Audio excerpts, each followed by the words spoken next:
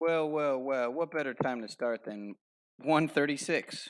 36, you know? 666, the 36th triangular number. So it's just synchronistic right there. Actually, yeah, add to that, the Queen was, well, King Charles was crowned 6 months, 6 weeks, and 6 days after Queen Elizabeth, sorry, supposedly passed away.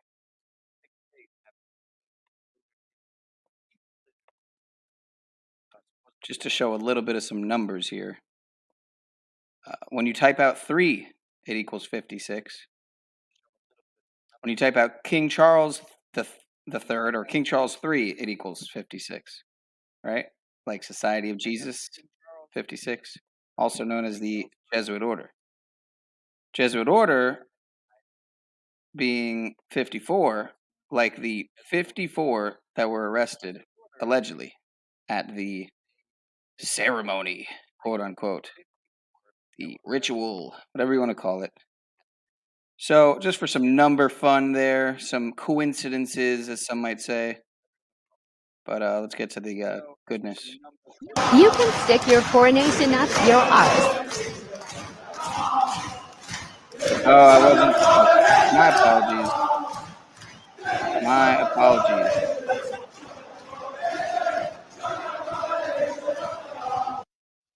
My apologies here. Hold on.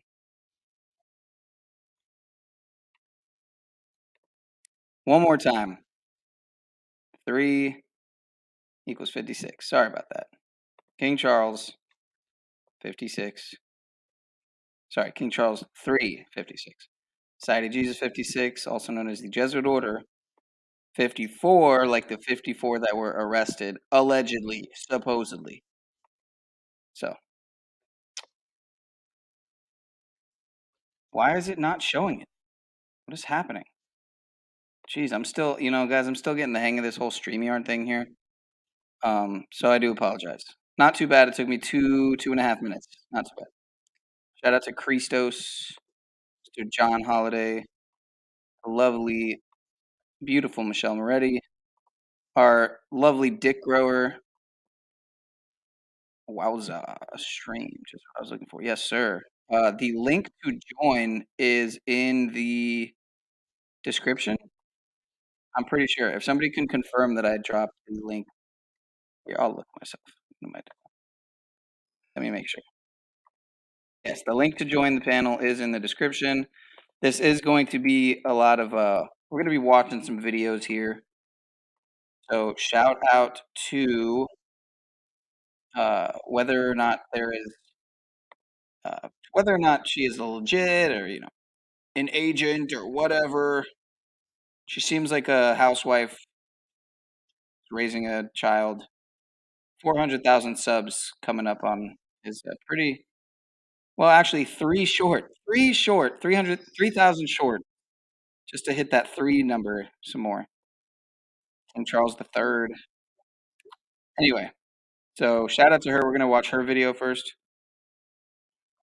Again, this is fair use commentary.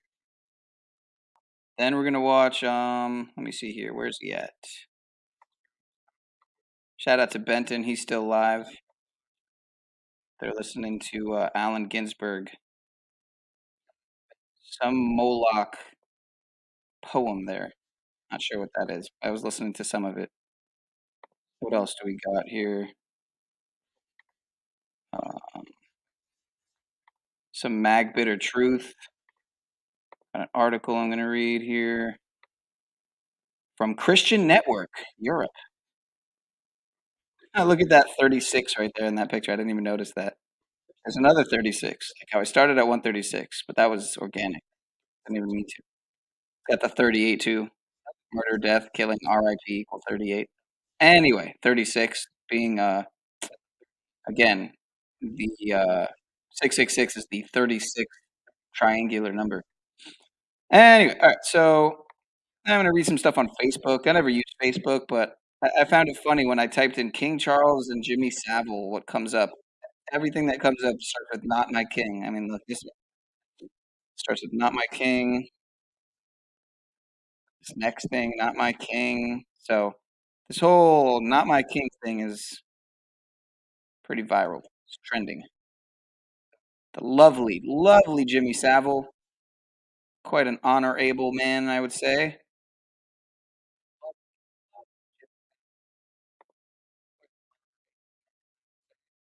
Trump posted a new video this morning labeled "Morning in America." He's on the campaign trail. Yeah. Shout out to Jeep Girl. Shout out to McCoy. And right, sir, thank you for reminding me, of course, the coronation on 5/6. I thought I would probably forget the most obvious and, simplistic, but of course, 5/6. So, without further ado, we'll start off right here at 5 minutes and 56 seconds. Much love, y'all.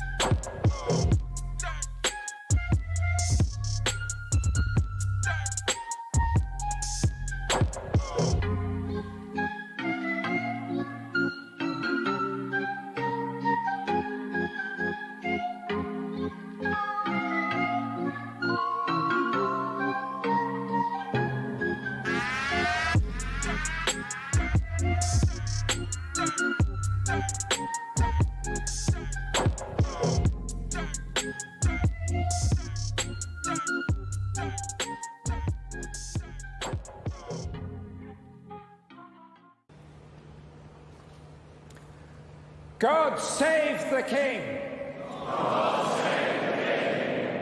Hey internet friends, Grace here. I just wanted to throw together a little weekend stream for y'all in honor of the coronation of King Charles III. The coronation of King Charles III of Great Britain took place within Westminster Abbey today and was a once-in-a-generation royal occasion. All hail the woke king, I guess, but like I said, in honor of his coronation, I'm putting together all of my videos about what the media... Yeah, not. So was this. This was pretty great too here. You can stick your coronation up your arse.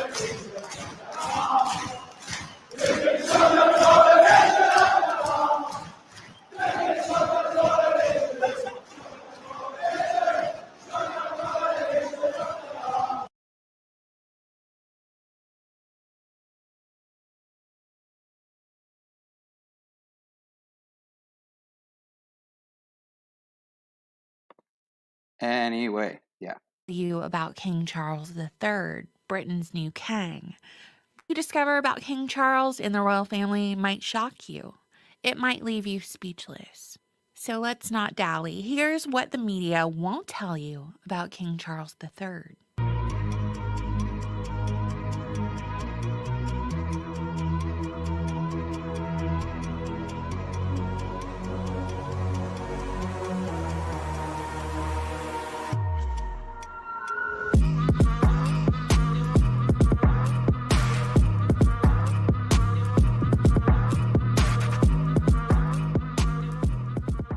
Hey internet friends! For the past 7 decades, the UK's Queen Elizabeth II has reigned supreme. In the Queen's time, she had witnessed the world descend into war, seen the rise and the fall of empires, watched the rollout of the technological era, and endured the public turmoil and tragedy that befell her own family. On September 8, 2022, Queen Elizabeth II's reign ended, and upon her last breath, her eldest son, King Charles III's reign began.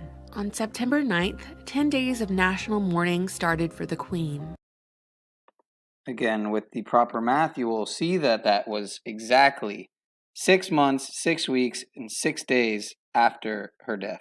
Allegedly, her reported death was the so-called coronation, the coronation ceremony. Let's continue. And her funeral is projected to be the most watched event in human. And hey, listen, respectfully, RIP and all that. I'm not British, I'm American, and I'm a realist. So I'm here to tell you everything about King Charles III that the media won't. Because I assure you, even if you're not under the shadow of the crown, his rule will still affect you. And after you hear what I'm about to say, I want you to tell me something. Should this guy have the ability to shape policies across the world? Should he even be taken seriously? Here's what the media won't tell you about King Charles III. The eldest son of Queen Elizabeth II and Prince Philip, Charles, Philip, Arthur, George. Yeah, that's his full name, like 4 first names all in one breath. King Charles III was born on November 14th, 1948. Born later were his siblings, and this whole entire family, interestingly enough, is directly descended from Vlad the Impaler, the infamous Romanian ruler who used to put his enemies' heads on wooden spikes, whose name was actually Vlad Dracul, and whose character became inspiration for Bram Stoker's Dracula. You know, Dracula being the blood-sucking vampire. Anyway, while he was a notorious playboy with many famous girlfriends in his youth, in 1981, Charles married Lady Diana Spencer. The couple had 2 sons, William and Harry, who were 2nd and 6th in line to the throne. Though their true parentage has been a topic of speculation for decades amongst the front pages of tabloids. In the 1994 biography authorized by Charles himself, Charles revealed that he was pressured to marry Diana and he never loved her. According to his biography, Charles began having an affair with Camilla Parker Bowles in the mid-80s. The now Queen consort Camilla had been married to British Army officer Andrew Parker Bowles, a very well-liked and well-respected fella. She'd been married to him since 1973 and she had 2 children with him. But Camilla and her husband didn't divorce until 1995, while Diana and Charles announced their separation in 1992 and divorce in 1996. So my whole point is that both Charles and Camilla cheated on their spouses. Really nice, really upstanding behavior. 1 year after their divorce, Princess Diana passed away in a car crash. In a recent docuseries about the late princess, it was revealed that in meetings with her legal advisor in 1995, Princess Diana told him that reliable sources had relayed that a car accident might be staged to kill her. And according to this legal advisor's notes, Diana said that she would, quote, either end up dead or be seriously injured. End quote. On top of what she told her advisor, Princess Diana penned a letter to her former butler 10 months before her fatal Paris car crash, saying that she believed Prince Charles was planning a car accident that would leave her with serious head trauma. And this turn of events would allow Charles to marry Camilla. Her butler kept the note a secret until 2003, where he published it in his book, A Royal Duty, claiming that Diana had given it to him as an insurance policy of sorts. But speculation surrounding the death of his wife wasn't the only time Charles's character had been put into question. There's also this whole issue about his close group of friends, birds of a feather, if you will. Included in the list of potential godfathers for his son Harry was none other than Jimmy Savile, English TV and radio personality, host of Jim'll Fix It. After Savile's death, hundreds of sexual abuse allegations were launched at him, transforming his reputation into one of Britain's most prolific sexual predators of the most heinous variety, as he abused and preyed on children and adults alike. Charles was so close with Savile, in fact, that he asked him for advice over the appointment of a senior aide for him and Princess Diana. In and out of the palace on a regular basis, Savile's connection with Charles afforded him a key position in running the Broadmoor High Security Psychiatric Hospital, which Savile was appointed to in 1988 after having volunteered there for decades with the title Honorary Entertainment Officer. And this disgusting creature demon had his own sets of keys to multiple hospitals as well as living quarters at these hospitals. It was probably a really great arrangement for Savile. The girls he was abusing were in a mental hospital, and it's not like anyone would listen to their pleas for help anyway. He also allegedly committed sexual acts on dead bodies, and he even told several hospital workers that he made jewelry out of one man's glass eyeball. I think all children should be eaten at birth. That's for sure. How can you not know the character of someone you consider to be the godfather of your son? My mama always told me birds of a feather flock together, and rarely has that ever been disproven in my lifetime. Remember, on top of Savile being BFFs with Charles, he was appointed Officer of the Most Excellent Order of the British Empire in 1972. The Queen made him a Knight Bachelor for Charitable Services in 1990. And this made his official title Sir Jimmy Savile. And he was even down with the papal knighthood, down with Pope John Paul II himself, as Savile also held the title of Knight Commander of the Pontifical Equestrian Order of St. Gregory the Great. Can we forgive one instance of being associated with court jester Jimmy Savile? No, we can't. No, me either. I can't forgive it. But I can point to an established pattern. The royal family is cozy with these abusers. We're talking friendship bracelets, braiding each other's hair, painting their nails, like Edward Heath, who served as Prime Minister of the UK from 1970 to 1974 and was a member of Parliament for 51 years. This guy was investigated for alleged child sexual abuse and related homicides and claims of satanic ritual abuse. Listen, I don't want to get into it. We're talking like close to 50 allegations. Then we have the whole Lord Janner allegations spanning from the 1950s to 1980s, in which 30 child abuse victims spoke out against this Parliament and House of Lords member, who was also president of the Board of Deputies of British Jews, representing all of the British Jewish community. All of the aforementioned individuals were close to the crown. Very, very close, in fact, and if I may be so bold, were most likely the predecessors of the whole Epstein Island, Little St. James, Ghislaine Maxwell blackmail operation, which has been making headlines for the last few years. Speaking of which, that reminds me, we can't forget Charles's brother, Prince Andrew. It's like Epstein just continued Savile's extracurriculars for the royal family. According to The Guardian, quote, their friendship began when Prince Andrew was introduced to Epstein by Ghislaine Maxwell, Epstein's girlfriend at the time, end quote. Prince Andrew and Epstein partied together. They attended royal events together.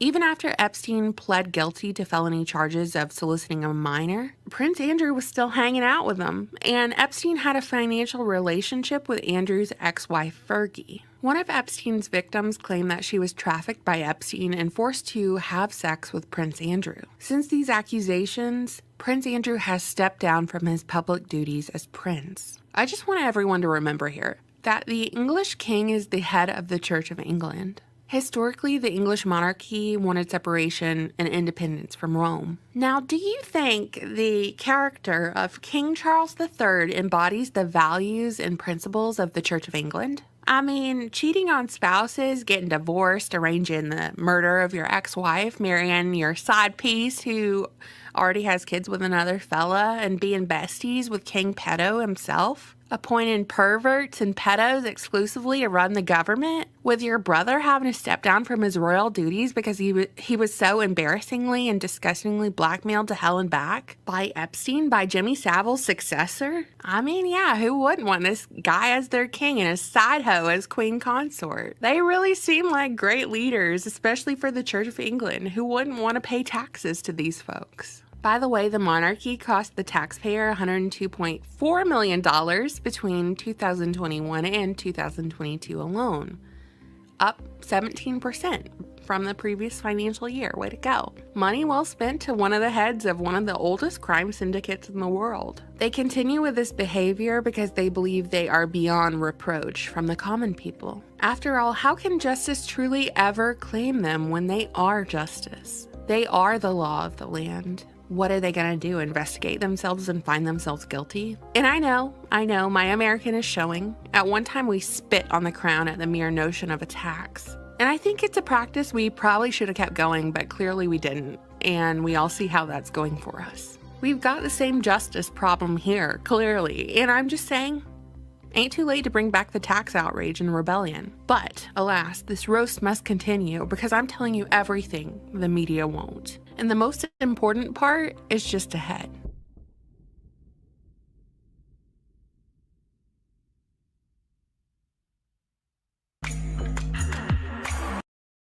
Let's take a quick break.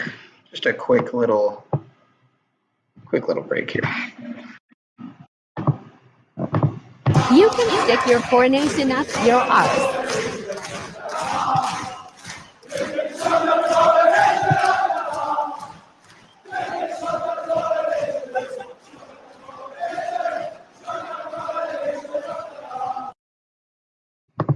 All right. Yeah, you know, little commercial there. I'm just a fake silhouette, avoiding every threat. Fake silhouette, avoiding every threat.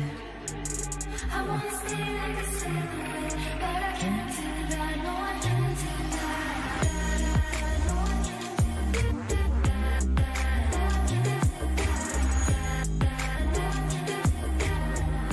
States in the title, this is an encyclopedia that covers so many historical events, censored information. If you were to go to the index, there is an A to Z of virtually any relevant phrase or person or event that comes up when you're looking into conspiracies. But let me paint this scenario. Say, for example, you have a friend or family member that's just waking up, like they're just beginning their journey of questioning the reality that we live in and the corruption that's going on and has been going on for a very, very long time. Instead of sitting them down and trying to explain every little detail and every aspect in like a word vomit kind of way, what you can do now is you can give them this book. For so long I've been thinking to myself, wouldn't it be great if to put all of these pieces together in one place so that all you'd need to do is to point people in one direction and they could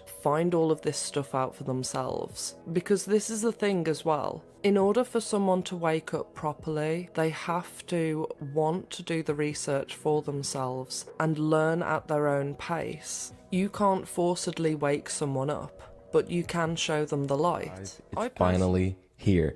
If you like conspiracy theories, if you like hidden history and learning more about secret societies and anything that's hidden, that's suppressed, and you like to uncover the truth and you like to just seek things out for yourself, this book is for you. And all of Grace's content really is for you. My friend, I'm so honored to just call her a friend, really graceful, just dropped her new book. It's called The Deep State Encyclopedia Exposing the Cabal's Playbook. It's A to Z, and it covers everything. You can't really tell, but sources, like the whole nine. So yeah, I just want to share this with y'all because I feel like it's a must. It's a must to read, so.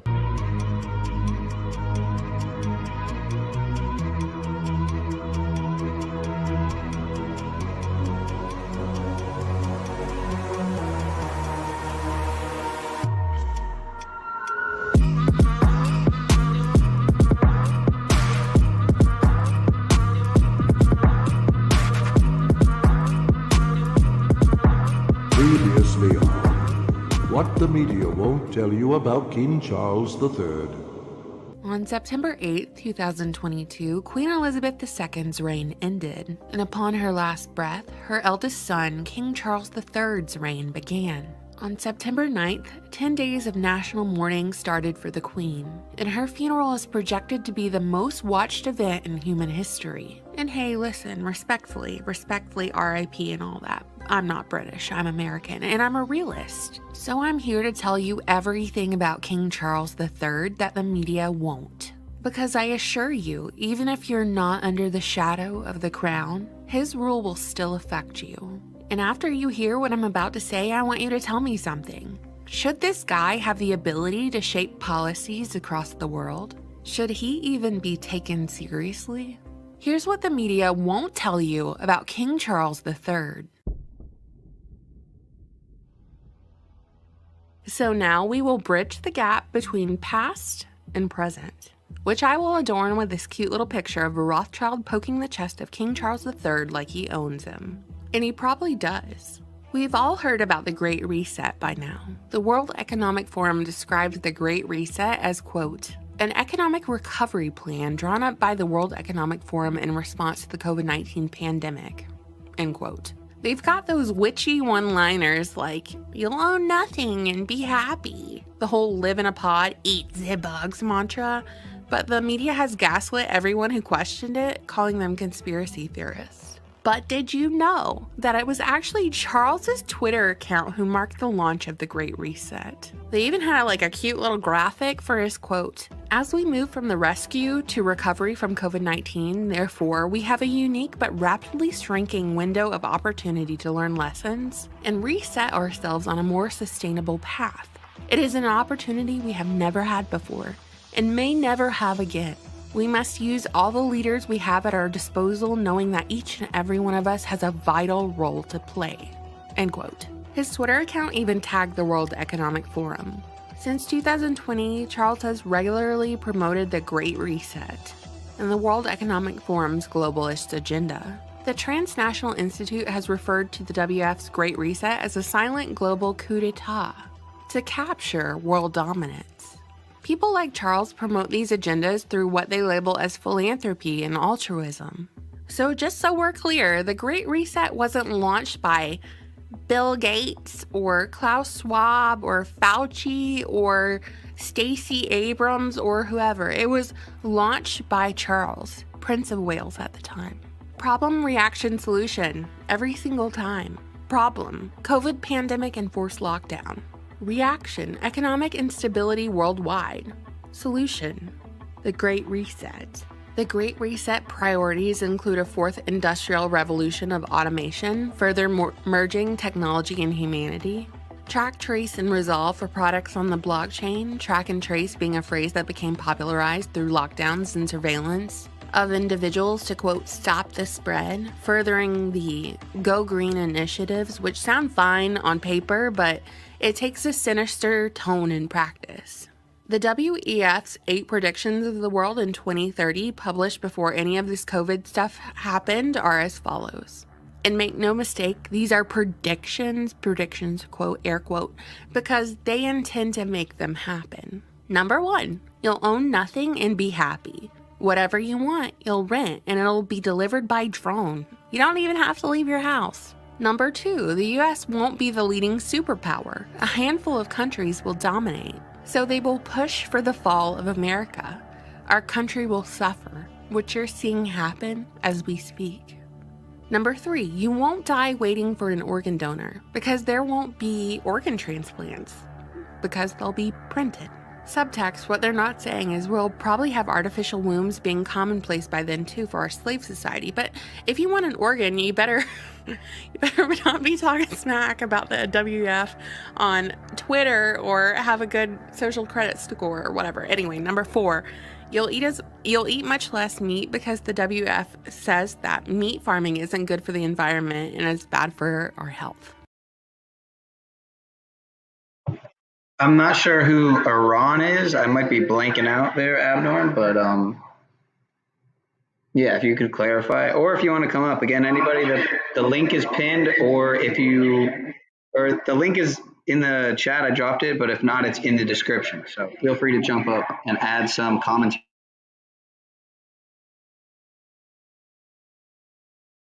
Number 5, 1 billion people will be displaced by climate change, so there's going to be a ton of refugees invading your country and your hometowns. By the way, just see how well that's going for Europe. Guarantee no refugees go to Israel.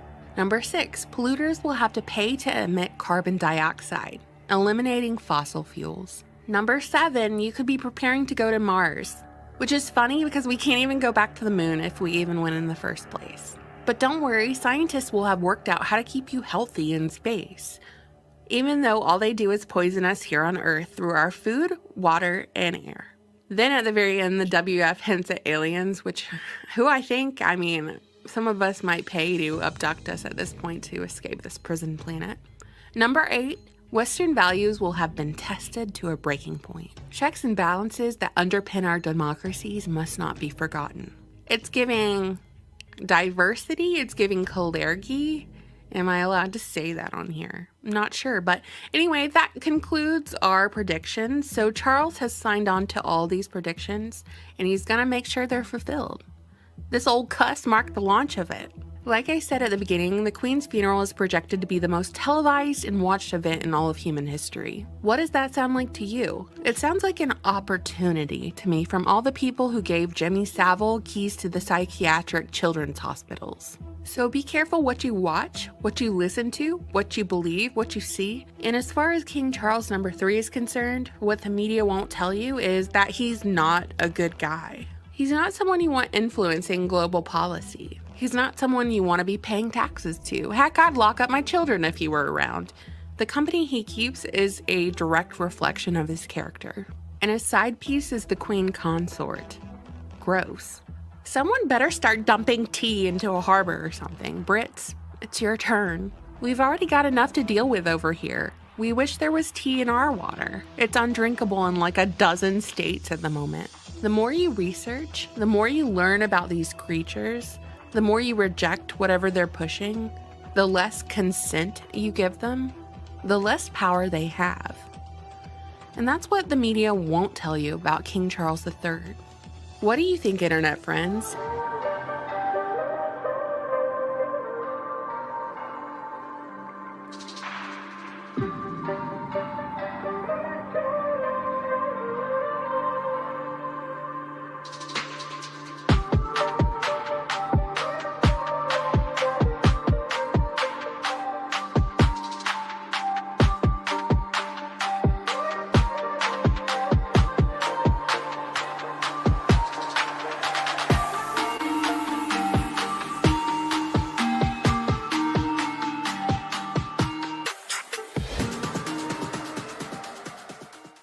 Hey, internet friends, I just wanted to come on here and say thank you all for supporting me in my first book, The Deep State Encyclopedia. I just wanted to say that I am overwhelmed by the positive feedback that I've received from this book. You're telling me that you bought extra copies for your friends and family, people you want to wake up in your lives. You told me that you've bought a copy for your child for their homeschool curriculum, and I am honored to be part of that. So I appreciate you. I thank you. And, I designed the book to be like a Reader's Digest version of all these hidden histories, topics, events, peoples, and conspiracies that we don't learn in school. I certainly didn't learn any of this, and it's certainly not talked about enough. So I didn't want to make any topic too long. And it's where you can sit down for 5 minutes a day and read one chapter and learn something new. And you can even bring it to, debate with your friends and family, because I know we all get into these discussions now when things are so political and polarizing, where you can say, hey, this is a thing that the media does to manipulate you.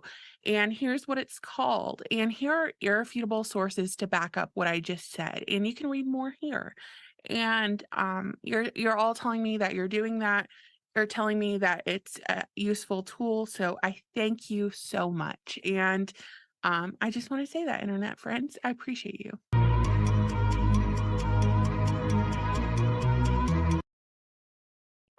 Maybe I'll show the clip of Aaron saying he was approached by the head of the Illuminati to be the Lion King.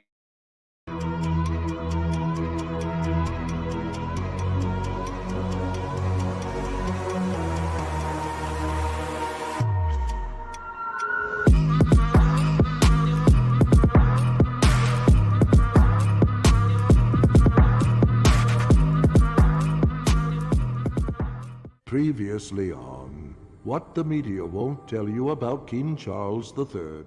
Included in the list of potential godfathers for his son Harry was none other than Jimmy Savile, English TV and radio personality, host of Jim'll Fix It. Charles was so close with Savile, in fact, that he asked him for advice over the appointment of a senior aide for him and Princess Diana. But did you know that it was actually Charles's Twitter account who marked the launch of the Great Reset?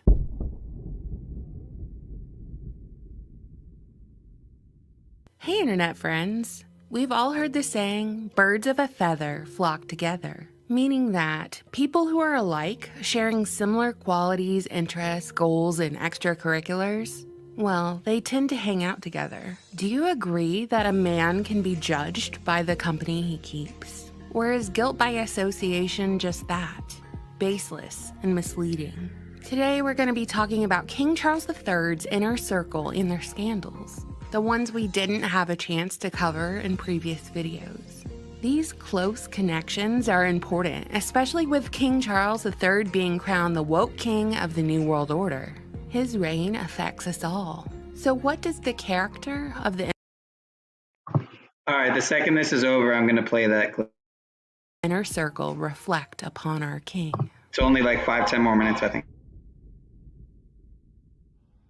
First, we must discuss Lord Louis Mountbatten, a high-ranking British commander, the uncle to Prince Philip, and second cousin of Queen Elizabeth II because the royal family is historically super inbred. Sweet home Alabama style. And Mountbatten was the great-uncle of King Charles III, and he was known to everybody in the royal family as Uncle Dickie. While born in England, Mountbatten came from a family called the Battenbergs, a family of German descent. Just like the current reigning royal house, House of Windsor, they technically have German ancestry but British identity. Prince Philip and his uncle had a close relationship, as Uncle Mountbatten took on a father figure role after Philip's family was exiled from Greece in the 1920s. And it was also his uncle who reportedly introduced Prince Philip to Elizabeth when she was 13 and not yet queen. Prince Charles described his uncle as the grandfather he never had, his mentor, and he was so influential in the royal family that Prince William and Kate Middleton named their youngest son Louis after Uncle Mountbatten. After Uncle Dickie died in an IRA assassination bombing in 1979, rumors about his extracurriculars swirled. And in 2019, an FBI dossier released through the Freedom of Information Act revealed that he and his wife were, quote, persons of extremely low morals, end quote. And Mountbatten had a perversion for young boys. American intelligence officers began piling this dossier back in 1944, and one of their reports detailed that, quote, Baroness Desies stated that Mountbatten was known to be a homosexual with a perversion for young boys, and wanted man to direct any sort of military operations because of this condition. She stated that further, that his wife, Lady Mountbatten, was considered equally erratic. And E. Conroy, the head of the New York FBI field office, added in the file that the Baroness appears to have no special motive in making the above statements, end quote. Mountbatten's preference for young boys, not men or women, was confirmed by his driver in a 1987 interview, who said he used to transport young boys ages 8 to 12 to Lord Mountbatten, who subdued them with brandy spiked lemonade. Where'd they get the boys, and what happened to the boys after? Certainly they were old enough to report this type of abuse to the police, but apparently they didn't. So did they get killed after? Why does no one ask stuff like this? Do we not ask because we already know the answer?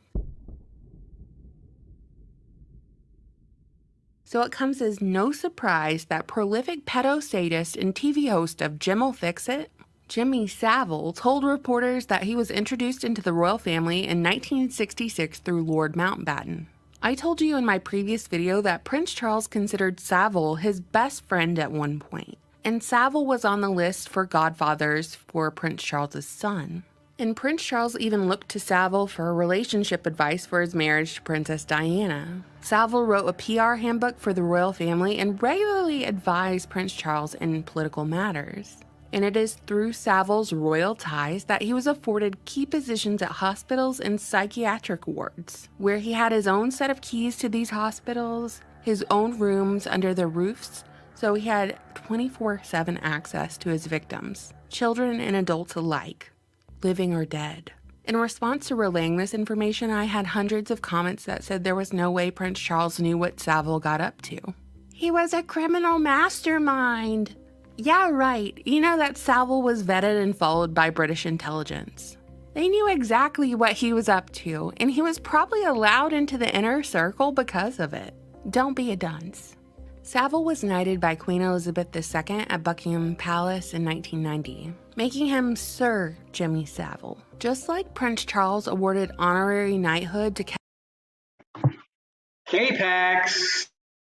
Kevin Spacey in 2016 for his, quote, service to the theater. The only difference is we found out all of Jimmy Savile's pedo and necrophilia allegations post-mortem. Meanwhile, Kevin Spacey's charges arrived while he was still alive and kicking. 1 year later, in 2017, Spacey was charged for assaulting a 14-year-old boy in Britain.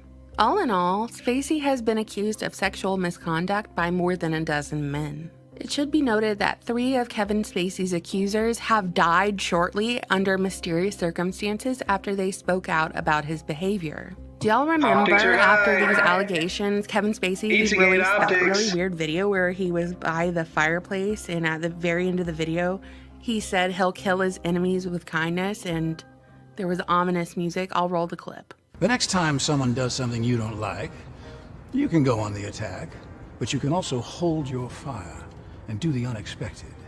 You can kill them with kindness.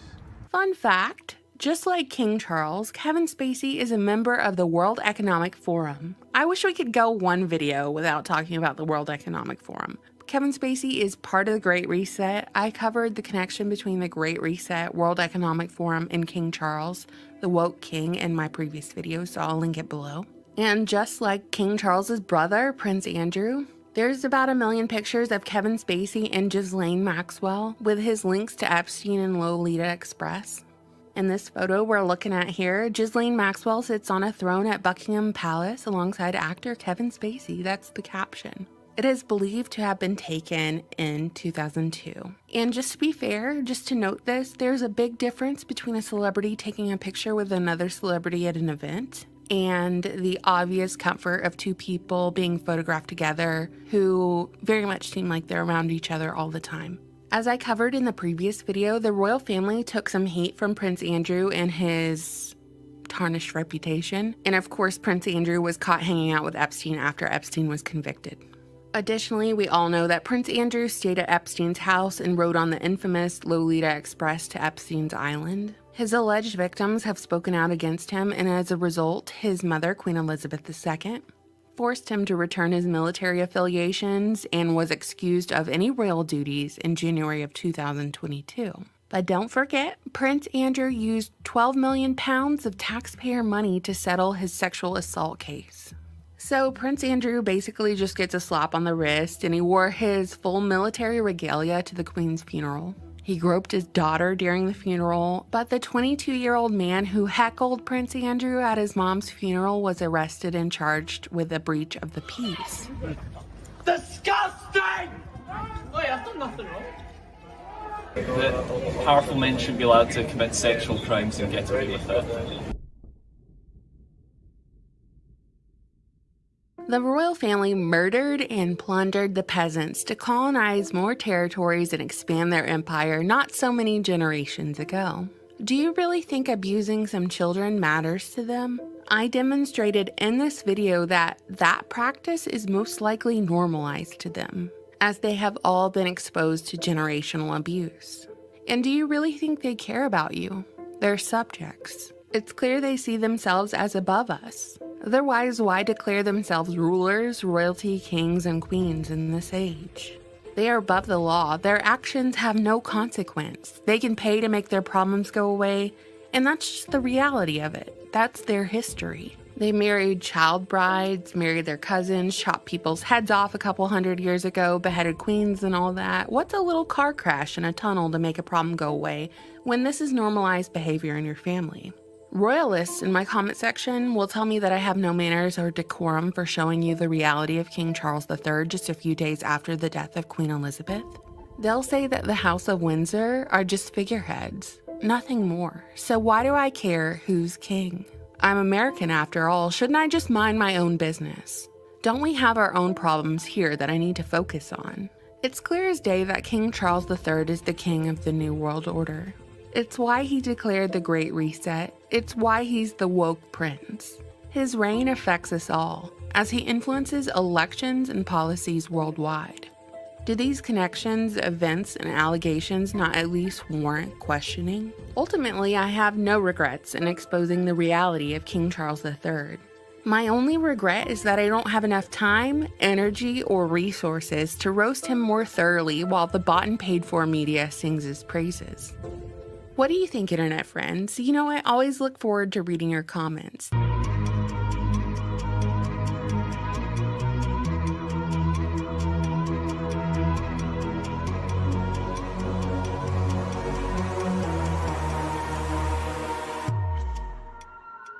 What difference at this point does it make? Those weapons of mass destruction got to be somewhere. Nope, no weapons over there. We should not argue in the context of yesterday. We should really first analyze how the world has dramatically changed and is changing in an accelerating way. I call upon all nations to do everything they can to stop these terrorist killers. Thank you. Now watch this drive. Something that I'm breathing, telling me to sleep in. Makes me on my lids like nothing gets done. Living by a bad truth, swallow it like who knew. Marching to the drums like pa pa pa pa. Sliding by the beaches, gotta have a secret. Life is plain peaches, tell nobody my secret. Drowning at the teaching, gotta have a secret. I'm just a fake silhouette, avoiding every threat. I wanna stay like a silhouette, but I can't do that. No, I can't do that. No, I can't do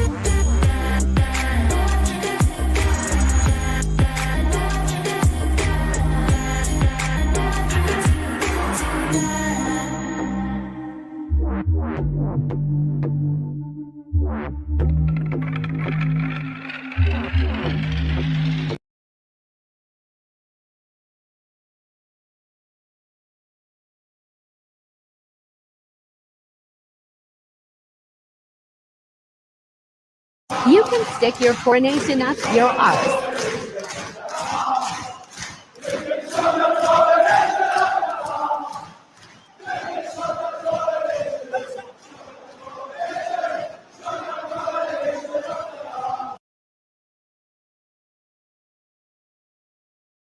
You can stick your coronation up your arse.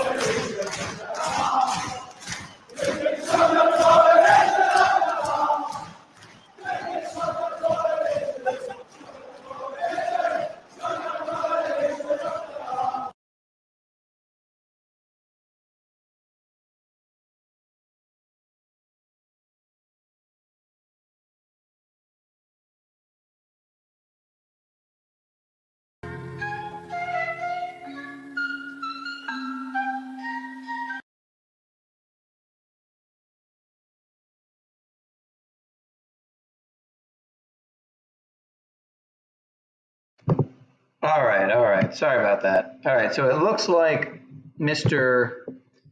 Paul is alive. I'm not sure if that is her music or not. I don't know. But let me see something here. Yeah, so I had some more videos. However, if anybody has any commentary, if anybody would like to join the panel, if anybody would like to do anything of that sort, please feel free. I have an article here from a very respectable Christian News Europe, Christian Network Europe. The coronation of King Charles is full of religious symbolism. Who would have thought? This is posted from the day before on 5/5. Satan equals 55. Funny because I got 36 right here. And of course, 36 is the triangular number. The 666 is the 36th triangular number, is what I meant to say. And they got the 38 there too, like murder, death, killing, RIP equal 38. Of course, they are the democide, demiurge, demigods of sorts, if you will. So I don't even know if I really want to read this. Let me just see if there's any gems here. I think there was a good picture in here somewhere that I wanted to comment on. Defender of the faith. Yes, faith in Shaitan, of course. Faith in Baal. Faith in Lucifer. Faith in Moloch. Full faith in BLM. The Baal, Lucifer, Moloch enterprise. Look at that all. I mean, look at this fucking thing, man. What is this? All gold? I mean, I really wouldn't be surprised if it is. I'm sure it is. Guarantee it is. Wow. Just wow. Coronation procession makes its way towards Admiralty Arch during the rehearsal for King Charles III's coronation in London, one of the 3 powerhouse city-states. Well, they're not even city-states. They're, would they be? I read an article that said, it was a fact-check article of how London, the Vatican, and DC are not the 3 power centers, right? They're not they're not 3 sovereign states, is what I think it said. Meaning that, yeah, they're not sovereign states. They're sovereign, I think. Would they be city-states? If somebody could correct me on the semantics of that, I don't know. Let's see here. Oh, here you go. The coronation chair, also known as St. Edward's chair or King Edward's chair. You like the checkerboard floor there? Symbolism on top of symbolism. With the pyramid. It almost looks like the top of the chair, the pyramid's kind of out, stretching to a star, kind of like the beginning of a Star of David, kind of, or Seal of Solomon, whatever you want to call it.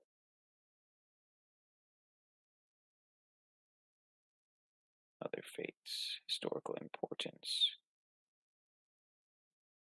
Yeah. So yeah, I have some other videos. This one guy who collaborated with Archaics, who I'm very skeptical of. Oh, right. Let me play that clip. That's a good point. Let me play that clip. My fault. And yeah, I'm not sure if that was her music or not, but I'm pretty sure I've watched some of her videos before, and she's had that same music. Let me see your comments here. Astounding to the sick. Yeah. It's almost like they give you the lower pawns, aka drag queens. Well, it's in reality, it's the royal queen you gotta watch. Yeah. Well, it's all the above, all of the above. Circus clowns and the partygoers fall for it every single time. Funhouse of red rum mirrors.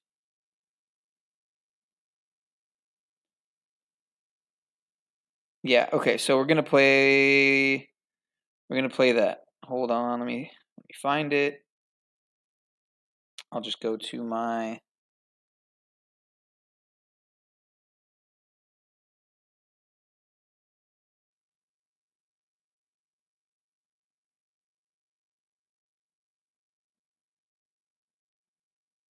It's at the very beginning of my stream from Sunday. R.I.P. Davy Crockett. All right. It looks like I'm live. R.I.P. to our buddy. Well, shout out to Mr. Crypto Alchemist first, aka Burn Eye, Mine Third Eye Science Guy. Shout out to El Perro, aka the Word Wizard, and shout out to a new subscriber, the 8th Day Independent Fundamental Baptist Evangelist. It looks like Mr. Kenneth Copeland is joining us for Dr. Crocker's Spooky Show. So, yeah, I don't know what you mean by knew it, sir. I hope you don't mean that you were denying or doubting me in any type of way, sir. Oh, I think I know. Oh, okay. No, you know what? Now I know what you're referring to. I know exactly what you're referring to now, sir. Yeah, that was easy to spot a mile away. Yeah, this guy. Interested in the same abusers and demons who you say are on the right path now, giving us an option to do something for ourselves. How did you verify that was what we said? That's what I guess I'm just going to circle because I want to give you what I've learned. No, I understand. How did you? same abuse. Yeah, this guy. Listen Interested in the closely same here. abusers and demons who you say are on the right path now, giving us an option to choose something for ourselves. Now, how did you verify that that was who he said he was? Absolutely, brother. And it's, again, it's only just to be able to serve you all, because all I want to do is gift you what I've learned. No, I understand you. You know, you're pure and virtuous in heart, and you would never do wrong. I got it. A lot of folks say that. More or less, the same thing. They all say that. Hear my intention. That's it. That's all I want you to get. I get that. I get that. But the facts. So let me validate my claims. Okay? Sure. So I told you on a prior call that the cellular biology of eternal life was revealed to me in the original law of God. Hey, when can I expect the list of facts and evidence to support your grandiose claims that you're in the room with all the top world leaders? Facts. Let me validate my claims, okay? Sure. So I told you on a prior call that the cellular biology of eternal life was revealed to me in the original law of God. Hey, when can I expect the list of facts and evidence to support your grandiose claims that you're in the room with all the top world leaders? I keep asking if I can present things like screen captures. For instance, I had the Rothschilds, head of the Illuminati. I've got a screenshot I can show you. He contacted me on WhatsApp and said, I'm representing Jacob Rothschild and the Rothschilds, and I'm asking you to be the Lion King of the Illuminati. Now, how did you verify that that was who he said he was? Right. Right. Okay, you can say that all day, but when you got Jacob Rothschild fronting me, and again, you can say, oh, that's not really him. When you run the world as the Lord of the world, and you're letting people represent you on Facebook, when you had an agent, I had his agent tell me, this guy, John Gillingham, came to me in Venice and said, I come from the family who started the Federal Reserve in the United Nations. No, I didn't ask you your whole rambling explanation. Anyway, yeah, we're not here for that. So I'm gonna go to the segment that this is dedicated to. This is dedicated to Mr. Crocco, aka Davy Crocco. All right, you get the aka point. Dr. That Crocco. was the point. I kind of got a Seanception thing going on here. I see myself in both corners, top left and top right. Anyway, so yes, it is someone with the initials. Well, it's somebody who worked with him. This guy whose video I'm going to show next. His channel is Esoteric Knight of Malta, which is very interesting because I don't know much about the guy, but I do wonder if he is a Knight of Malta. Again, I'm sure. I would imagine by watching him, he's not. I would think he's not that, but yeah. Let me see something here. So shout out to Really Graceful for that video. The Return of the King. Charlie Saxe-Coburg-Gotha. Again, this is a long stream here, so I don't know how much of it I'll actually play, but I was kind of hoping to do a super stream in honor, right? Of one Mr.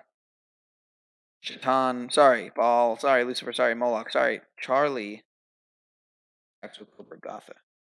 Why is it not playing? Okay. Let me take away this chat. Lower the buffering. Maybe it will. And I'm going to see what Paul is. This is Capital TV. Throughout this great nation, never have we been more unified.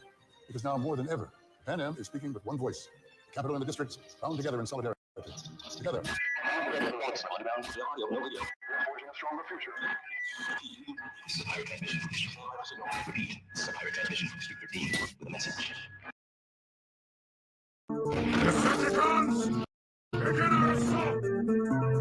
It turns to me very sad. You want answers? I think I'm entitled. You want answers? I want the truth. You can't handle the truth. The hybrid age that we're talking about right now is something that happened once before. When Jesus in Matthew 24 says, as it was in the days of Noah, he's talking about when there was once a hybrid age, there is going to, at the end times, be another hybrid age that will be similar, in which humanity, as it was designed by God, will be corrupted, and so will animals and life. All of I just want to say I love the new picture, Manil. That is very cool.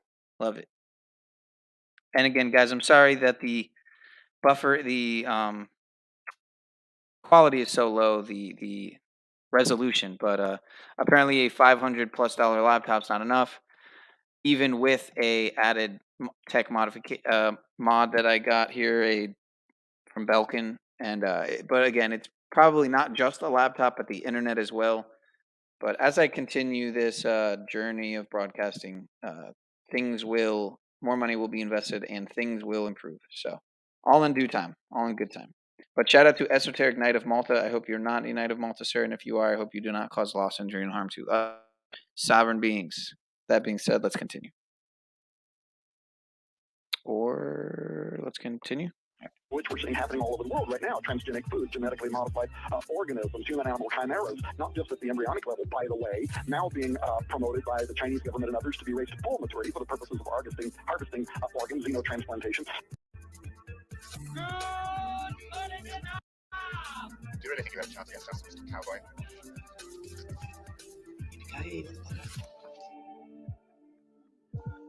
So you're telling me there's a chance?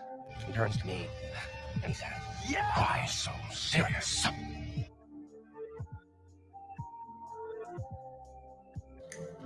I have come here to chew bubblegum and kick ass. All about bubblegum.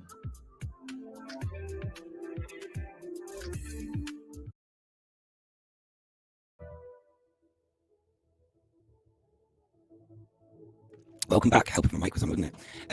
Welcome everybody. It's Econ Monday. It's we're on the boat. Got a new microphone. It's been a while, been 6 months nearly. Hope my mic's okay. Are my levels okay? Probably okay. We got Matthew Reynolds, we got iPhone I, SS, how you doing? Beth B, welcome. Nigel Pertz, Matthew Reynolds, mentioned already. London McLovin, how you doing, bud? Crafty Cack, Non-Conformista, how are you doing? True Turtle. And let's continue with the show. I'm a bit rusty with all the stuff, but I've got a new little sort of setup going now. So let's have a bit of an intro and then we'll get into the Corona Nation. That was yesterday. So I just wanted to read what he said here. He said, the 4th Riot Hunger Games after party, live streaming from the pirate ship. Come join the Corona Nation, pledge your allegiance. A deep dive into the royals, into Z royals, as in eat the bugs, and you will be happy and own nothing. A deep dive into Z royals and just where their bloodlines originated from. This is kind of a long stream, but I watched some of it. I was skimming through it, and I really enjoyed a lot of it. And I've watched this guy's stuff before. And it's a somewhat smaller channel, 4,000 plus subs. Not as small as mine, of course. But anyway, so let's continue here. It's got some really cool thumbnails as well. I'm pretty sure he's where I got the thumbnail for this video. So thank you, sir. Just bringing you more followers and more traction. So again, I would say this is not just fair use commentary, but I would say that I am helping bring more attention to this individual and the work that he's putting forth. So you're welcome, sir, and thank you. The weather in the UK is awful, absolutely awful.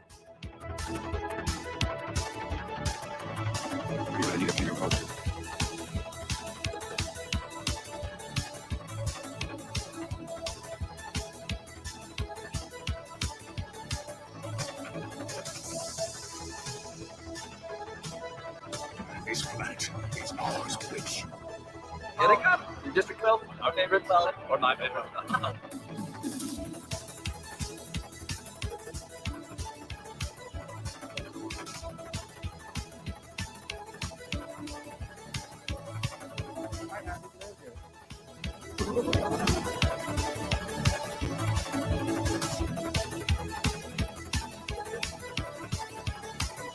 No concern for me. I'm just really. Hi. It's good to be back. Welcome everybody in the chat. Yeah, it's I started to stream, and as soon as I started it was not buffering. It still says buffering now.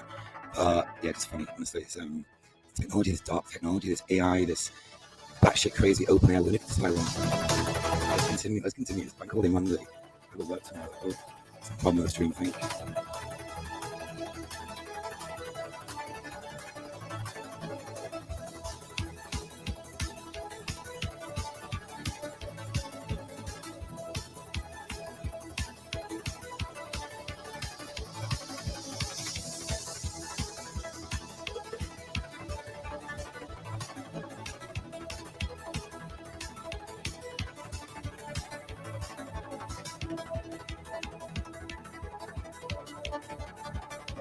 So we're back. Yeah, I had a few issues with the stream there. I'm just sort of getting it all set up again. That's a cool little video on screen, actually, isn't it? Just behind me. I love this little video. Anyway, but yeah, it's good to be back. It's good to be back. The weather here, honestly, like the way Charles and Camilla wished for everybody to have street parties, and we know what they do with the weather. And look at the Saturday was horrible, just disgusting, really disgusting. I'm just checking the stream here. Yeah, horrible, really horrible. So anyway, let's play a couple of videos and we'll get into it. Okay.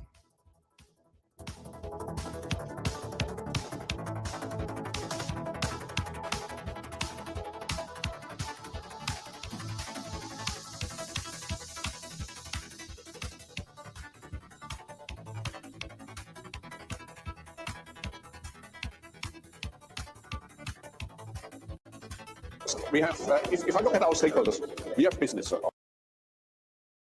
course, as a very important audience. Then we have politics, we have continuous. You'll eat the bugs and like it, yes? You will own nothing, you see? Yes, our plan is working masterfully, if I may say so. Partnerships with many governments around the world. Then, of course, we have NGOs, we have trade unions, we have all those different parts. Media, of course. Media, of course, right? And very important experts and scientists and academia. Because if we are looking at the future, I think we should look at new solutions, and the new solutions will be very much driven by technological developments. And you even have religious leaders, right? Religious leaders, we have social entrepreneurs, very important social entrepreneurs.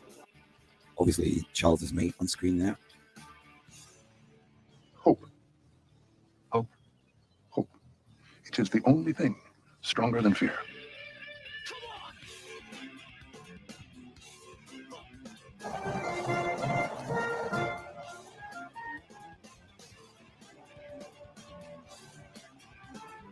Like, you know, somebody said something.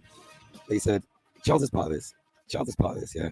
And everyone's lost businesses, lost loved ones, etc., etc. And everybody's standing in the wet rain, waving at some guy in a golden carriage.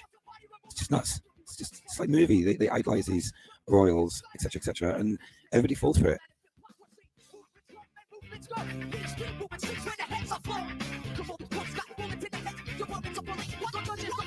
Motion work is the government should know virtually nothing about us because we're private citizens. We're supposed to know everything about the government because they're public servants.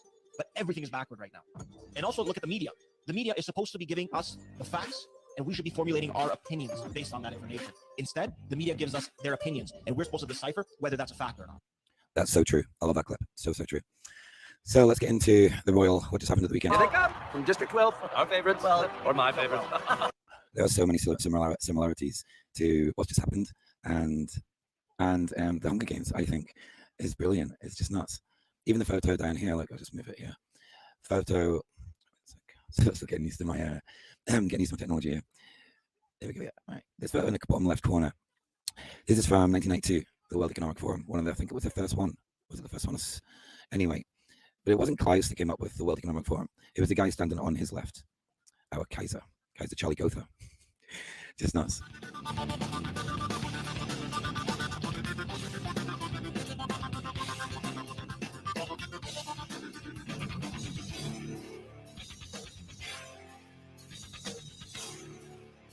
Turns to me. Why so serious?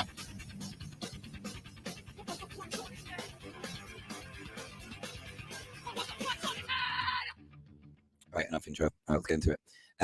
We'll start off with this video. This guy speaks some real truth here. Got a lot of videos to go through. So let's get into it. Hi, OGB. Hi, what the fuck are you doing, mate? The funniest one, mate. Honestly, this joke. Hi, Abby, how you doing? Welcome. Hill's in the chat. Matthew Reynolds, Crafty Keck. London 11, yeah. Stream should be okay. It's all green now, so all good. So we'll get into it. Let me close some of my files here. And yeah, I've had to set up OBS all again. So it's been, yeah. This is, let me play this clip again. This is really interesting, this clip. Hope. Hope. Hope. It is the only thing stronger than fear. Isn't that interesting? That's what they're scared of. Too much hope. And that's when they crank up their end. It's nuts.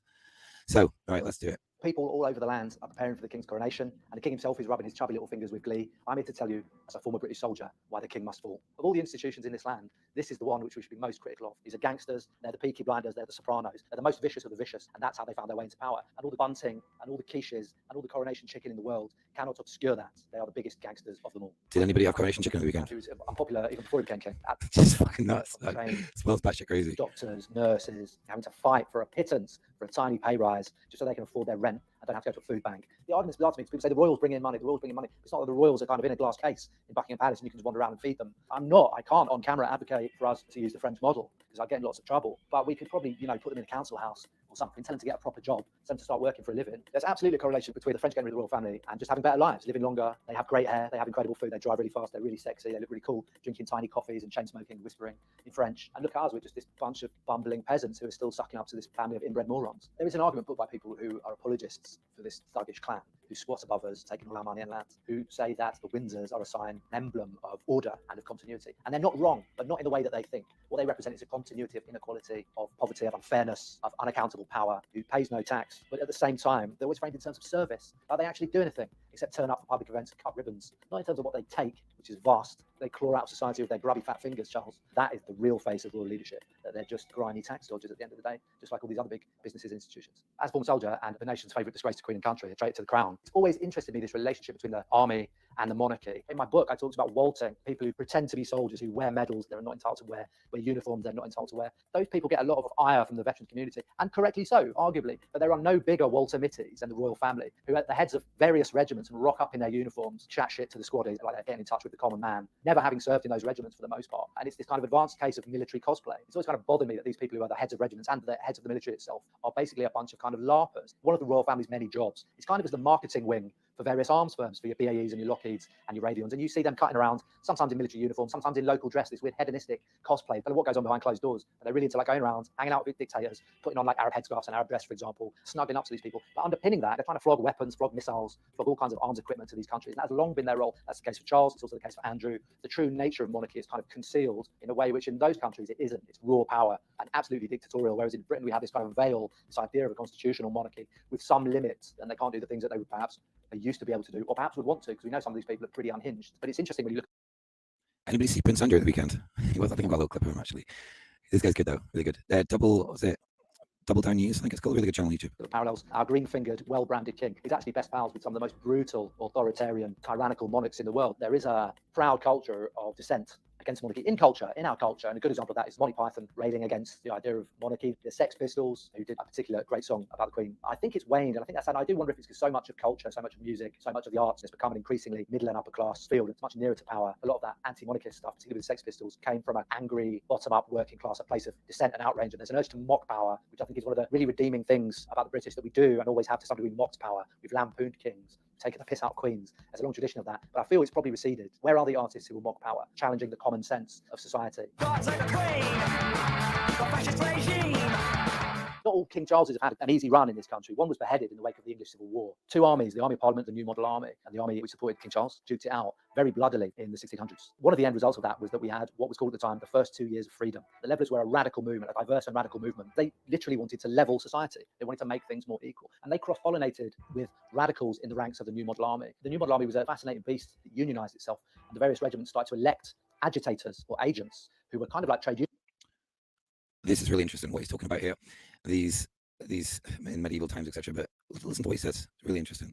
How essentially the rebels, I think 16th century, overcame the government's forces. And isn't it our revolution, the British Revolution, is never talked about.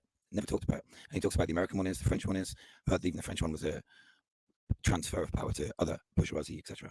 But yeah, check it out. Really interesting what you're saying. Union reps. The arguments those two organisations put, the agitators and the Levellers, when they cross-pollinate, were fascinatingly sophisticated arguments about really fundamental things. Colonel Rainsborough, one of my heroes, who in the Putney debates clashed with Cromwell, Rainsborough said, "The poorest he in England hath a life to live as the greatest he." And it was an argument for the vote. In the end, the king was executed and Cromwell rose to power and became, in his own sense, a tyrant and crushed by force the democratic forces within the New Model Army. But nevertheless, the legacy, the spirit of those people endures. And there's probably a reason that stuff isn't taught in schools. We learn about Henry VIII, we learn about how we were the good guys in the First and Second World War in a very unnuanced and uncomplicated way. But I think that history is particularly important because every serious country talks about their revolution. If you go to France, all they talk about is their revolution. liberty and fraternity and so on. The Americans will never shut up about their revolution, equality between men and so on and so on. However loosely applied they were at the time, the underpinning values are correct, I think. And we don't talk about our revolution here, but our revolution was the first revolution of that kind. It's a vital bit of a rich and interesting part of our history. And the centerpiece of that history is the idea of a republic and of a higher degree of quality than was available at that time. These are big questions. It mattered then, and people spoke about them then, and they matter now, and we should speak about them now. If you look at the examples of history, why would I was thinking my thoughts right on why nobody speaks up and why we're in the position where we are. Sorry about the light's not quite catching my eyes, but I can't really, it's too much stuff to do. But nobody's speaking up because of the estrogen in the plastic water bottles. There's no men anymore. You know, I said like 2 years ago, I used to live in Australia, all these huge bodybuilders, huge men, strong men. Where were they when all this tyranny was coming out? Or they on the couch, were they with the mask on? You know, this is what they've done to society and men. It's just nuts. It's really nuts. That's why we're in the mess we're in. Nobody speaks up anymore. And now they've got us in a position where is systemic corruption, absolutely. And it just goes into everything through compartmentalization, etc. How you doing, Emil, in the chat? Cheech also welcome, Colin. Yeah, it's nuts. Anyway, we'll continue this. I find this really interesting, this revolt, the peasants' revolt. That's what it is. And it's never really told properly. do you want to be a kind of meek and submissive peasant when you can be a raucous, roguish highwayman figure, or rather than this kind of meek tugging of the forelock, stout, cretinous yeoman? I think it speaks to a lack of political imagination and probably a lack of political understanding of what the monarchy is. They own vast amounts of beautiful countrysides that we should all be allowed to walk around on. It's ours. It's ours by right, and it goes back a long way. The idea that you would steal from the rich and give to the poor has value. Is it really theft if you've taken it back from thieves? The greatest thieves of all are the gangster family of Britain, the Windsor Mafia. So I have great faith in the democratic impulses and the egalitarian cartels. It's a massive cartel. The Canaanite cartel. A lot of people don't really care about the coronation, and particularly that young people would like to see an elected head of state. And I think that is something, when they really ask themselves, they may gush about it and laud it and talk about stability and order, but I think inside anyone with any critical facility can look at that institution and go, there's something fundamentally wrong there. And we have in this country a long, proud, volatile, rich history of republicanism, of anti-monarchism. And we need, next time we get rid of them, not to keep it at 2 years, but make it a permanent affair. I really like that clip. Yeah, it's interesting, isn't it? It's really interesting. What we got now? Well, this little clip, it's a bit off topic, but it does link to, I always wonder why we're called the United Kingdom, kingdom, your head, right? Check this out. It's a really interesting clip. Glory be to God. Burning Man 2022. 222 is 6. Waking Dreams. Noticing a theme from Sandman that came out on August 5th. Dream a world anew. With a 6 and a 9, and a 9 is a 6. As above, so below. It's never only a dream. With your bird eye and your black and white Masonic duality. How about Coca-Cola? New flavor, Dream World. Supposedly tastes like dreams, but your Saturn Satan cube, you open doorways and portals. And you notice that? It's a Jacob's ladder. You notice this? It's a Jacob's ladder. Your spinal column always leads to your kingdom. Sandman is king of dreams. So in the sand, in the desert, they form a spaceship as a Saturn Satan ring for their father. You don't got to take my word for it. One-eye symbolism, Saturn Satan ring. The daughter above, Lucifer, the light bringer. DNA symbol to split infinity, it's an 8. Dinosaur, reptile theme, spaceship, fallen angel reference, skinwalker. They're on the desert, the sand. Burning Man is demonic theme. Wicker Man, let me tell you what it means. Large wicker statue in which the Druids, which you get Hollywood wand from. Priests of Celtic paganism sacrifice humans and other animals by burning. That's why they made movies and have a whole bunch of worship on it. We already made the Coca-Cola reference, put it together, take away NI. It's Cola's cage. I don't do 1 ounce of reaching in my videos. If you go Wikipedia Burning Man, they mention no mention of what I just told you. However, they do mention on Saturday, Saturn's Day, Satan's Day, they do the burning of the Burning Man, the straw man, the wicker man. It's all erected in black rock. This guy's good, eh? He's like on it big time. Just so happens to be this company's name, worth apparently about 6 billion, with assets over 152 billion. What you really need to understand is how this works. Metamorphosis, let's learn about it. It's a change of form or nature of a thing or a person into a completely different one by natural or supernatural means. You think it's a coincidence that in the Matrix his name is Morpheus? They've already told you why they named him that. Morpheus is that of the god of dreams in Greek mythology, a god associated with sleep and dreams. Same as media, like mainstream media, whatever, but media. She was a goddess of illusion in ancient Greek mythology. Media. Illusions. Whole world's illusions. Well, not whole, but you know what I mean. And Ovid's metamorphosis. Remember all these symbols I broke down? How about the 8, the split infinity, and the DNA symbol, the hourglass in the sand? Did you think I didn't know my material? Kronos, father of time, Saturn, Satan, Corona, crown, chakra. Same play on words. Cronus, Kronos, hourglass with the sand in it. That's your symbol. Lucifer's the sand, his dad is the time, father of time, Satan. Split infinity. It's an 8. As above, so below. It's your DNA symbol. Neuralink, Elon Musk symbol. 5G symbol. They put it on water towers. The story Lukoji. Like I was in Europe a while ago, and all these water towers with these, even in England, I think there's some But these great numbers on tonight as well. Really good viewing numbers. These water towers everywhere with these frequency blasters on top of them. It's just, it's nuts. It's so evil. This whole agenda that's going out right now. We're going to get into the next couple of videos. Okay?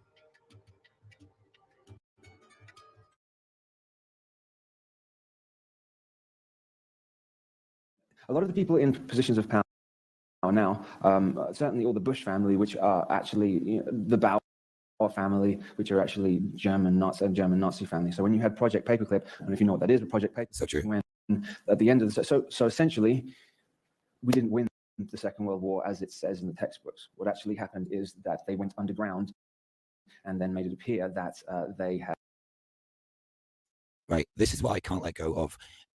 For all my thinking, all my research, this is what I think happened. Now, we don't even know what Adolf was doing, or how they're telling normies about Ukraine, etc. And it makes you think about World War II. What was Adolf really up to? Because it seems like the West was attacking him, and there must be a reason for that. Interesting, but this is what I really think, though. This 1942 Operation Paperclip, they didn't give a hell about winning World War II. They had this technology they found, and they went to Antarctica, they went to Bariloche, Argentina. Adolf didn't die, etc., etc. It's all lies. Really interesting clip from Max Spears. Still getting used to all the technology again. It's been 6 months. Anyway, great to any new viewers watching as well.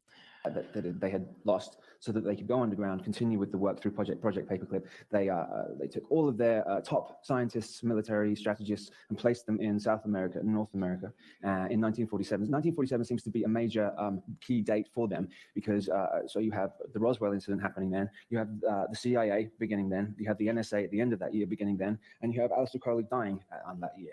And I think this all has something to do with a ritual that was done, which is connected to Hubbard and Scientology and Jack Parsons. If anyone knows who Jack Parsons is, Jack Parsons was a genius rocket scientist who was working in Southern California at JPL Laboratories, which is known as Jet Propulsion Laboratories, but in truth, it means Jack Parsons Laboratories. What he was trying to do was find out the ultimate weapon to be created.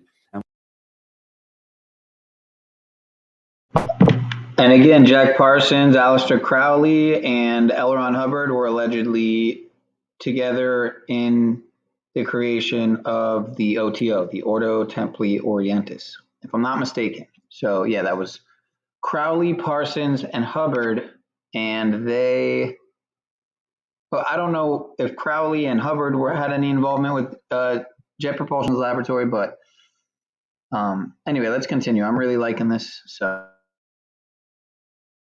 what he was using fetuses and using nuclear technology and fetuses from baby fetuses at the same time and combining them together. So they essentially wanted to have at the end a combination of ritual, black magic, and technology used at the same time, and that would be the ultimate weapon. And essentially we've got that going on now. So I was saying earlier when Sarah was speaking, any of the outer heads, any of the outer rulers that we're seeing at the moment, any of the prime ministers and any of the aristocracy are only the outer heads. So certainly for the British rulership, if you look at the symbol, you'll see a crown, and very, very often through the crown there'll be a sword, which is the Templars' way of telling you that they rule behind, in the shadows, behind the aristocracy. The Saxe-Coburg-Gotha. This is also true. All of this is true. How we see the public faces, Schwab, etc., etc. The Templars with the Tectonic Knights and the Knights Hospitalier eventually all merged together. And I did an episode last year, the Pope Francis and the Queen Masons, and how they all merged and they run the show. That's how we roll nowadays. Which usurped the British throne, which they called themselves the Windsors. That certainly isn't their name. They're a German family who was the first one, came and stole so they're Germans. They've been German for the last 120 years. So Germany really is at the rulership of this country, and they are still today. They've just done it subversively, and they've just done it underneath the radar. And what, in their mind, what better way to do it is to disappear and then get everybody in a comfortable position where we think everything's all right, and then hit in the last second, which I think is really what's going on now. They're not able to hide themselves as much as they could do anymore because of the frequency of the planet raising. They can't hide anymore as they used to be able to. It was hers. Just like watch this for behavior. Just watch this. This is a really interesting clip of Meghan. I thought it was recent, but it's not. I think it's 2022. But just watch what a nut job she is, right? Someone was arrested Just watch this.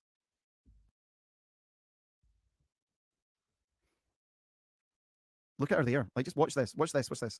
This is so cringe. Bollocks. I just tried to tidy up something and I just deleted that video. Sorry. I'll get that back. I'll put another one on for the meantime. Here we go.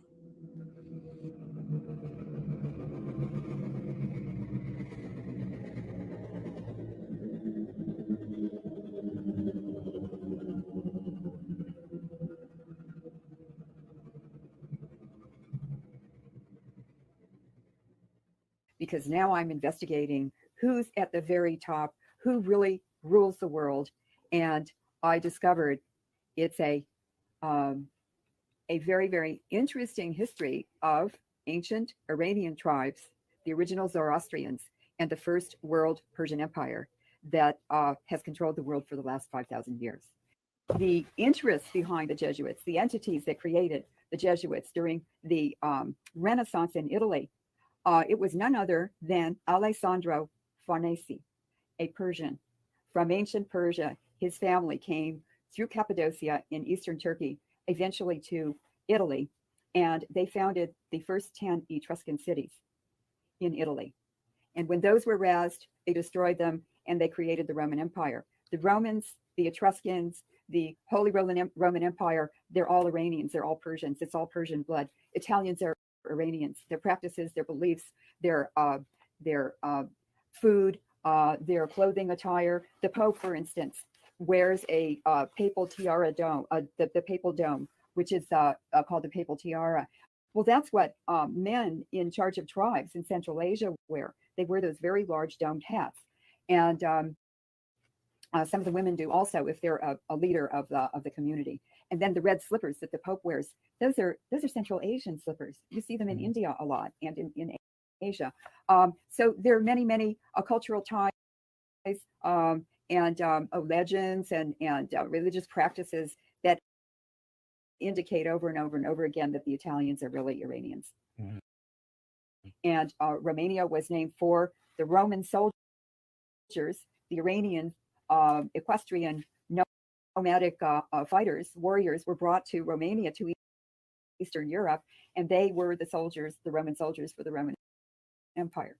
So you see this fingerprint of Iranian DNA everywhere. And 14,000 years ago, DNA studies of a particular Iranian tribe indicate there was a mutation in the DNA. The most extreme expression is red hair and blue eyes, light blue eyes. And then more moderate expressions are blonde hair, green eyes, hazel eyes, gray eyes. You see a lot of Afghanis with gray eyes. And so now you can walk around the Davis campus or get on a train or walk by some friends sitting on the steps of a building, and you can start talking to them, and you can tell they have Iranian blood, but it has to be from both parents. It's a recessive gene. So that really got me started. And now it's my understanding that Aryan came from Iranian. That's the right. synonym. So that's right. It has migrated down into our most recent history, the history of World War II, yes. global depression. Yes. So what I'm hearing from you is that this extensive history that goes back millennia, right? Yeah, thousands of years. Thousands of yes. years. We're witnessing I don't know if it's the end game or not, but we're witnessing the contemporary expression of this bloodline in 2016. Mm-hmm. Yes. And I don't know where you're going with this, but we're talking about a global network with one template carrying all of this out. Mm-hmm. And it originates with those ancient Iranian bloodlines. Mm-hmm. And they have 10 bloodline families that sit on a council, and they're the ones who advise the Jesuits. These are more the families that you don't hear about, I think. Aldebrandi Orsini, someone just mentioned that, Ivana mentioned that in the chat. Conti, I've heard before, Borgia, Farnese. These are the families that are really over the top, I think.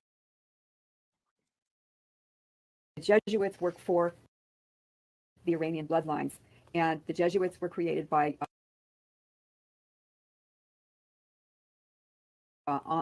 Alessandro Farnese, who became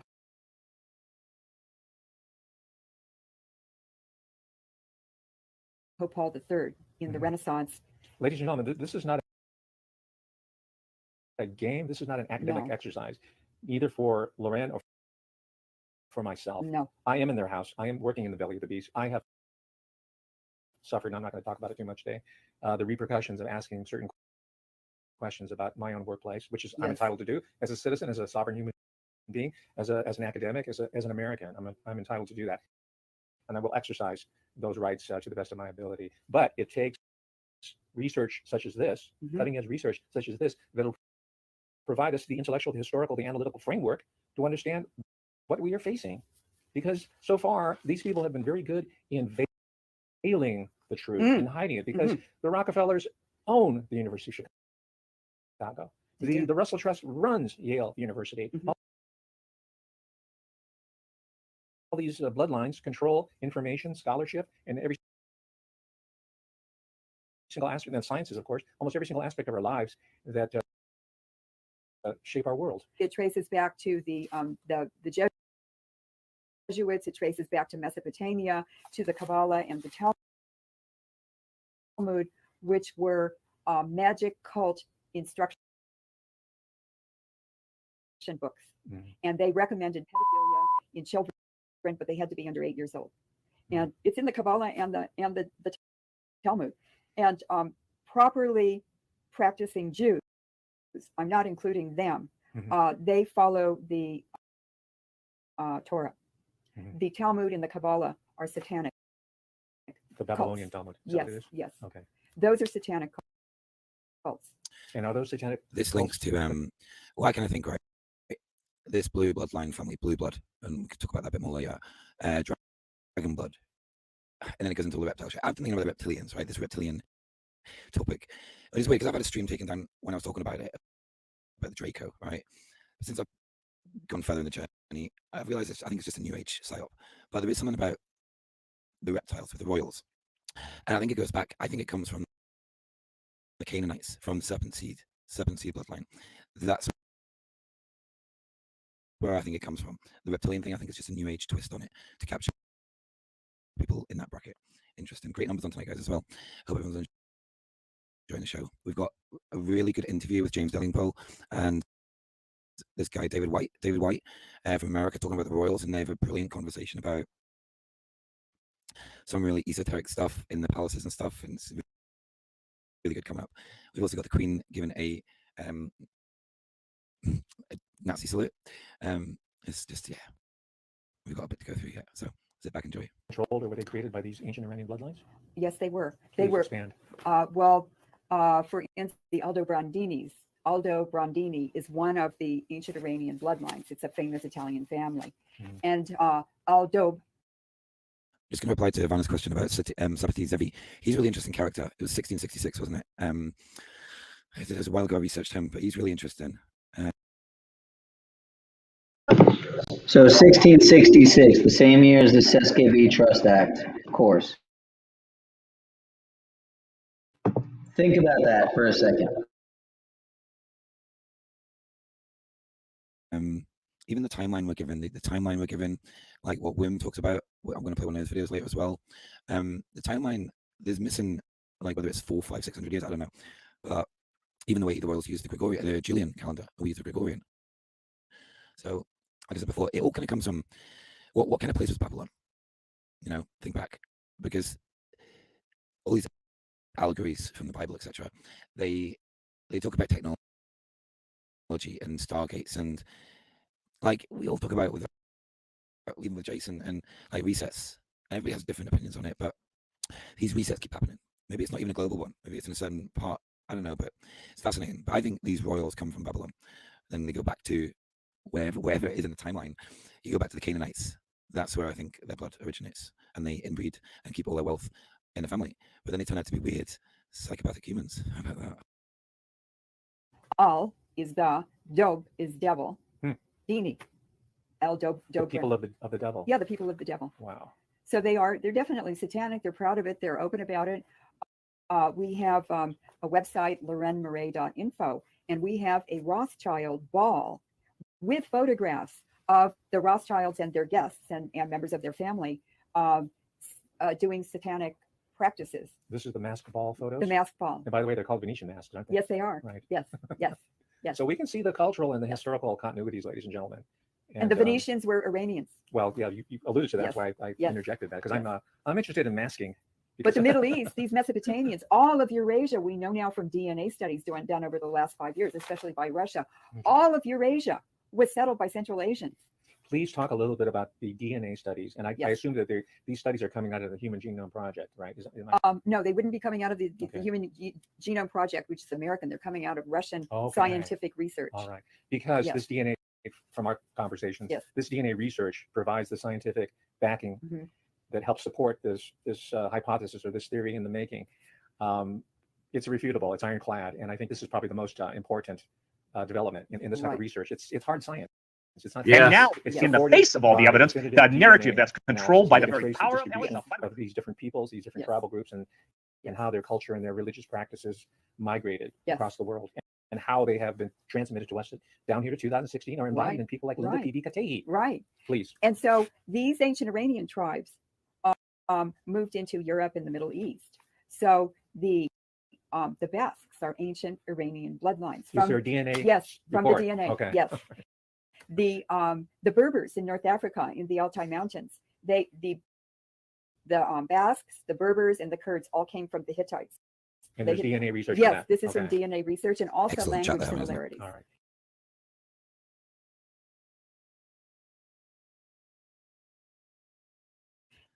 I think they're bang on the money, and fascinating. Yeah, I'm going to play you a clip. I love this guy, Steve Quayle, talking about giants. One of my favorite subjects. Steve Quayle's brilliant. Check this out. He's talking about DNA and etc. Evidence, the narrative that's controlled by the very power of hell itself. And by the way, I believe all this orchestration is being done under the guise of Lucifer. Lucifer, one of the most powerful entities in heaven, the Bible, and that's my source. Every nation, you know this, I write stuff on ancient civilizations, even prior to the creation of Adam and Eve, aliens, all that stuff. But it all boils down to this: a hatred of heavenly rebels against the human race and the beauty of what God created in human beings. And now we're seeing the devil destroying, defacing, and trying to annihilate the human race. And I personally won't listen to any, I don't know what you call them, people that want to coddle the idea, well, no, we'll come out of this. We always have. No, you won't, because the scripture, the Bible's very clear. Jesus wasn't a liar, that there's never been a time like it, nor would be again. And he said, God, shorten the days. Look back at the last 7 years. Great in your life. I look back at 7 years and that is for this. Those who have turned to Jesus, who are calling on God for his mercy, there'd be no human beings left alive. And you've got the mouthpieces and the World Economic Foundation and, you know, everything they represent. I just call this the Luciferian globalist controllers. We have to understand right now, this technology, the synthetic biology is in the air. It's aerosolized. It's in all food. Unfortunately, they accomplish that.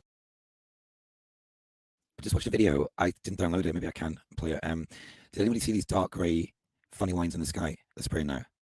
There's a video on Telegram, and it's literally like dark grey, full dark grey. Sorry about the light. The light's not actually in my face when I talk. But these are like dark grey, blacky, like you know what's in it. And like this weather we get in the UK, this blanket cloud, and it's just ridiculous. Nobody's looking up anymore. Everyone's looking into the satanic black screen, and you get this blanket cloud all day, no sun, sun dimming. There's a UK government paper, 200 million they spent on it last year. It's factual, and people just don't care. It's just nuts. Even like the weather of the weekend is awful down here, absolutely awful. Anyway, we continue. We'll run over. In 2021, and it is in the water supply. In the war against microplastics, they introduced it. So there's a lot of doctors that are talking about this protocol and that protocol. How do you detox? You cannot detox from synthetic biology. It was designed to cleave to you. Like we are to cleave to God, it cleaves to you. And how does it do that? There's like 33 different classifications of micro robots that like cantilevers and pinchers and tongs to hold it to your tissue until it is absorbed by your body. And then people go, okay, well, how is there shedding then? How does it transmit from person to person? How that happens is in the first 48 hours or so before it cleaves to you, you can transmit, but it also turns your body into a bioreactor. When was the first time we saw something like this? It was when they introduced GMO foods in the 1990s. Basically, the Monsanto crops and the glyphosate would get into our gut, and it turned our gut, our stomachs and intestines into a pesticide-making factory. Well, they've taken it one step further. So now anytime you get the spike protein, various pharmaceuticals, and now even any kind of food. And I get the question all the time, okay, do I give up meat? Do I give up vegetables? Do I give up carbs? It's in the entire food supply. And what it does This is is the throw your problem. whole body into making spike protein. This is the problem with what they talked about before about systemic corruption. They literally have, they poison us with everything. They do everything. The water, even tap water. Tap water is essentially recycled shit water. We don't tap into springs anymore. It's just nuts. It's just nuts. Food is just poisoned like fuck. It's just nuts. And great numbers on tonight, 60 watching. Yeah. Anyway, interesting what she's talking about though. And I just wanted to play this clip because Charles is part of it. And like I said before, everyone's standing in the wet rain with their fake crowns on, waving at this guy in a golden carriage that's part of this. And they have no idea. They don't want to know. They don't want to know. Like the Matrix clip. The sheep are happier in their little pods. They don't want to know. It's crazy. And that's how it transmits out, because it's constantly making it. Can we get away from it? I maintain, contrary to the doctors, that the only way is through the word of God, through our faith, and taking authority over this wicked technology by the blood of the Lamb and the word of his testimony, the testimony of Jesus Christ in our lives. So that's where I differ from the doctors. They look at it more from a physiological standpoint. I look at it from a spiritual standpoint. Stephen, I want to comment on that, Doug. Go ahead. I'm sorry. I just want to ask a real quick question here. Has our DNA changed because of this? Is our DNA changing because of this? What you're talking about? Go ahead. It is under constant assault every moment. Even this alkaline water that I'm drinking right now has it in it. So what I have to do is claim the promises of God, and that really pays. This is where your faith and memorizing the scripture. So I say, I am a new creation in Jesus Christ every moment. And my prayer life has changed. I say, may the Lord hydrate me. And if there's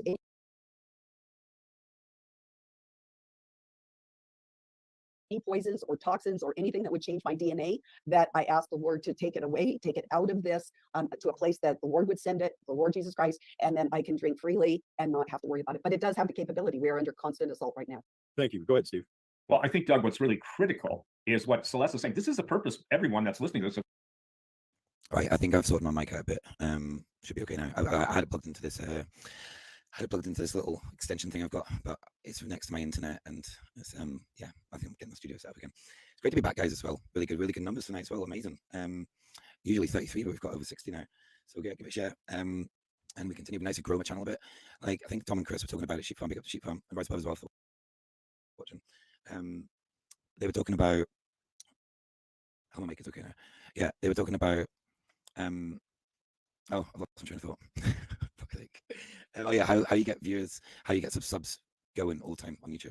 Like they just minus subs every week, and it's funny. I've got no strikes on my channel now, and because I have a time off, and since I've got no strikes, they get way less. When you've got 2 strikes, they go down like 10 a week or even more. I don't know. It's nuts. Anyway, we continue. I'll shut up now. As a believer who says grace, God has given us 2 words: authority and power. Those are the words of Jesus. And when I say grace, and I'm changing the way I say grace, I'm asking the Lord to literally cover what I'm eating with the blood of Jesus. I actually now I'm just starting to declare no weapon formed against me shall prosper. Because again, this is weaponized food, Doug. And not only is it weaponized food, but at the end of the day, it's all about the destruction of the human race. And I think that's what's critical. I'm sorry, my microphone's way far away. That's what's critical about people understanding this, is to destroy human DNA. Now, I don't think I differ with her on that, but it's back to the Genesis 6 narrative. The whole purpose of the fallen angels, the 200 that had sex with earth women, was to destroy the human lineage. This is what I find fascinating, right? The book of Genesis and the story of giants and the Nephilim, fallen angels, Lucifer, etc. Lucifer was the strongest angel from heaven. They were cast down, a third of the angels. And I think the Bible's a script, but it's really interesting thinking about even how the Nephilim, these giants, had sex with women. And they're really interesting things, because people think about this, right? The giant having sex with a woman, maybe a 16-foot guy, 18-foot guy, think what you will. But how they give birth, apparently when the baby was 6 months old, it was so big, it split the mother's tummy and just popped out. And she died. So that's interesting little fact. Anyway, but they talk about this. I keep going back to the Canaanite bloodline, the story of the serpent seed, Adam and Eve and the serpent seed.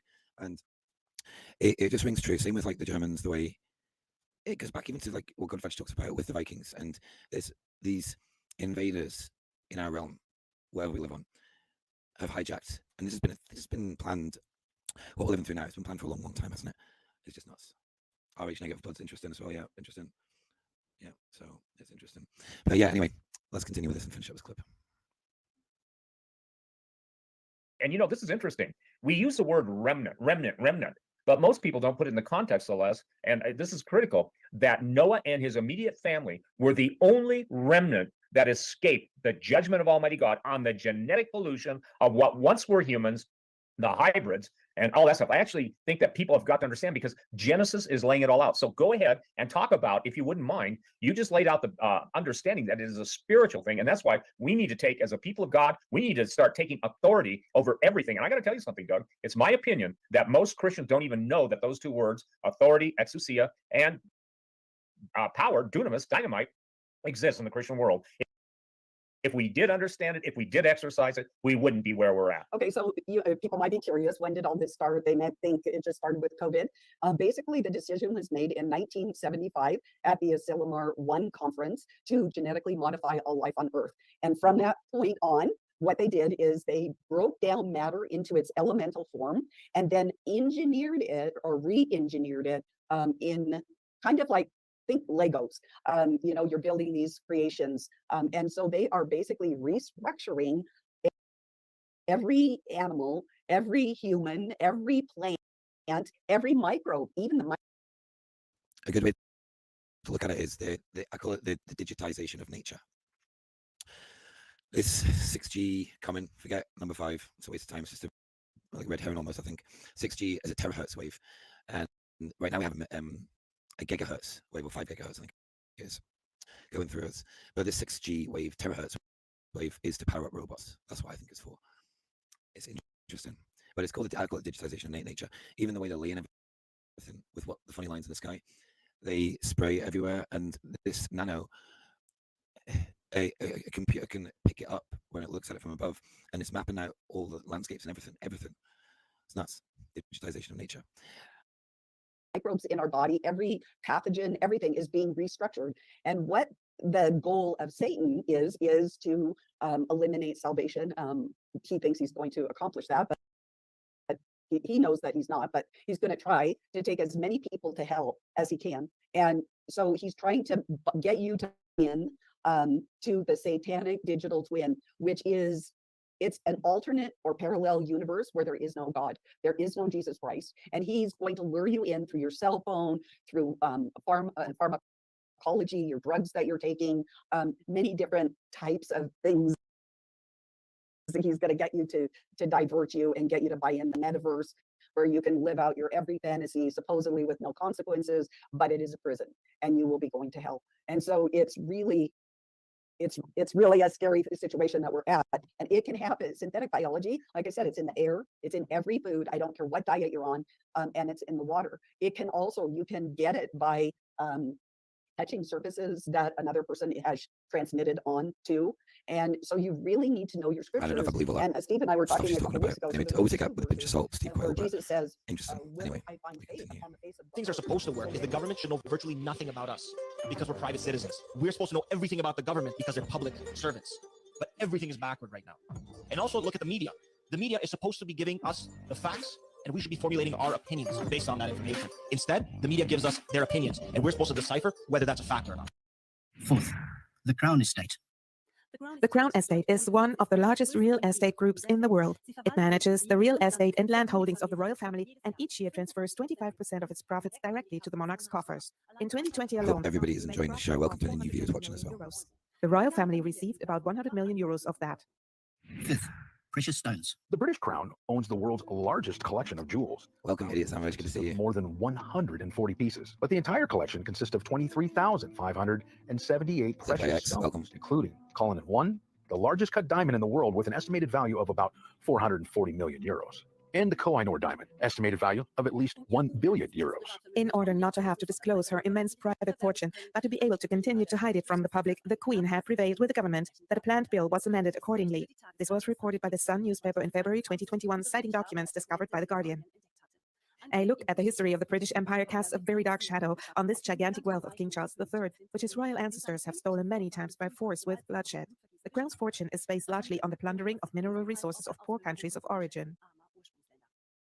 Charles III's ancestors were deeply involved in the slave trade in the 17th and 18th centuries. A document from the year 1689, for example, shows that shares in the Royal African Company, which was involved in the slave trade, was transferred to King William III.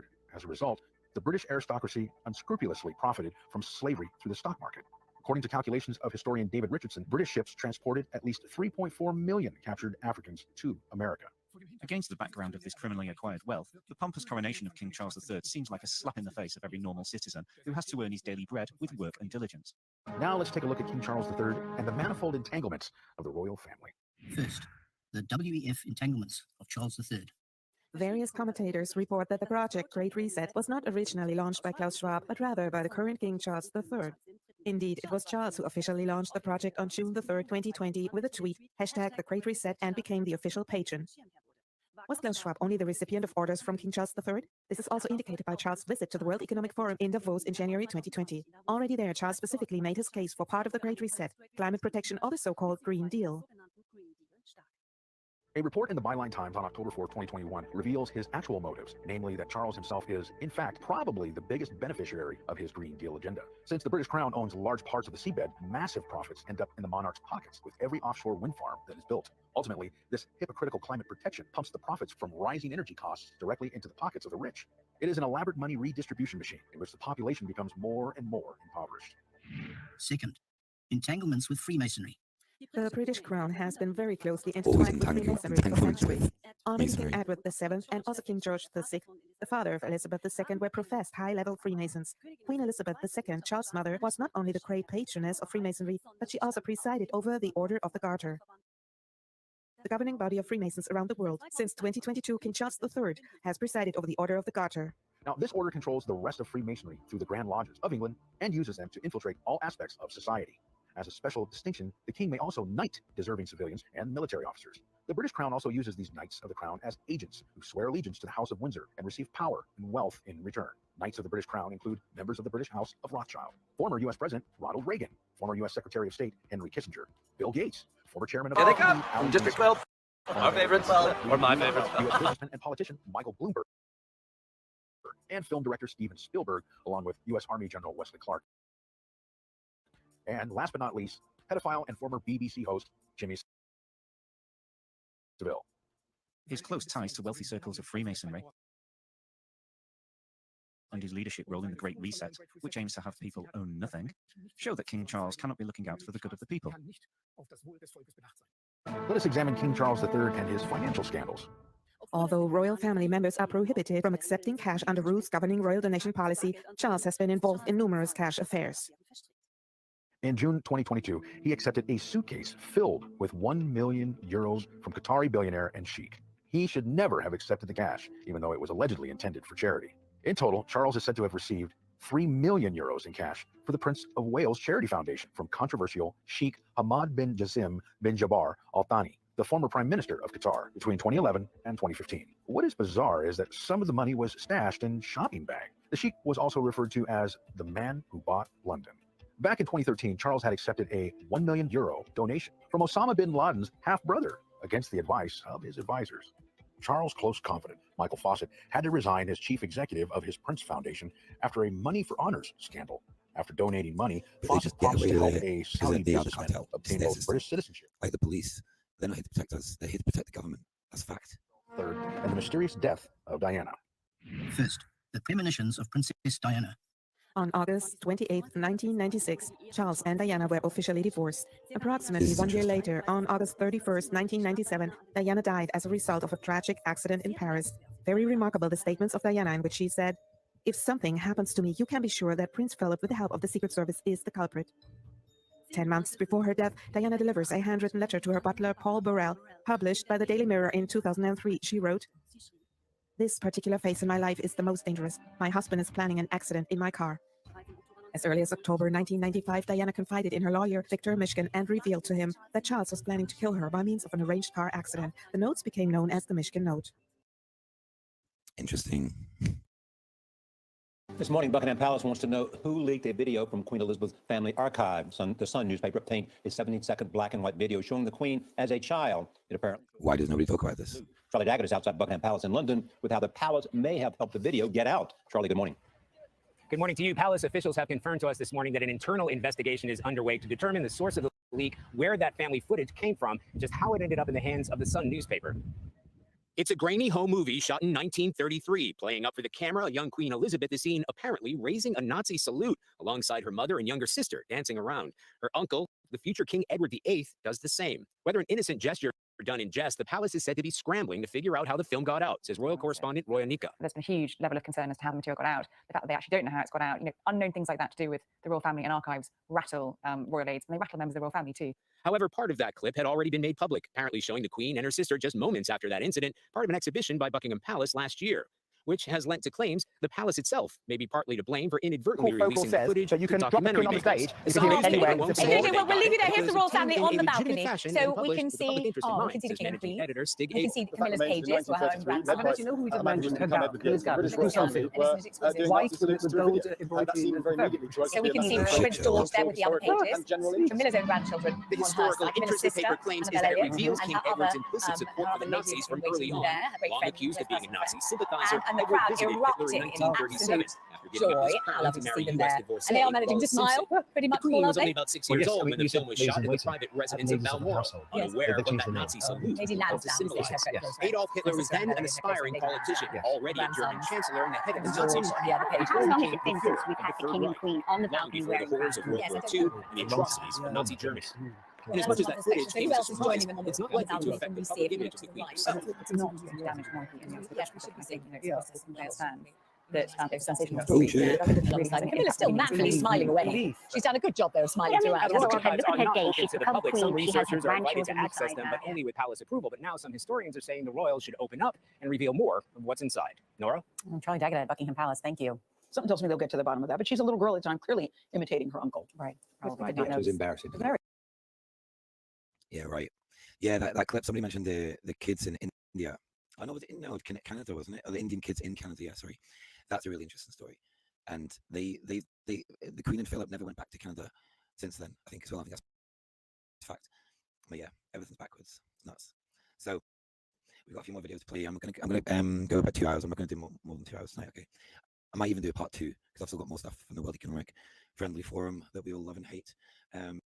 So let's continue. We've got The Prince of Wales, he doesn't lift a thing. He gets up in the morning, his bathrobe is there waiting for him. He walks into the bathroom, the bath is drawn for him already. Well, even when he gets out of the bath.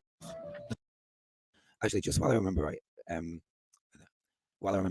a thing called the groom of the stool, right? And they say it doesn't happen anymore, but essentially what that person's job is, they follow the king or queen around with this toilet cabinet thing, and they have to wipe him and shit like this. The groom of the stool. If you didn't know about that, very interesting. Wiping shit from the king's arse. The fuck? Fucking Jesus. Let's continue. The towel is folded in a special way so that he just has to sit in it and wrap it around him. Then he goes into his dressing room. His clothes are all laid out for him.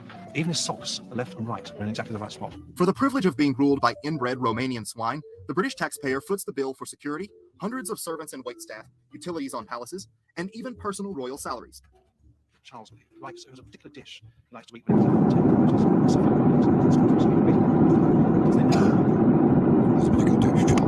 right, this is not saying keep for the next for Charles, but I just found that video, I have to show you.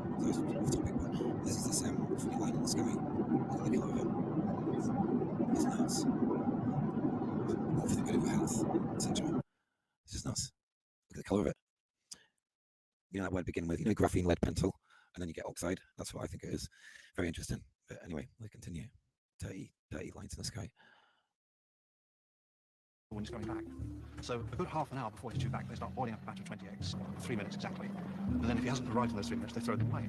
Then they start another batch and another batch, and you can get through 100 eggs before Prince of Wales actually comes home. The official figure cited the amount at only £32 million, when in reality it was over £202 million per year. UK pensioners are expected to... Sorry guys, I've just turned my mic up. It should be back to normal now. Sorry about that. With taxpayer money.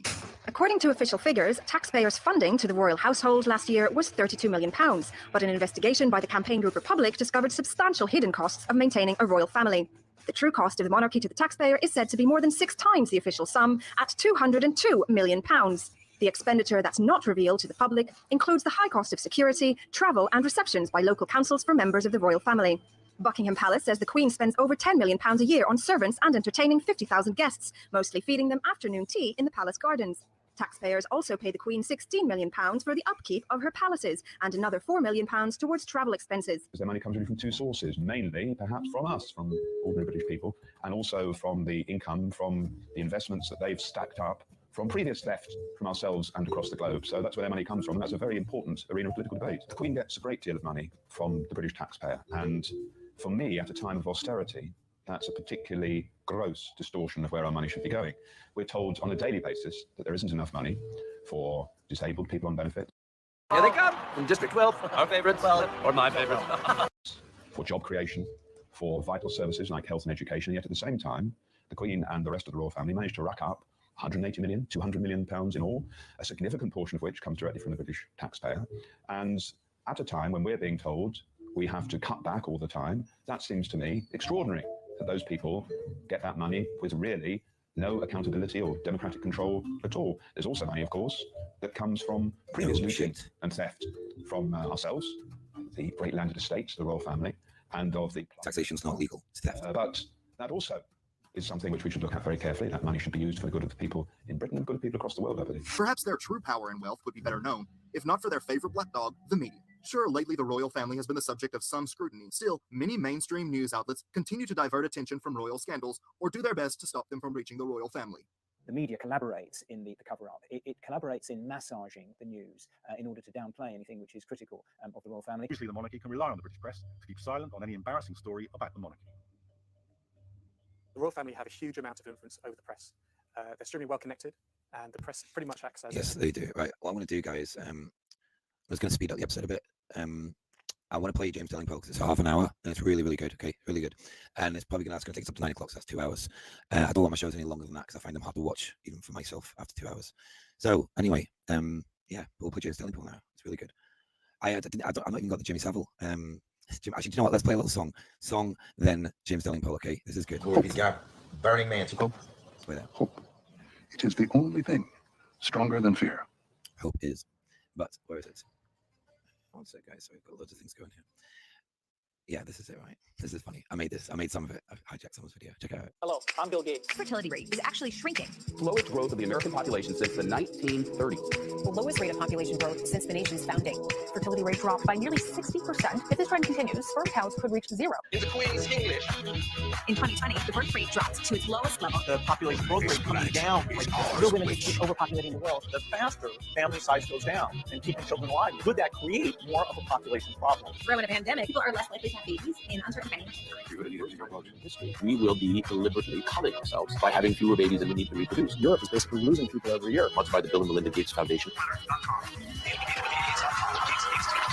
It's now come way, way down. Sterilization has become one of the most common means of birth control. So even if they wanted to turn it around, they can't. And why would they? The shock of global population decline, and we're delighted. Issues related to population, reproductive than ever before. My dad was head of Planned Parenthood. Humans across the globe are becoming increasingly less fertile as toxic chemicals accumulate in our bodies. Next time, we're really going to have some good vaccines. Why so serious? Love in the family. In this sense, it was more or less understood since childhood that children would never think of marrying outside the family, so that our fortune would never leave it. You couldn't write that today. You'll never see me again. So now I'm trying to cry for you. You'll never see me again. No matter what you do, you'll never see me again. So now I'm trying to cry for you. You'll never see me again. No matter what you do.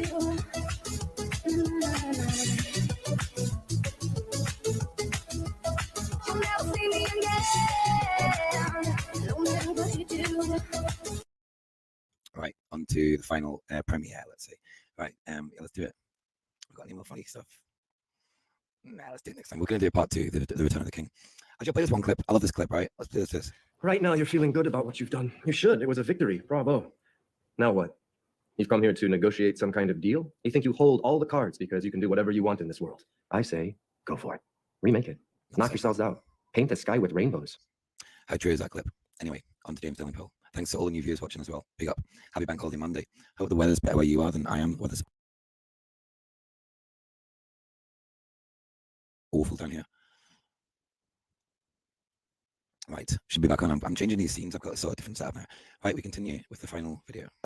go around the Buckingham Palace, turning off the lights. This is very good. Now, is this all just a carefully constructed myth, like part of the psyop? Would you say? I believe so. I believe so. I think there's a real dark side to the royal family, and you just see I don't have any damning evidence other than the fact that the guy was hanging out with people like Jimmy Savile, who we do have damning evidence on. You got Prince Andrew, who's out there hobnobbing with the likes of Jeffrey Epstein and Bill Gates and friends. And as much as they try to distance themselves from these things, is that just public relations management? Is that just image management? How involved are all the members of the royal family? That's sort of a speculative debate there. But I look at the history of it and the fact that people worship these guys like they're sort of like these idyllic moral people that tried their best. And they got a few issues here and there, but they don't see any deep conspiracy behind it. Whereas I think of the history of, I got many friends that come from Ireland, Scotland, and whatnot that would have a totally different perspective than people in America or people in Britain about the royals. There's the convoluted history, the whole Saxe-Coburg-Gotha thing, the connections to other royal families, the connections. There's just many interesting connections. And then also realizing, think of someone like Queen Elizabeth, who recently passed. We don't know how recent. And maybe I'll play an outro after this video. Okay, just saying. She has these high-ranking Freemasonic magician type guys doing like wand ceremonies over the casket, which is really only reserved for people that are very high up in some of these different Masonic hierarchies and whatnot. And so again, I'm just saying there's little instances of smoke that you start to look into. You got the statements by Princess Diana, you got what I believe was the murder of Princess Diana, and many other things that you start to go, well, if there's smoke, is there fire? And then but for me, it clinches it when you have him siding with the World Economic Forum and the globe and the Al Gores of the world and the Bill Gates and the George Soroses of the world and these kinds of people. And so you're sort of, they're guilty by association in many cases. Shout out to the chat. Any requests are welcome. Hopefully y'all are doing well. Much love. And it just really makes you wonder how this network in this hierarchy really works. The Queen, of course, pervades over the Order of the Garter, which is a high-level Masonic order. She's also a Knight of Malta, or a Dame of Malta, I guess you could say. The Knights of Malta are a military order that have complete sovereignty, and they have had since the 1300s or whatever. And they are sort of they're an organization I look into in my Cult of the Medic series. And so there's many connections there. And so I just start to look back and say, maybe we need to pull the curtain on these royals and see what's really been going on. But we can't get past everybody's just this love and adoration for the image that's projected about these people. And I just challenge that image and say, I think that's a lot of propaganda. I think there's something very insidious there. Were you ever of the view that the royal family were a good thing? Have you always been suspicious of them? Or was this part of your awakening? That was part of my awakening. I was, when I was young, I was very much into the medieval period, the knights and the shining armor and the glorious battles. And even my own grandmother, she served in the war, World War II. She was a seamstress for the Air Force. My grandfather's from Britain, and he fought in the British Army during the war. And of course, they had nothing but respect for the royals. They would probably hate the fact that I have any kind of criticism, but because they're symbols, they're symbols of the West, they're symbols of all these things. But I just think that that's all play, that's all stagecraft to manage their public image and keep the public just yearning for more, not realizing that they're glorifying some people that I think are not worthy of that, and that we have a lot of serious questions about. So that's just my view. There's also other royals. You think of the Dutch history. My mother's side is from Holland. So you've got Queen Beatrice of the Netherlands. You've got these types of people who are all Bilderbergers. There's even been some interesting research to show connections to the British royals, the Vatican, and the Nazis. Right? I don't again have anything damning on that, but there are some interesting ties there. Oh, I think Edward VIII actually cost thousands of Canadian lives by giving away secrets to the Nazis. Oh yeah. And you just wonder, this is why I look at the whole thing, is that there's the people put out in front, as you were saying with Hollywood, right? Like if someone's a lifelong, very successful, powerful actor, you wonder, they must have rubbed shoulders with the people that really run Hollywood. There must be something going on. We don't know for sure, but we know enough to know that if you've been at that level for that long, you must have had to shake some hands with the devil at some point, right? So I see it's the same with these royals or any of these public figures that they're putting in your face. And if you really look behind the scenes of it, as we have so many times in history, like everybody used to glorify Mao Zedong, used to glorify Stalin, used to glorify Hitler, used to glorify all of these people. And when you get behind the scenes, you go, oh, wait, something really evil and dark going on. And so I don't think there's anything wrong with having some suspicion. And then when you do the research, I just say it again, where there's smoke, there's usually fire. And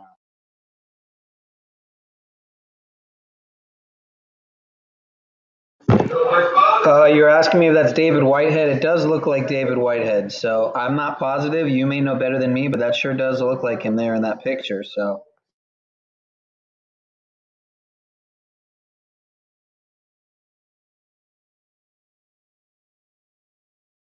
Investigative journalist. He does sound and look very familiar. So yeah, and I like a lot of what he's saying here. So let's get back to the clip.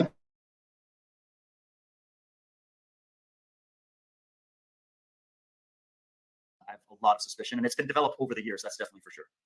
Do you think that the black nobility is the same as the nobility? I mean, so I've given you a sort of short version of what we think about, what the average person thinks of as the royal family in the UK.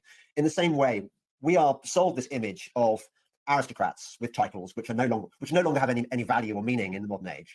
They're living in their crumbling piles. They are always desperate for cash, and they're not sure how to raise it because they are irrelevant in this modern age. There's an image of these slightly put upon figures who are struggling to make their way in the world, and we should kind of feel sorry for them. Is that the case, or is that another part of the psyop? That's part of the that's part of the, I call it public relations management. Curfew is now in effect. If you have someone like a Joe Biden who's got nothing but criminal history like you couldn't believe, and who knows why he's sniffing kids and all that crap, they have the public relations management team go in the media and cleanse his image to the best that they can, as hard as that is. And it's the same with so many other of these guys. And so I can't help but imagine that it's the same with these royals as well, if not. Of course it is. And these two are brilliant, honestly.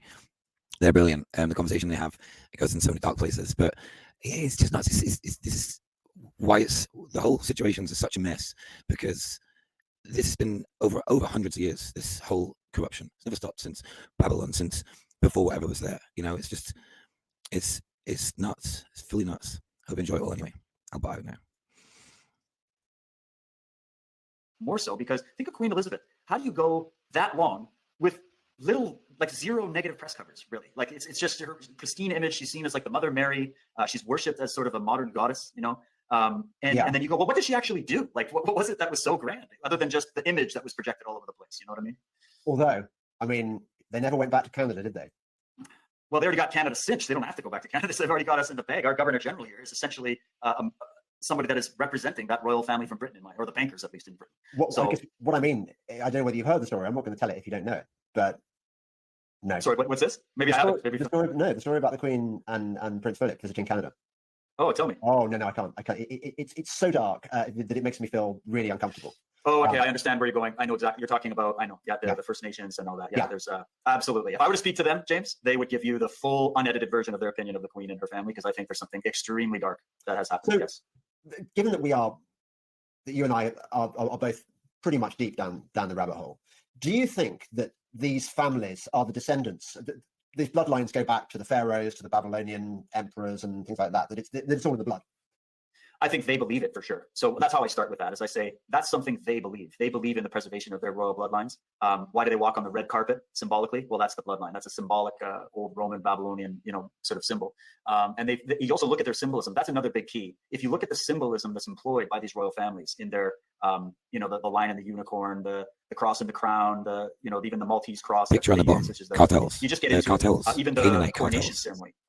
My good friend and colleague Michael Tessarian, who's he's from Ireland. He studies this stuff intensely, and he did a whole thing called the Coronation of the Queen. And he went into the ceremony of the Queen's coronation and showed all the astrological symbolism, the religious symbolism, the symbolism that's Egyptian. It goes back to Egyptian pharaohs, and it's just so interesting that whoever, I don't even think they are the pinnacle either. The Queen and Prince Charles, they're also sort of the front, I think, for the real managers that are behind them. That are, that they're not like at the tip of the spear. They're in the public eye as the carrot on the stick. The real guys that run the show you're not going to see them, you're not going to hear from them, but you can track them by way of their symbolism. That is just, it's right in front of our faces that we can make these connections. So that's an interesting field of research to get into. But they must be the people at the tip of the spear. They must be physical entities. They must be bound by geography. They must have. So you look at the Rothschilds, for example. You know where the Rothschild family live. They live in pretty spiffy houses. Jacob's got one in Corfu. He's got another one. And so on, with nice gardens. These guys, if they're bigger than the royals, if they're really at the tip of the spear, they must have some amazing piles somewhere, which must have acres of grounds and farmland and a physical structure.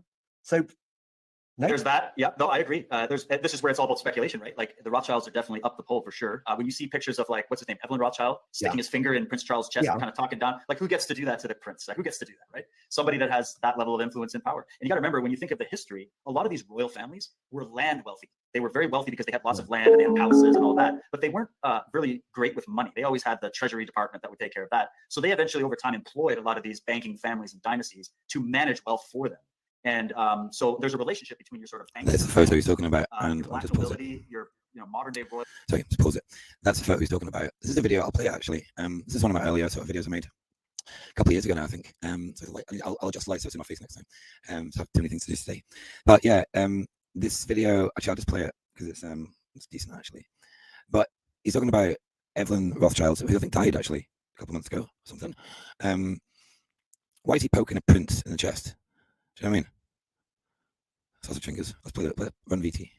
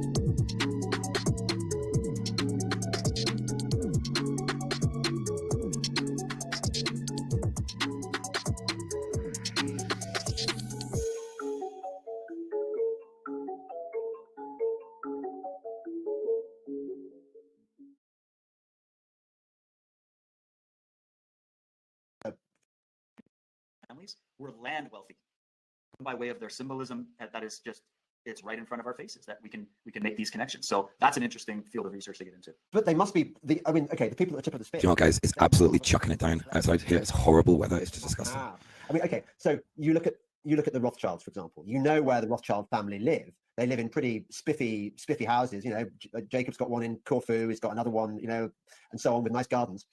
These guys, I mean, okay, if they're bigger than the royals, if they're really at the tip of the spear, they must have some amazing piles somewhere, which must have acres of grounds and farmland and a physical structure. So no. There's that. Yeah, no, I agree. This is where it's all about speculation, right? Like the Rothschilds are definitely up the pole for sure. When you see pictures of, like, what's his name, Evelyn Rothschild sticking his finger in Prince Charles' chest and kind of talking down, like, who gets to do that to their prince? Like, who gets to do that, right? Somebody that has that level of influence and power. And you got to remember, when you think of the history, a lot of these royal families were land wealthy. They were very wealthy because they had lots of land and they had palaces and all of that, but they weren't really great with money. They always had the treasury department that would take care of that. So they eventually, over time, employed a lot of these banking families and dynasties to manage wealth for them. And so there's a relationship between your sort of bankster families, your black nobility, your modern day royals. It's I think different aspects of the same club. That doesn't mean they're all working in harmony together. These are gangs. These are criminal cartels that at sometimes they're at war with each other. Like, think of the famous rivalry between the Hospitallers and the Templars, right? When the Templars had their little rebellion against the Catholic Church, the Hospitallers were sort of the defenders of the faith. So there was a surface level rift there. But after they took out a lot of the top Templars, they went underground. They went to Switzerland. They went to different areas, Scotland or whatever. This is so true. How Switzerland. Switzerland. The Hospitallers became the next. We're talking about now. He's bang on the money. Talking about how all the knights, they've all merged. The Knights Templars, the Knights of Malta used to battle between themselves. They used to be called the Knights Hospitalier, and they all merge, and they're all now the Knights of Malta, pretty much. And how Switzerland, the BIS, Tower of Babel, money debt system, it all comes from these knights, from the dark side of them anyway. Interesting. Knights of Malta, and they accrued so much wealth that was actually originally came from the Templar escapades. They absorbed a lot of these Templars into their order, and I think they merged, like a corporate merger. So on the surface, we see rivalries and all of these little gangs, but they're just fighting over maybe just different positions in the hierarchy. It's not about good guys and bad guys. I think it's just criminal gangs fighting for the thrones of power. And sometimes they work together, and sometimes they fight within their own ranks. So it's a very complex history to get into, but it's a fascinating history that people need to know about. Well, yeah, you and I are totally on the same page here, and I find this area of esoterica endlessly fascinating. Because I used to want to hang with these people. I was educated with some of these people. You know, like Gottfried von Bismarck was in my college. Wow. And you know, the Charles Althorp, who's now Earl Spencer, is he? Yeah, Earl Spencer. It was in another college and stuff. And the thing I've noticed about the upper classes, they're quite often seriously fucked up. They have very they've had very weird upbringings where the parents have often not loved each other or stuff, and quite a lot of them develop alcohol problems or drug habits. And I used to just put that down to, well, this is what happens when you've got too much money. But I wonder whether it's more than that. And we've sort of hinted at this a bit, but we haven't really specified. But the relationship between the black nobility and the occult and occult ceremonies, some of them really, really dark. And I wonder whether maybe that's what sort of sends them over the edge. That they have to live in our world. At the same time, there's another world which is closed off, exclusive, dependent on bloodlines. They feel apart from us. And just want to butt in one more time, guys. Sorry. We are live streaming from a pirate ship. It's chucking it down outside. It's wet, like I can hear the rain. But this photo on screen, I don't like the photo, but it's very interesting. This talk about demons, like Shipam, Mark, Jessica were talking about. Really good episode last week, and this whole subject of demons and the Nephilim, the fallen angels. It's fascinating. It's fascinating. I wish you could all see my eyes, but you can't. The lights up high. Really fascinating, though. I think aliens are demons. Demons are many things, but they're very real, I think. If you believe in angels, you believe in demons. Oh, yeah, there we go. And the only way they can sort of escape from the sort of mental turmoil is through drink and drugs. That's a good analysis. I would agree. And I would think that it's not everybody that's just totally in it because they love it. They're raised in it. It's like they're raised in this environment. They're sort of groomed to be in these positions. And then if they are just as psychopathic at the rest by the time they come of age, they're recruited into the upper ranks. If they're not, or they sense either weakness or they sense that they're not really part of the religion, then, or the family, as they like to call themselves in many cases, then they are taken care of. They're either demoted, they're publicly shamed, or you even see them get taken out, as in the case of Diana and whatnot. So, which is just what I believe. I believe that was a total hit job. But, I think that what we're starting to see is that more things are coming to the surface now about many of these institutions and these figures that people just, of their own virtue, just went, oh, well, I feel like I'm a good person. I don't have any grand design on world domination or pedophilia or any of that stuff. So therefore, they must also be like that. And people sort of project their virtue onto these characters. And remember, these characters are put in front of you almost like a movie, like a character in a movie. Like, to me, Queen Elizabeth, King Charles, these royals, they're like movie characters for people. And people identify them as they do like fairy tale characters that they've heard about, like King Arthur and all that. But the reality is something I think that is totally different than that. And I agree with you that there are many that need to turn to that kind of a lifestyle just to cope with probably that split personality, that those two worlds that you're talking about. And I do believe those two worlds exist. There's sort of the criminal underworld that interfaces with the criminal overworld. And then there's all of us just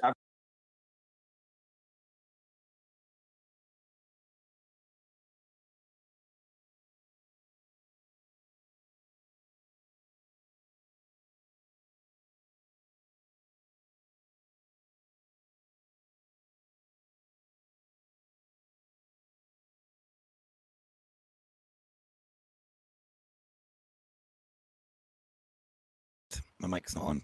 I was talking about, sorry, I was talking about Vlad the Impaler, and how we all know that King Charles is a descendant of Vlad, and how, yeah, I know, my mic just, and how Vlad the Impaler, he was actually famous for impaling, and impaling is ramming a stick up someone's rectum, and it comes out their mouth. They mount that stake in the courtyard while the person's still alive, and that's how they die. How about that?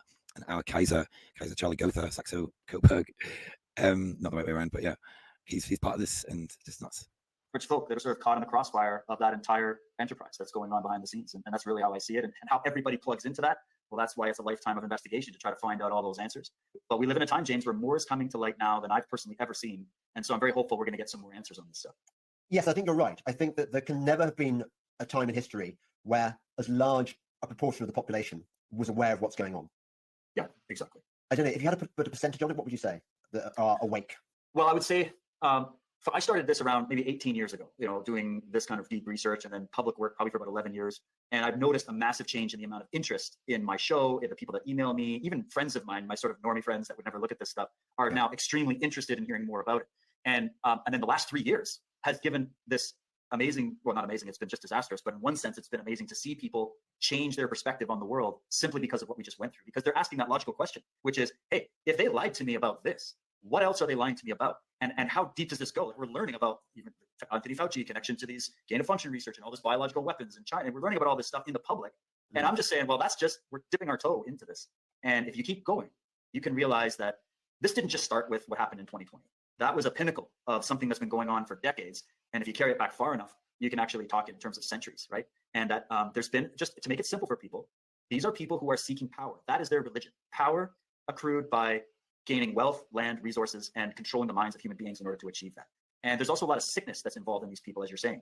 And you wonder, are these guys interbred to such a point that there's actual like deformation of their physical brains, like, and their genetics have been sort of, they're almost like a different species at this point. Like you start to wonder, they operate like that. They sort of view themselves as separate from the rest of us, as you were saying. And I agree with that. But where does that come from? Where does that alienation come from on behalf of these particular elite classes? We've seen it throughout history and we're seeing it now. So what is that? Is it just corruption? Is it psychopathy? Is it interbreeding? Or is it a belief in the fact that they may believe they are lineage to some of these ancient pharaonic dynasties? And possibly, do they even believe that they are descendants from either off-world or otherworldly beings? You know, whether that's true or not is separate, but do they believe it? And do they operate almost as if they are the pure ones and we are the dirty, sort of intermixed sort of plebes that are there to be ruled by them? What kind of, what started that whole process of thought on their part? You know, it's a question. Well, I think that they belong to a slightly different subspecies. I think that's a good spec. I mean, I want to hear about it because I think what explains how alien. This is what I was getting at about this Canaanite bloodline. It's particular blue blood, and yeah, this is what they're getting at as well. I'll put the link in the description for this episode in the description after I do this. But yeah, it's really interesting. The serpent seed bloodline. And they operate towards. Okay. Explains that. Okay. Do you want me to show you some really crazy shit? Tell me some crazy shit. You're gonna love this. You're gonna love this. A friend of mine was being shown, was being taken on a tour around Buckingham Palace, and it was, you know, sort of, I can't remember, it wasn't a general public tour. It wasn't you know, the areas where you normally go. Right. And they were taken to this room where they were shown, I think there were murals of dragons and humans, but the dragons were clearly, they weren't sort of scary. They weren't being fought. The humans were relating with the dragons. The dragons were clearly part of the furniture. They were being trained or being, and it was made clear that nobody should take photographs of this room or anything like that. Now, I think my theory is that there is some reptilian connection between the raw bloodlines, and indeed there's a podcast that I keep threatening to release and haven't yet, where she talks about this. I asked her about the Rothschild bloodline, I think, and she mentioned that yes, they have. Oh, that's right. I said, what is blue blood? And she said, well, it's basically dragon blood. So I think that there is some kind of reptilian thing going on. You know, I'm not saying that they pull off their heads and crocodiles, right. Under, but I think that they are not quite as we are. And I also think, by the way, you may think I'm crazy, that their connections with the occult have enabled them to master the art of transmigration of souls, where they can reincarnate. This is so I've true. heard all this, James. I keep an open mind to it. I just, you know, my first love, my first curiosity before, I actually was probably religion mythology. I was always interested in that, but I was always very much interested in ufology and, you know, this whole field, especially the ancient connections, right? I did a bunch of shows on ancient aliens with History Channel and whatnot. But and there's a lot of wacky theories in that world, but there are some that you just can't look at and walk away from. There are some very interesting connections that you think, okay, let's start with the ancient mythological record. What if that's not just a bunch of campfire stories that people were talking about because they were bored? What if they were using cultural symbolic allegory to describe a truth that they couldn't quite understand themselves? And so it comes out a little garbled, a little weird, but if you look at it and compare it to traditions all over the world that are supposedly never to have even come in contact with each other, that are really telling the same story over and over again through different characters, different motifs, but it's the same trend. There's a great book called Past Shock. The gentleman's name is escaping me right now, but he had a statement in that book, and he said, in his research, he was a historian. In his research, he traced over 30,000 ancient texts. These are just the surviving texts that we have. 30,000 ancient texts from all over the world that talk about an advanced civilization or advanced beings, either coming to Earth to interface with primitive man, or that were already owners of this Earth before we came into being as to what we are. So there's kind of two versions of the story, and some people would say maybe it was a bit of both. Maybe there's a whole wacky universe out there that we can't even comprehend. And then you think about it. You have the stories in the Book of Enoch, for example, about the Watchers or the fallen angels, right? The Nephilim, right? And you go, some people say reptilian, some people say it. So you got the religious mind that thinks it's all spiritual. It's all demons and angels, and these guys are possessed by demons, right? Yeah, you have the Gnostic perspective of the archons, right? The archontic possession of the mind, almost like a mind of parasite of some kind. And then you have people like me that I just take a much more Phil Schneider nuts and bolts approach to the subject to say, guys, do you really think we're alone in the universe? Is it so far-fetched to think that there's like maybe a Vulcan-like race that came to this planet, saw primitive species here, and from that moment on, just ask yourself, what would we humans do if we were in that position? So let's say you have the United Nations and NATO and all that in America, and they are able to have space travel, and they go to a planet that's bearing life that's in our galaxy or whatever, and they see there's a primitive culture, a primitive species there that's never seen technology before, kind of like the Australian Aborigines who still worship airplanes to this day. And you think, what would that culture think of these probes and these spaceships coming down And what would we do if we went there? We would, no problem. Oh, blimey. Hello? Here he goes, James watching. Yes? Oh, Jacob, can I call you? No, I'm in the middle of a podcast. He always answers his phone during podcasts. Do you know, David, people get so pissed off when I do this, but I don't know how to turn my phone off. And Oh, no problem. Yeah. I get it. Yeah. I was just saying, what would we humans do to those primitive people? We would, what have we done on this planet to people that were considered primitive? What did the British Empire do? What did the Roman Empire do? What did the Islamic slave trade do? So you just think about somebody doing to us what we have done to each other, and it's not that much of a stretch of the imagination, is it? No, I agree. I mean, that would be a very good rationalization of how we would behave if we had perfected the art of intergalactic travel, and we would do exactly that. I mean, I'm not down that particular rabbit hole, because I think that God created the world and this is it. And I'm of the Nephilim faction. I think that these. It doesn't really matter. It doesn't really matter. Yeah, we're all the same. We're all in the same room of discussion, right? Like I go with the more Giordano Bruno perspective that multiple varieties of every kind exist to glorify the creator and the whole thing, and that we inhabit a massive universe that's very similar to the universe within our bodies and the whole thing. It's just a microcosm, macrocosm. But if you don't take that and you go more with the Bible and just that straight interpretation, we're still in the same conversation, because whether you think these beings are sort of interdimensional or spiritual and that Earth is all there is, or whether you believe we live in a vast infinite universe, we're still dealing with something not us that views us as a valuable resource and operates in that fashion. So we're still in that same room of discussion either way. Things are supposed to work. The government should know virtually nothing about us because we're private citizens. We're supposed to know everything about the government because they're public servants. But everything is backward right now. And also look at the media. The media is supposed to be giving us the facts, and we should be formulating our opinions based on that information. Instead, the media gives us their opinions, and we're supposed to decipher whether that's a fact or not. Right now, you're feeling good about it. You should. It was a victory. Growth of the American population since Now the what? 1930s. You come here to negotiate some kind of deal? You think you hold all the cards? Fertility rate dropped by nearly 6. Sorry guys, a million videos started. Yeah, we're gonna play it now, guys. Not this one. I would play that one. So we said I've got a million things on my screen here. Where are we? Yeah, right. It's raining so bad down here, honestly, it's terrible. Thanks all for watching, guys. I'm gonna do part 2 because I haven't got through it. I've got through about half the videos I had to play. So we will continue and we'll look more into what is beyond the creator, or what do we live on this planet. Whatever we live on is bigger than we're told. Fascinating subject. Tomorrowland, Prince Charles, World Economic Forum, Elon Musk, etc., etc. So we will play out now, okay? Thanks for watching. Ciao for now. In Lakesh, love you all. In Lakesh.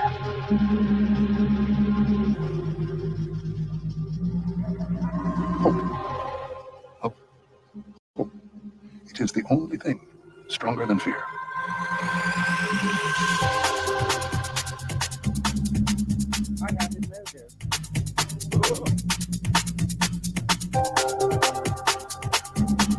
You're gonna need a bigger boat.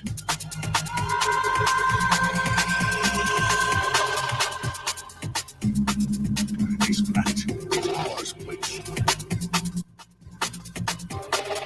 Thanks, guys. Great to be back. Yeah, good to be back. It's weird, actually. But yeah, great to see everybody in the chat. Love you all. Ciao for now.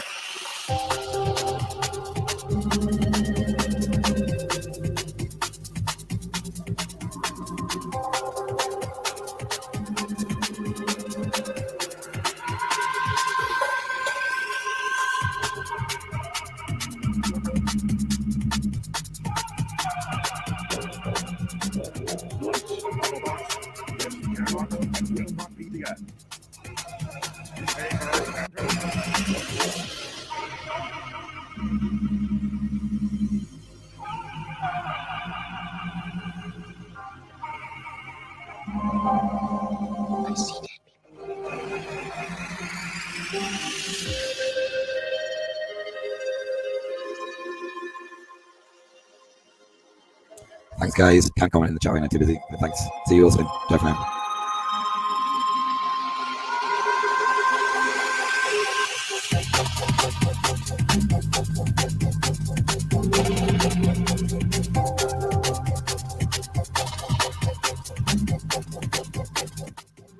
A victory. Bravo. Now what? You come here to negotiate some kind of deal? You think you hold all the cards because you can do whatever you want in this world. I say, go for it. Remake it. Knock yourselves out. Paint the sky with rainbows.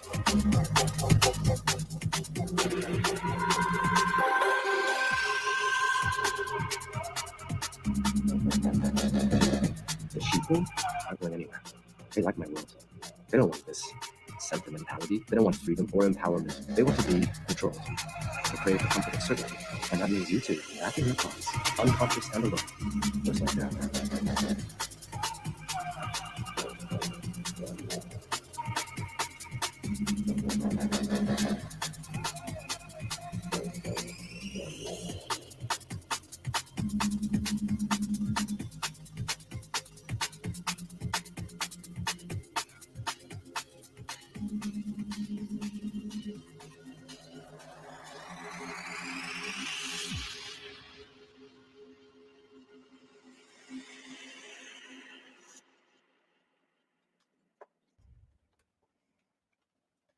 Ciao for now. See you later.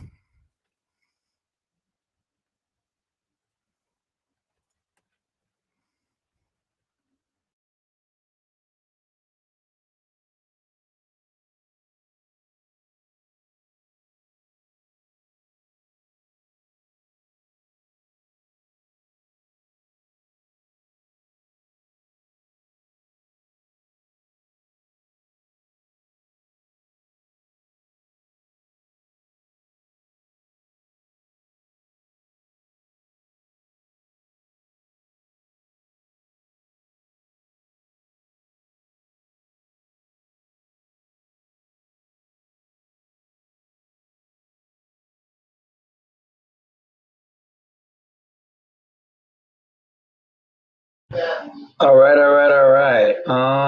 Give me a minute here. Yeah, what do you guys think of that? I mean, that was loaded. You know, shout out to him. Esoteric Knight of Malta as his channel, or at sign EKOMTV. Even had a good clip there from Celeste Solemn. Shout out to her at Celeste Solemn. I'll drop that again here. Hold on.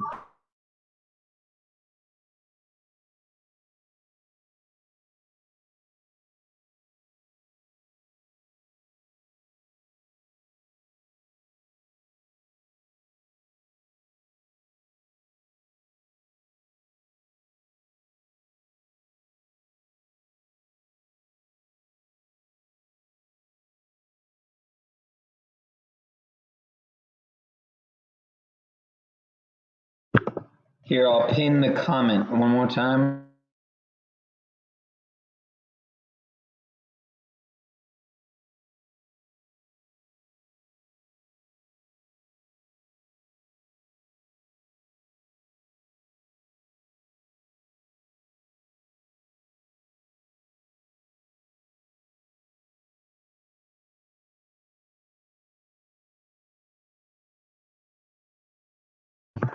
All right, there you go. The comment is pinned in the chat.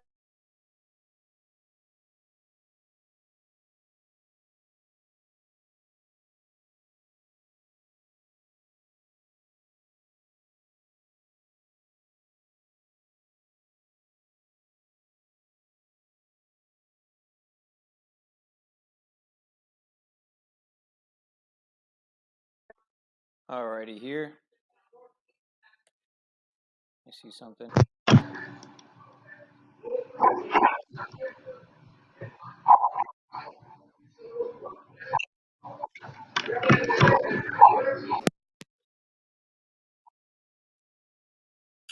All right, so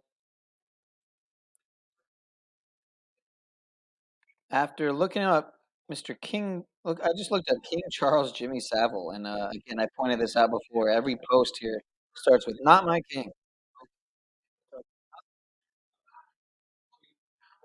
Jimmy Savile, the UK's most notorious predator, groomed and abused up to. It says up to, but who's to say it's not more, right? 1,000 victims aged between 5 and 75 over a 54-year span. Really, 54 years. Interesting. Again, as I pointed out, 54. Jesuit order, 54. Like the 54 people that they say were arrested at the coronation ritual, ceremony, whatever you want to fucking call it. And I have some other videos here. Got one. I got two. I've played this enough times, but one more time won't hurt. You can stick your coronation up your arse.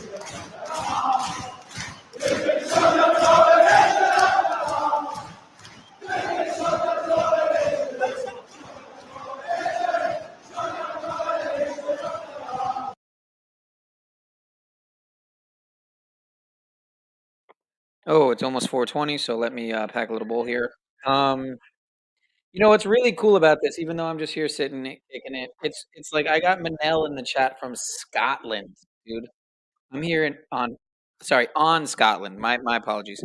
And here I am on South Florida, somewhere around between Miami and Fort Lauderdale. Not to give away my exact location. Don't want to get a drone strike on my home, but I'm only kidding, of course. Yeah, this Celeste Solemn, she's a gem. Kind of reminds me of Deborah Tavares from Stop the Crime. Similar drive to actually drain the swamp. You know,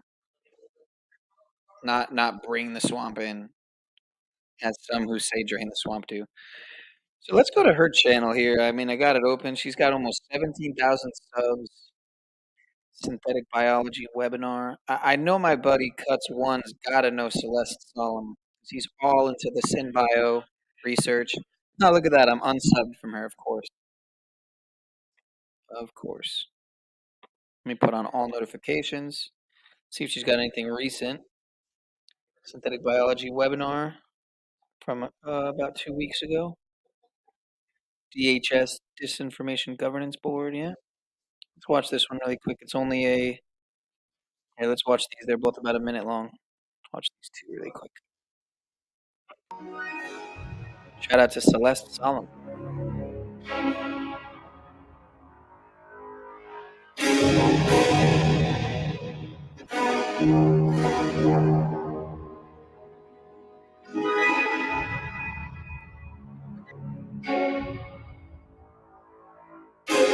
But what do you know? She has her own coronation of King Charles III video here, it looks like.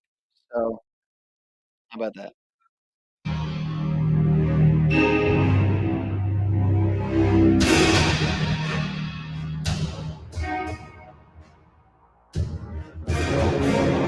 And again, if you don't think this is on topic to what we're talking about, you're wrong. It completely and totally is. The genetic modification of the human genome to divide and conquer even further.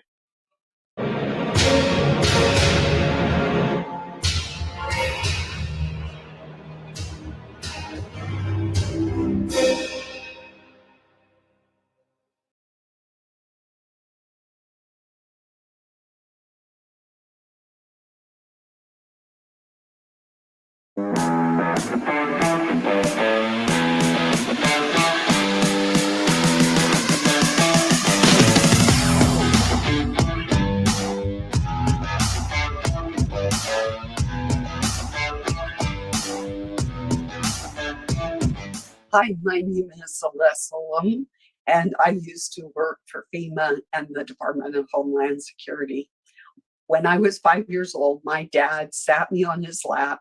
He worked for naval warfare, and he told me that the things that you are seeing right now would be coming to pass. And I knew he was telling the truth because, quite frankly, we had some very interesting guests and things like Jacques Cousteau's submarine in our driveway, and archaeologists bringing out technology, advanced technology from ancient civilizations and other things.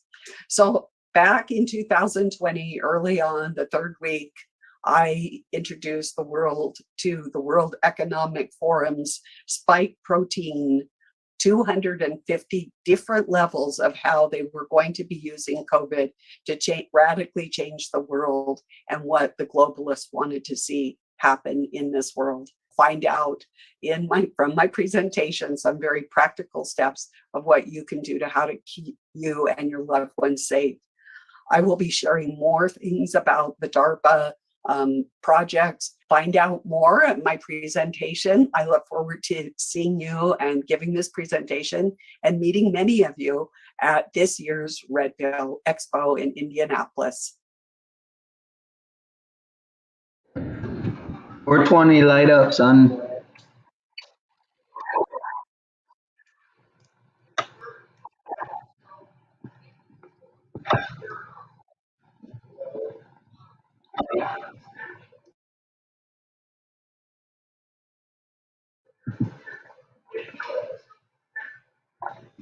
All right, there we go. First hit of the day.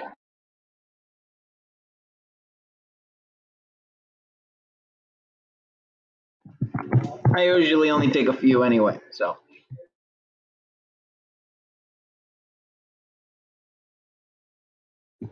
So what do you guys want more of? Drop a 1 for another video, drop a 2 for an article.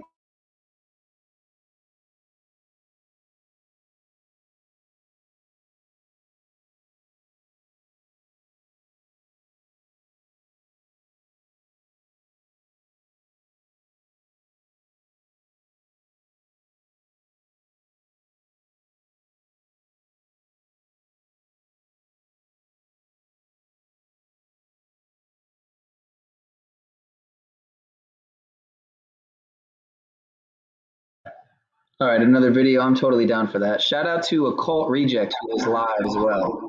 You drop a link to his channel. He's a mod over here as well.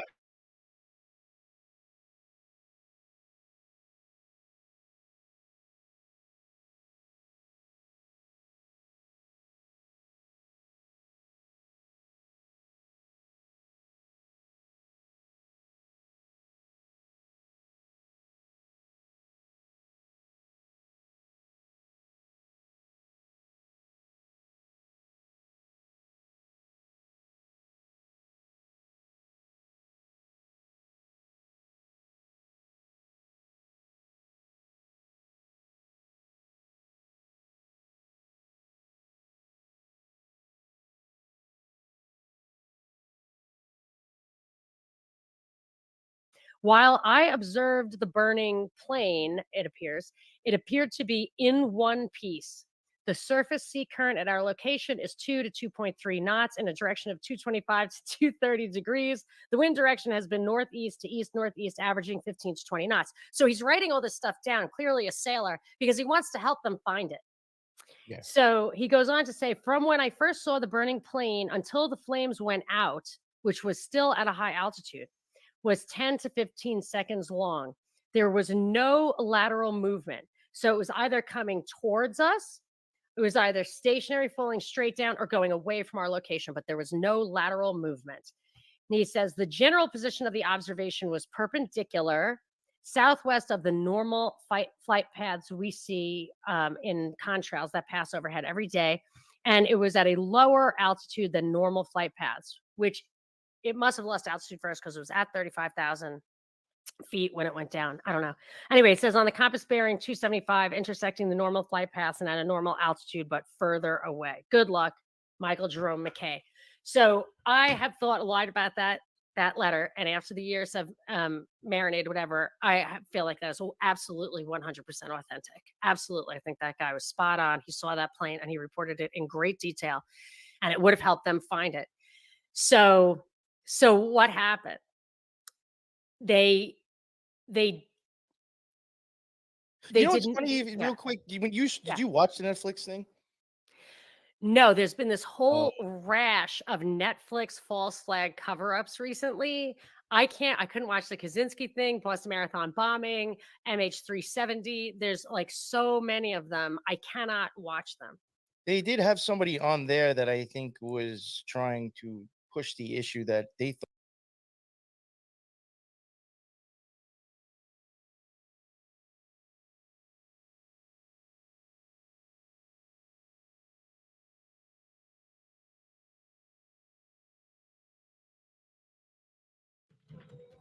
What a day that was. But doomed as millions watched the coronation of Prince Charles. It's been a long road since the murder of Diana. Charles has been waiting a long time for this. And here it is on the 666th day of the month. 6 months, 6 weeks, and 6 days since the funeral of Queen Elizabeth on September 19th, 2022. What a day that was. But they come back like a virus, like a pest, like a plague. They come back, and you can see the other ones lining. I just messed up there. Damn it, I didn't mean to do that. You know, to take his place. It'll never end. This slavery that we find ourselves in will never end. Here is Charles dressed as a Christmas tree as people are starving, as the UK crumbles due to immigration and crime and inflation. What a day for a coronation. Look at all of these rent boys. Look at all of these cult members. And behind the scenes, it's like eyes wide shut. Check out this Grim Reaper that goes by. Have you seen this video? Nothing but cult members, nothing but pedophiles. It's too bad that Epstein wasn't there, because that really would have just been the cherry on top. Having Epstein there on top of every other pedophile that's present in this coronation. And they dare do this in a church, singing hymns as these devil worshippers basically crown themselves in this most pompous display of aristocracy and tyranny the world has ever known. The UK is probably the most diabolical country on earth right now. Every year they celebrate the statues of Gog and Magog, the armies of the devil. That's what the UK represents as it pushes us towards World War III. Their propaganda against the Russians is renowned. And if there is going to be a World War III, it's the British that pretty much brought us there behind the scenes. It's the British intelligence, the Russia dossier, and the like. These people are pure evil, filth, disgusting to say the least. And of course, they pick the 6th day of the month to crown their prince, their dark prince, to rule over the dump that people call the UK. There's not much else to say about the situation, but it only gets worse, because behind the scenes, it's all about adrenochrome, it's all about pedophilia, it's all about devil worshiping, and it's all about the destruction of everything that's wholesome and pure. The UK is nothing like what it used to be, just like everywhere else these days, because these people are pure evil. So if you're living in the UK, good luck out there. Until the next time. If you're listening to this, you are the resistance.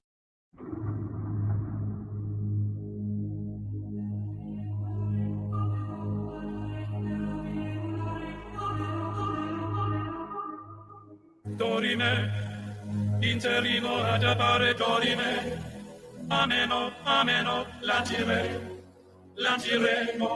dorime, ameno, o mandare imperavi, ameno, dinere, lanciremo, ameno. Manare interavi, monare, ameno, manare interavi, monare, ameno, ameno dore, ameno dorime, ameno dorime, ameno dorime vero, ameno dorime, ameno dorime, dorime ma.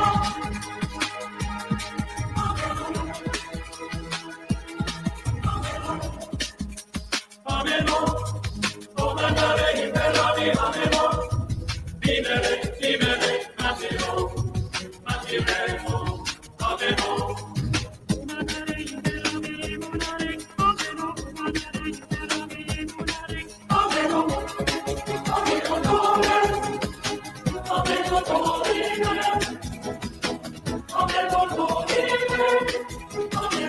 ameno dorime vero.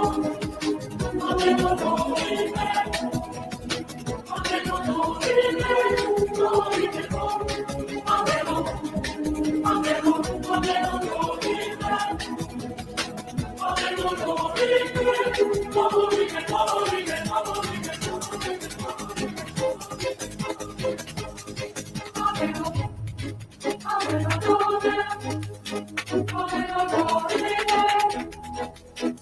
Ameno dorime, ameno dorime vero, ameno dorime, ameno dorime, ameno, ameno, ameno, ameno dorime, ameno, ameno dorime.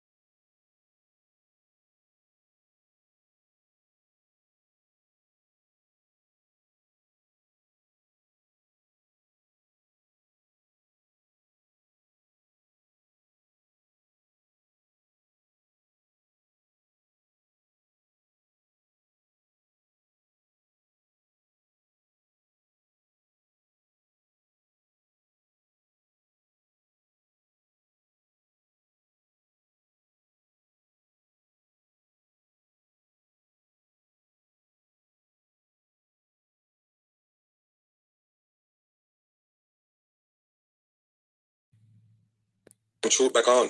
Now I'm gonna break down this so-called coronation that they have for King Charles the third, supposedly. You know that's coding.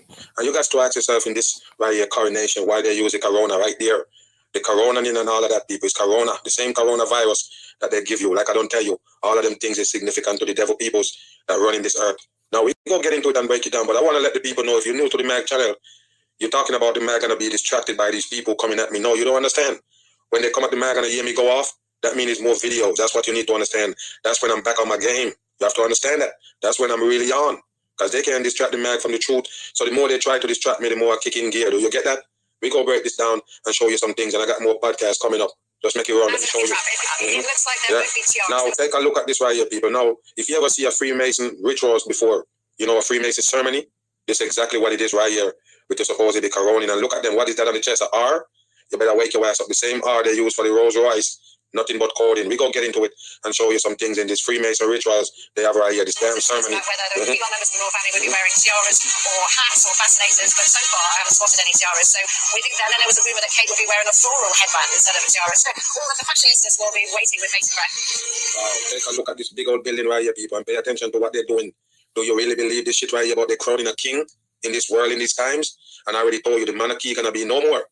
They're just fronting up and give you this shit right here, and it's actually gonna crash. This is the rising of the falling of the monarchy. So pay attention to what they're doing right here. Just satanic work. Everything you see them holding the hand, all symbolic to the Freemasonry. You see the things that they have on right here, like badges hanging. You don't get it. It's the same thing they wear, and they supposed to be generals in America and all over the world. Pay attention to this shit right here that they're doing. Like I say, satanic rituals in plain sight. They have candles marching with. Look at the clothing that they wear, people. It's Freemasonry, and they're marching with this cross in front of the face, dead on. And of course, the so-called, you know, Catholic Church is involved in this shit right here. Take a look, people. All Roman shit they're doing right there. The same thing they used to do in ancient Babylon, they're doing right now. Celebrating a man they're supposed to be called king. As you can see, this one with the fold-out pyramid on. All of them is the same. It's devil work right here on earth. Pay attention. They can't trick everybody. This right here they call the coroning of King Charles III is actually a Freemason. Basically rituals right here they're performing on the masses. A big old devil ceremony. As you can see them right there marching out in these costumes. That's what it's about, people. Devil rituals. And of course the earth taking a drastic turn right now. Yes, to the end of times. That's where they're taking you, and that's why they're giving you all of this shit right here. They're packing it in with the queen die, and the supposed Charles becomes king, and you have Queen Camilla and all of this shit all rising before the fall. They're setting up the masses right here. If you believe them, you're dumb. If you believe into the supposed monarchy, they're not gonna last. It's gonna fall. And of course, with the Prince Harry out there running his mouth and everything else is a part of it, they're setting it up for it to fall right here, even though they're crowning the supposed, you know, King Charles right there. Nothing but fake it for the dumb people. Take a listen. All of this shit right here, devil shit. What's the difference between him and the Pope right here, people? What is all of these garments, these costumes? It's devil shit. That's what you need to understand. And you go hear it from them out. Pay attention here. Look at this old bastard. Or you crown him as king on earth. Anybody crowned on earth as king is going against the creator himself. As you can see them right here. Look how they want to live on earth. Talking about their royalties. What a dumb shit for the masses. Look at this right here, people. And they got the red carpet in hand. It's part of his clothing. That's the same kind of shit they use for carpet. The blood carpet. Pay attention. Playing that damn music in the background.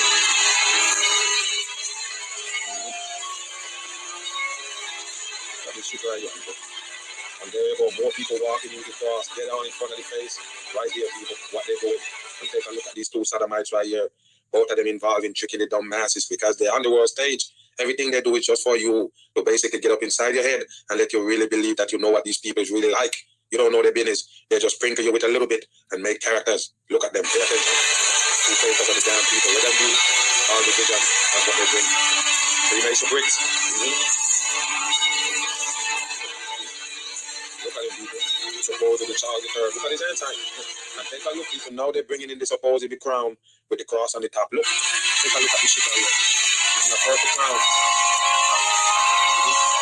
I guess it's more than one crown, but pay attention to them right there, people. Look at them. The whole thing is staged. That's satanic shit right here.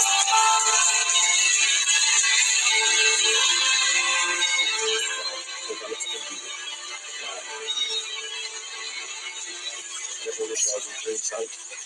Unbelievable shit. So as this processional enters Westminster Abbey, you're seeing some of the... Take a look, people. They have the supposed Jesus in the background, flashing the sign on the hand. Wow, people, these evilous people. Why they like the Jesus so much? I don't get it. Why would they put on this big old supposed devil shit right here, crowning a man on earth? But you got the Jesus post up right there. Wow, them playing king on earth is an abomination to the creator. Royal regalia, steeped in history, used in many, many coronations past. We've seen one of the crowns that will be worn today by the king.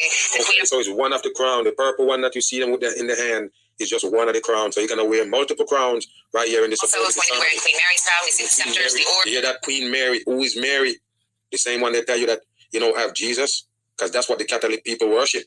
And this is a part of it right here. They're big in the world reception. The Catholics, that's why they're here right there. They are part of the ceremony to crown a king on earth. What did that tell you? All of the, as they say, the vestments, the badges, and honorable items that date back centuries being processed into the abbey. All the regalia, and you can see that the Freemasonry ceremony. If you ever seen one before, this is exactly what it looked like. Freemason ceremony right here, the crown of King on earth. Has chosen various people to carry these incredible regalia. You see, Florida Benjamin was a children's TV presenter on the right, now member of the House of Lords. He's deep into the satanic programming. If you programming the children, you already know people. Wow, and they choose him to bring the crown. The orb on the left, you'll see the cross on the top is actually walking. It's now on cross on the top. You can't explain that. It's already been explained by the mag. That's the devil shit right there. They post up. You're crowning a man on earth, and you have the cross on the crown. What to the right of the crown, because the crown jewels there was an attempted theft on them many hundreds of years ago. Bullshit, people. It's 100% bullshit, but there was a theft attempt on the damn crown. It's garbage. 100% trash. And the orb was dropped, and now the crown is wonky, and there is the Queen in her Bruce Holden dress. It's much to note that even though today, of course, the king became king, but the moment his late mother passed away, the reason you see the crowns and all the rest of the regalia travel into the service ahead of them is because historically, until they were crowned, they wouldn't necessarily become king. So they've been calling him king the whole time since the supposed queen died. That's what you need to understand. So they don't have to be crowned before they start calling them king. All bullshit. He is the king, but he follows in the crowd, and this service will duly place on his head once he's anointed by God. Bam! Do you hear what he just said, people? Once he's anointed by God. Huh? I don't get that part of it. Who is God right here that's gonna anoint him? Go back again. Will duly place on his head once he's anointed by God. My God, people, who's they calling God here? Well, let's look and see who's gonna put the crown on his head. Can they just tell you that God gonna crown? Watch this. Of course, the king and queen surrounded by pages, and the king's eldest grandson George had the honor of being one of those pages today. Let's watch as the ceremony begins. Oh, well, listen to the music, people. Let me turn it down. Real annoying shit. They bring in the masses. Pay attention here as they get up into your soul right here with this fakery and this faker they call Charles III. Take a look, people. They have the Jesus post up. Big part of this shit right here, the crown of king on earth. What do you think? They tell you that Jesus was the real king on earth, and then you post him up right there in the background while you crown the king on earth right here. What do you think, people? It's devil shit. Wow, unbelievable. Everything you see on the wall is basically satanic shit right here. Take a look at this Charles III right here. What gonna be his agenda now when he's a supposedly king? What gonna happen? You don't understand. The end of the world at the end of times is close. That's why they're packing all these things in right here with his supposedly king. They're fake. 100% fake. How long is it gonna take before he dies supposedly? And leave it up to the supposedly Queen Camilla. However they say is in line at the damn throne. All bullshit. And look what he got around his neck. They can't fool everybody. All Freemasonry. 100%. And what is he fiddling there? And look at his so-called wife with the high shoulder. Why they look like that? Wow, unbelievable bullshit. They're feeding the damn people. Look at them marching and walking in line. What they got for the dumb people right here with the ceremony. Something big gonna happen. No doubt when I tell you. Here they come. Now this Freemason ceremony. Giving the devil energy right here.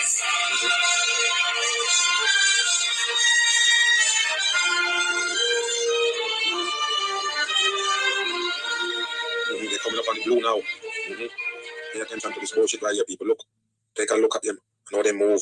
Wow. Take a look at this iron-faced bastard right there. They call Queen Camilla. Why gonna be queen soon?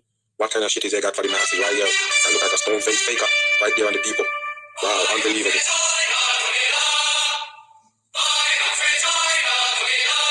What? Wow. All satanic shit. Take a look at the supposedly charge right there, people. Why they're singing this annoying song, getting in on your damn soul. Pay attention to them right there. And take a look at the chair that you're gonna sit in. Take a look, that's where they're gonna crown him. Let's see.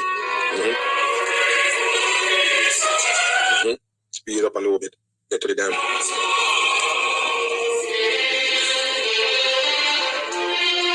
And take a look at the stuff that behind them, people. The same things they got in the Freemason Lodge. All these gold-plated looking image in the background, looking like circles and also towers. You see that right there? All devil shit. They know what they're doing. Scottish Freemasonry right here. Red Cross on. They're responsible for it. There you go right here, people. Wow, okay.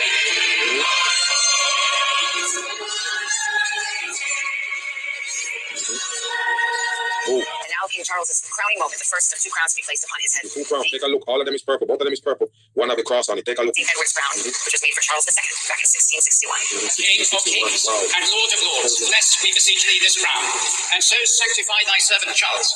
So Charles is a servant, and you're talking to the lords of lords and gods of gods, or kings of kings and lords of lords.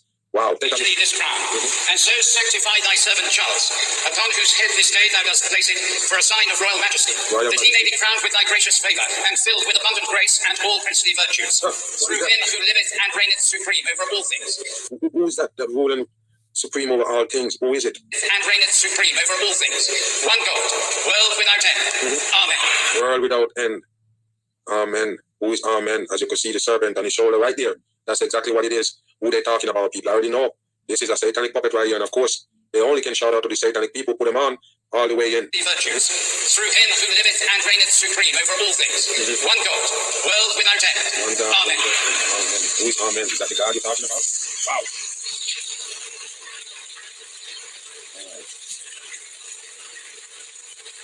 And the big old pyramid sitting right there on the chair. That's it right there, people. The same one that the supposed Queen Elizabeth was sitting in. And Elizabeth, 33 coding. One gloves on, people. One gloves on for Freemasonry. One glove. Look at this. Look at this rituals right here, people. Wow. Wow. Look at this shit, people. So I can't fit on his head. Wow, people. Why do they do this? And he got 2 magic wands in the hand. Please tell me, people, what is this about? You can tell they put a lot of time in this. This is a lot of work to come up with all of this shit.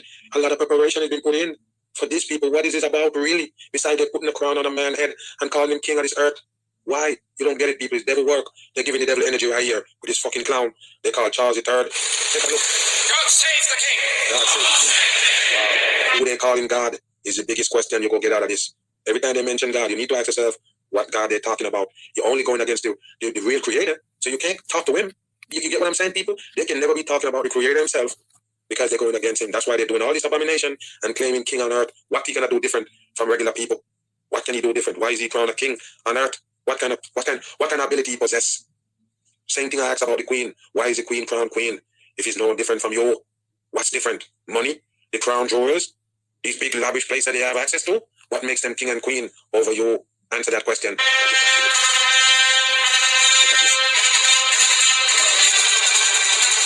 Unbelievable shit, people. Take a look at this right here. Go stand up. Why does he only have 1 gloves on, people? Wow, unbelievable. Got 2 different looking magic one in the hand, but he all one of them with a gloves on. Okay. Come on, look at this tough man right here on screen. Yeah, y'all bring the corona, and now you bring the corona in. What a dumb shit for the masses. All of these people is puppets in line, coming to deceive the masses later. Even the young ones, I already show you them. They're all a part of this trickery right here with the supposed royal family and the masses. There you go. So you're throwing a man king post up with the red cross on. Just did a podcast about that, with them actually collecting blood for the evil people on this earth. That's what they live off. That's what they feed on. They don't feed on the food, they feed you. They actually feed on the human being blood, the plasma. That's why he got the red cross on, because he's a big part of it. Him and his supposed family, all of them is in on it. As you can see the sunlight, sun ray right there. That's exactly what it's there for. Devil work on. Pay attention. Applause here in Buckingham Palace at that very moment when King Charles received his crown, the one worn by many, many kings and queens over 360 years. And of course, it's 360 years right on the money for your 3 6s. They say all of these, past kings and queens was wearing the same supposedly crown on their head. What does it signify? What does it good for? What does it represent? Wow. His own mother in 1953, you cannot help but think when they show those pictures of Prince George, his grandson, who was in the line of succession, that it was Charles himself who was once a young boy watching this very moment, and now 70 years later, the moment belongs to him. That crown weighs 5 pounds, as we were told by the palace, Stacey, that they've been practicing with the crown for this moment. The crown is very heavy. The robes are incredibly heavy as well. They made it, girls, and of course the responsibility is very heavy. What responsibility like the Queen used to have?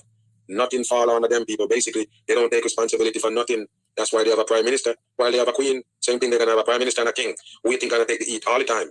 The prime minister, they put under the gun. You never hear nothing happen and they say, yeah, let's blame the queen for it. No, people never. They never point an eye or finger to them. They was almost, invisible when it comes to them touching them. You understand me? So they don't get blamed for nothing. They're just going to fall back with the crown and they're supposed to be palace and kick back while shit going on. That's what it is, people. They never get involved, supposedly. They never come to your rescue or nothing. They're just sitting right there with the crown on. And then seeing Prince George, as Savannah was saying, who must be thinking that'll be me, and of course William thinking I'll be next. Take a look at the William right here. Take a look at him with the ball head. You got all kind of shit on him planned right there to show you. All satanic peoples right here. They can't fool everybody. This ceremony right here is Freemasonry. And of course, you're gonna see most of the puppets supposedly attend this shit. To see them, all them got the badges on all over the world. They wear the same damn shit. There you go, right there. All of them is in on folding the dumb masses. What is this right here? Like I say, one of the biggest Freemason ceremony you ever see in your life. Yes, mag on, and I'm gone.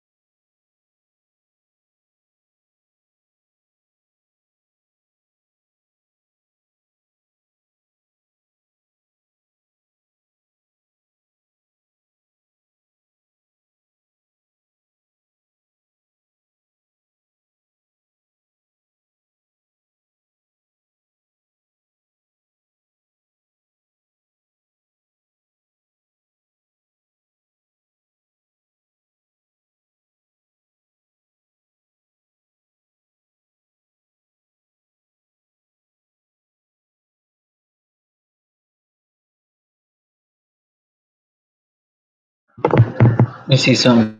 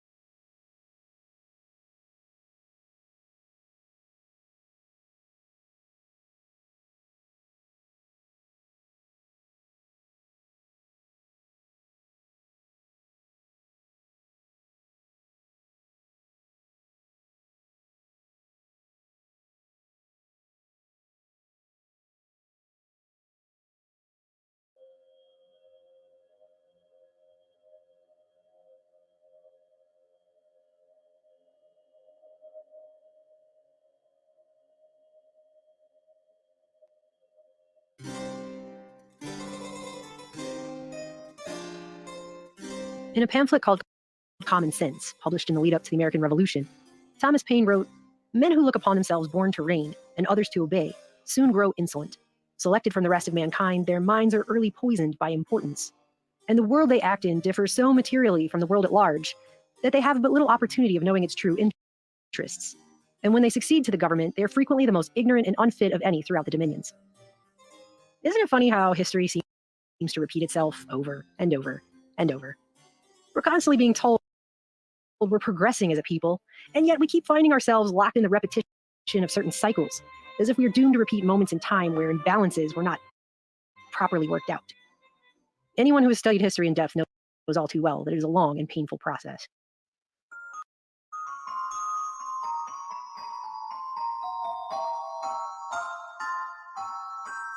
The British monarchy and its coronation rituals have an interesting history, rituals which have been recently described as the last religious monarchical coronation rites in the West. But what they're not saying is that the British coronation ceremony is one of the most powerful symbols modern humanity has of the union between church and state. In America, this unholy union was permanently separated in the enshrinement of the First Amendment to the United States Constitution. Our Bill of Rights effectively built a wall between church and state in the very first of the amendments, which is first for a reason. As one of its co-authors, Thomas Jefferson, explained, that reason has to do with the reality that spirituality is a matter that should lay directly and solely between a person and God, as is every person's inherent natural rights, with no middlemen, and especially no government of middlemen. And we're talking about a time where in the not-too-distant past, ecclesiastical judges were determining what heresy is and then burning people at the stake for it. And today, if we had no First Amendment, I'm sure most of you can only imagine what beliefs would be required in order to not be burned at the stake. So, everything in this place we all share seeks equilibrium. This pull to balance energetic imbalances is inherent to the reality within which we exist and can be seen as a repeating pattern everywhere. As inequality grows all around the world by the day, by the very second, deep contemplation of those ancient rites and symbols which seek to legitimize and formally enshrine inequality becomes crucial, perhaps now more than ever in modern human history. Saying we are going to kowtow to them and we're going to bend and bow and kneel to them. Those days are done. The monarchies are relic. For those who are not familiar, King Charles III's upcoming coronation ceremony, a highly symbolic religious initiation ritual for a hereditary monarchy system that openly claims a divine right by God as its basis of power to rule over 2.4 billion subjects that are now under the British Commonwealth, will be the most viewed coronation ever in the modern known history of the crowning of a king or queen. It will be viewed by billions of people the world over.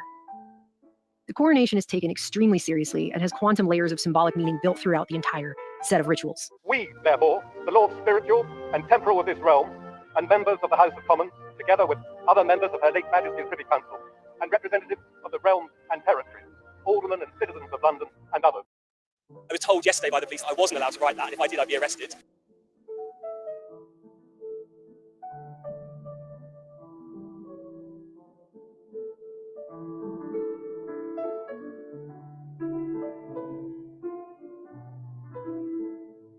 God save the King! Hereby, with one voice and consent of tongue and heart, proclaim that the Prince Charles Philip Arthur George is now become our only lawful and rightful liege lord, Charles III. In other words, this is not anything even remotely close to your average St. Patrick's Day parade with floats down Main Street where they throw a few pieces of candy to the kids on a Saturday morning. What this ceremony means, especially at this point in time in the space we as human beings all share, absolutely matters to the future of humanity as a whole, regardless of whether or not you consider yourself a loyal and obedient subject to whom we do acknowledge all faith and obedience of a royal crown placed on the heads of a single family automatically due to birthright. A crown upheld on a pillar is precarious in the 21st century as the hereditary principle of what is claimed to be, quote, royal blood. The circulation of social energy is the true function of government, one that has been abused time and again for the whole of its history. In the post-coronavirus reality we all share, many of us all around the world have become all too painfully aware of what it feels like to be subjected to an egregious imbalance in this social contract. The energy bestowed upon and invested in the king and the church/government he becomes the head of is supposed to be concentrated and returned back to the people in equal measure.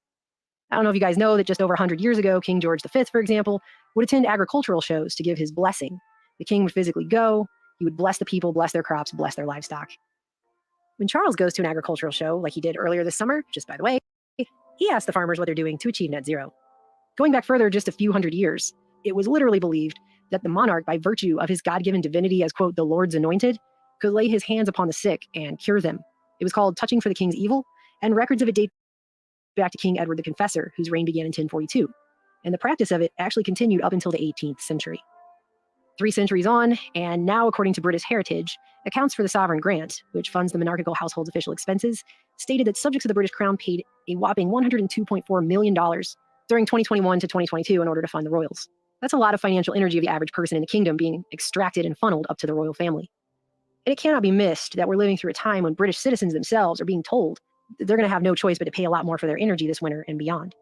It is now estimated that some 42% of British households may fall into what they're literally calling energy poverty this winter, leaving millions of the crown's subjects financially unable to afford to light and heat their own homes.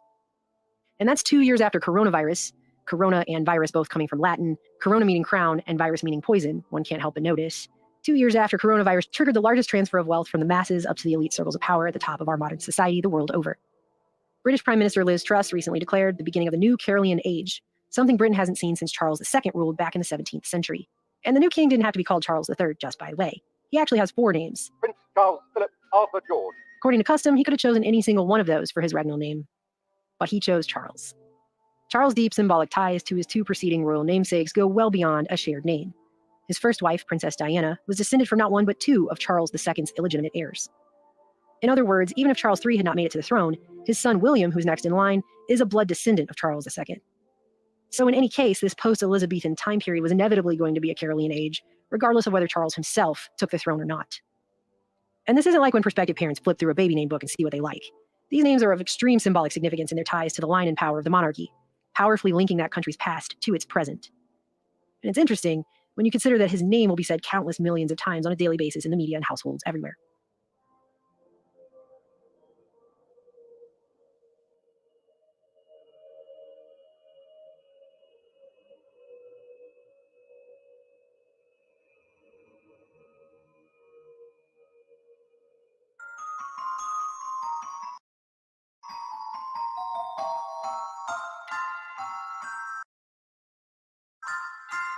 King Charles I was first and foremost an absolute monarchist.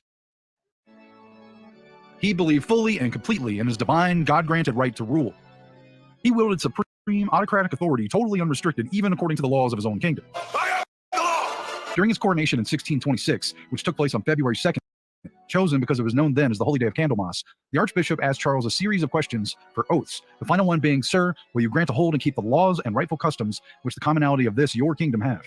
Previous coronations had the word chosen at the end, as in the laws and rightful customs which your kingdom have chosen. But by removing that last word, Charles I was emphasizing the nuanced but critical fact that he believed his oaths were a contract with God alone and not with the people, signaling up front that he was not bound nor interested in what the people had, quote, chosen. Right from the start, it was made quite clear this was not going to be a representative form of government, but an absolute dictatorial one. And that's fundamentally the case. Years later, the American Declaration of Independence, levied against King George III, came infamously complete with a, quote, long train of abuses described as, quote, repeated injuries and usurpations, all having in direct object the establishment of an absolute tyranny over these states, end quote. That included imposing taxes on people without their consent, as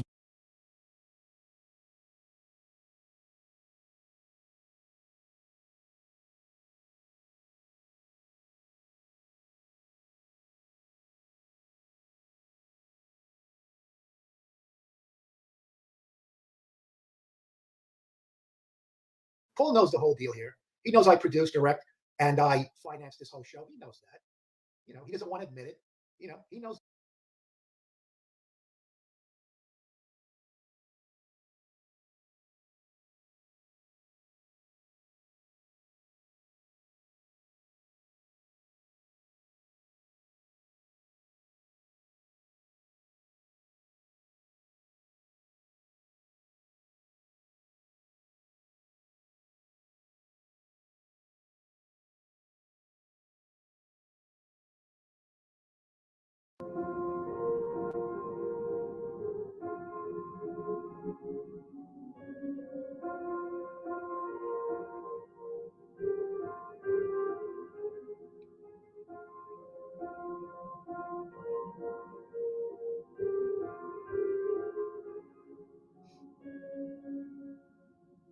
I'm the Emperor.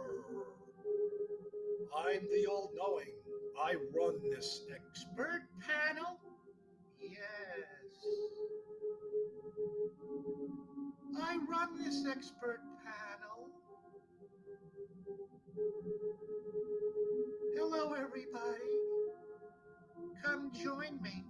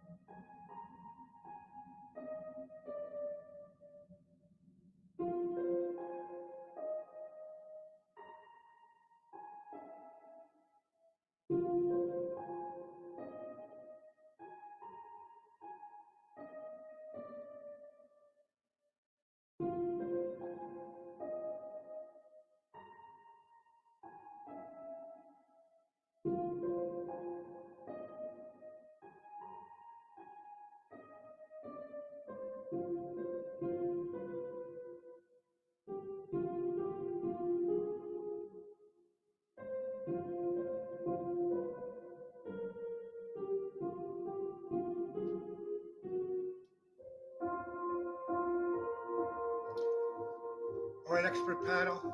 I do have to go right now. I appreciate the time you've given me. Hope you guys can get it together. Leave Jack Talcott alone. He's the best man you could ever have on this panel. You all have a good night.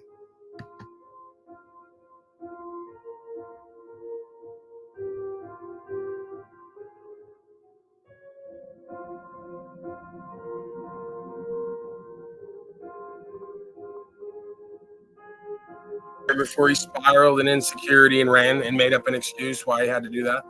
So that's Yeah, good. Pathetic simp for Jack. When Jack already came up here and told you, "You're done, Paul. You're not allowed on my panel, on your panel." What a fucking bitch. Well, Jack will do the same thing, right? With his children and women, make up reasons why his time is important and he's got important things to do and avoid conversations and being real. It's really pathetic and embarrassing, but I just move right through it because that's what, this is where you come up and really find yourself and your power and stop giving it away is households like these, where they'll bullshit you all your life, doubt you, talk down on you, present a different image in public, never truly care about the truth and your walk and your understanding and want to connect with you on deeper levels, destroy themselves and everyone in the household one way or the other with their lack of knowledge of self and application of true care, and then wonder why they'll wind up alone, sick, disturbed, diseased, and clinging, right? Not ready to die, can't die with dignity, having to run around town and make up for all the shit you never did, tie up loose ends. It's like, it's cliche at this point. I see the whole walk of a man or a woman beginning to end. I see how it's supposed to go. I see how it winds up going, and I see how it could be corrected. And that's fine. Are you willing to do that process? If not, sit with yourself and your life. Continue. I'm here. It's no love lost. It's just a great wall of frustration that you've put up to try to secure yourself from the inevitable truth you're going to have to face at some point. It's not I've done it already. I've looked at it. I've accepted it. I've gone past it. I share with others when they're willing and ready. I share with others even when they're not willing and ready. And they continue to play these games with themselves and others. This shit doesn't work. It's not real. Like I said, if any, I don't feel any kind of way about it. I pity you. Pity the majority of folks who live and act like that. I don't care, father, whatever. It's just not about, familial bonds and favoritism and nepotism. It's not about any of that. What's true and right is true and right. If we won't live like that, and everything else is extras. So you can't point to other shit, how this person's here. There's reasons for everything. You could argue a lot of us really have no work ethic because we looked at people who had all the work ethic and we said, we don't want to be nothing like you. So it taught us subconsciously not to work hard for the shit that we want and need. It was an undoing, right? Now, if you had a work ethic and you were present and aware and conscious and loving and caring and righteous, motherfuckers would want to get like you and be like you. So it could confuse a child. They'll start learning, like I said, subconsciously, indirectly, to be a lazy, procrastinating piece of shit like I was most of my life. Because I figured, well, however my father does it, I should do it the opposite way. Because I don't want to be like him. So you guys got to know yourselves in psychology and child psychology and how to balance yourselves so you can give a balanced presentment to the child or the woman and lead them where they need to go, not where you want or don't want them to go. Because that usually never happens. They wind up going like the prodigal son off into the world and then getting caught up a lot of the time and never finding their way back. If they find their way back and they got a story to tell and they could teach you something, you might want to listen. There might be a reason the prodigal son left off home and went wandering into the world. It might not be because of his ego. It might have been because he found more family out in the streets than he did at home.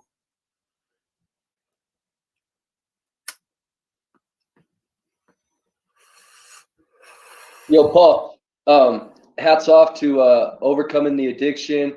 And you do more in a trailer for freedom than people in big old places. So thanks for what you do, man. I ain't kissing your ass, nothing like that. Right, and this is why the Salty Siren and other women down there, I'm just maybe projecting, but I'll speak on it because from time to time I'll say, hey, come up, let's rap, let's vibe. And I think maybe they try to or want to, and a lot of times they're scared to. And if they are scared to, I don't want to completely project here. But if it is because they're just scared to, a big reason is because they've had trust broken. They've had fathers like this. And they've allowed this power to be taken over them where they've not really learned to trust ever again a man because they've done years of this. And a lot of the men they meet do this on some level. So they just go, you know what? I'd rather be alone or be with a safe, friendly man who I can feel safe with, who's my friend, than somebody who's a powerful leader who has a work ethic. Because they tend in this world to be a bunch of narcissistic, egoic, arrogant motherfuckers who like to play games and lie and cheat and steal. Right? So we got to find a middle ground. A lot of you women, I'm not saying that's her specifically. I don't know. It occurs to me. There's other women I've dealt with down there, and I see this in you. I see you come from this background. A lot of times it's culturally and ethnically similar, and the power dynamics are similar.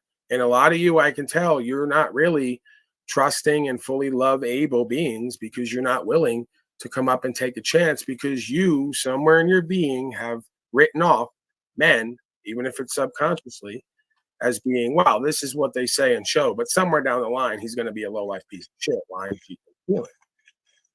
You know, that's what I've observed with a lot of women. You know, they're really, you know, and then we can go the other side. We have a bunch of trust issues. Men have a bunch of trust issues with women for other reasons. And we could start with the whole mama idea. That's why I played Freud today, because he's known for expounding upon this idea of all this stuff. Is a relationship you started with yourself that started in a household with the first men and women you saw as men and women. I'd be willing to bet most people that come to this channel have divorced parents or have, you know, some sort of trauma in that sense. You know what I mean? I would be willing to bet most of our parents had communication issues at the very least. You know what I mean? So yeah, and not to mention getting up on panel like this is like getting up on a stage. In my opinion, I have, you know, stage fright or whatever the fuck you want to call it too. So I kind of understand. Right, but it's all processes of rebuilding back trust in yourself and trust with others. You have to trust that if you come up here, everything's going to be okay, even if it's not. Right? What's going to happen? Yeah, exactly. Nothing. Right. Even if all the worst things happen, are you going to say, well, I'm going to limit myself to never going up there if I feel like that's in me because of all the things may come true and happen? You can't live like that. Yeah. If you're up here and you want to have a mindset of growth, man, that's what you got to do. Face your fears and go take it head on. Fuck. Like you say, nothing's going to happen. What's the worst that's going to happen? Somebody's going to talk shit to you and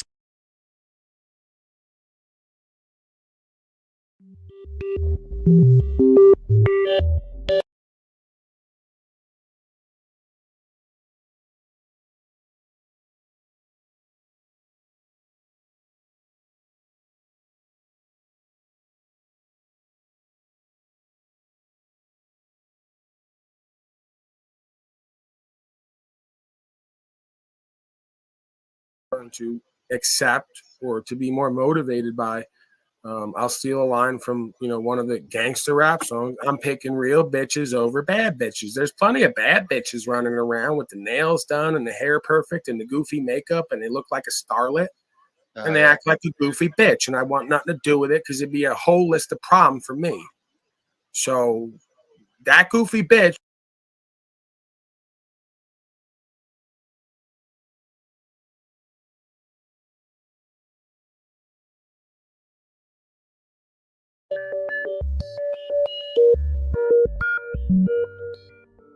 Stone of Destiny.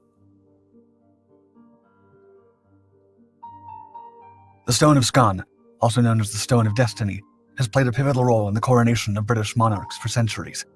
This oblong block of red sandstone, weighing approximately 335 pounds, has been the centerpiece of royal inaugurations in both Scotland and England. Though steeped in legend and folklore, the stone's historical journey is equally fascinating, with periods of capture, bombings, and theft marking its colorful past. The Stone of Scone was historically kept at the now ruined Scone Abbey near Perth, Scotland. It was seized by Edward I's forces during the English invasion of Scotland in 1296 and subsequently used in the coronation of English monarchs. A roughly incised cross adorns one surface, and iron rings at each end assist with transportation. Some stories of the stone's origin involve Fergus, the first King of Scots, who transported the stone from Ireland to Argyll, where he was crowned upon it. Other tales connect the stone to biblical times, identifying it as Jacob's pillow stone, taken from Bethel by Jacob on his way to Haran. However, geologists have proven that the stone taken by Edward I to Westminster is made of lower Old Red sandstone, quarried near Scone. Still, doubts persist about the stone's authenticity, with some suggesting that the real stone was hidden by monks in the River Tay or buried at a fort on Dunsinane Hill during the reign of Macbeth. In 1296, Edward I of England took the stone as spoils of war, moving it to Westminster Abbey. It was fitted into a wooden chair, the coronation chair, upon which most subsequent English and British sovereigns have been crowned. Edward I sought to claim the status of Lord Paramount of Scotland, with the right to oversee its king. Despite the 1328 Treaty of Northampton, which agreed to return the stone to Scotland, rioting crowds prevented its removal from Westminster Abbey. The stone remained in England for 6 centuries, until 1996, when the British government returned it to Scotland. It was transported to Edinburgh Castle, where it now resides with the Scottish crown jewels. Over the years, the stone has been the target of various attempts to destroy or return it to Scotland. On June 11, 1914, suffragettes of the Women's Social and Political Union planted a bomb next to the coronation chair and stone as part of their bombing and arson campaign. The explosion caused damage to the chair and broke the stone in half, although this was not discovered until 1950. During World War II, fears of potential destruction or capture by German forces led to the stone being hidden in a burial vault beneath Westminster Abbey. Maps detailing its location were sent to Canada to ensure the secret would not be lost if those who knew it were killed during the war. The most notable event occurred on Christmas Day, 1950, when 4 Scottish students removed the stone from Westminster Abbey. During the process, damage from the previous bombing caused the stone to break into 2 pieces. After hiding it in a field, the stone was eventually left on the altar of Arbroath Abbey and returned to Westminster 4 months after its removal. The stone has remained in Scotland since its 1996 return, awaiting the coronation of the next British monarch.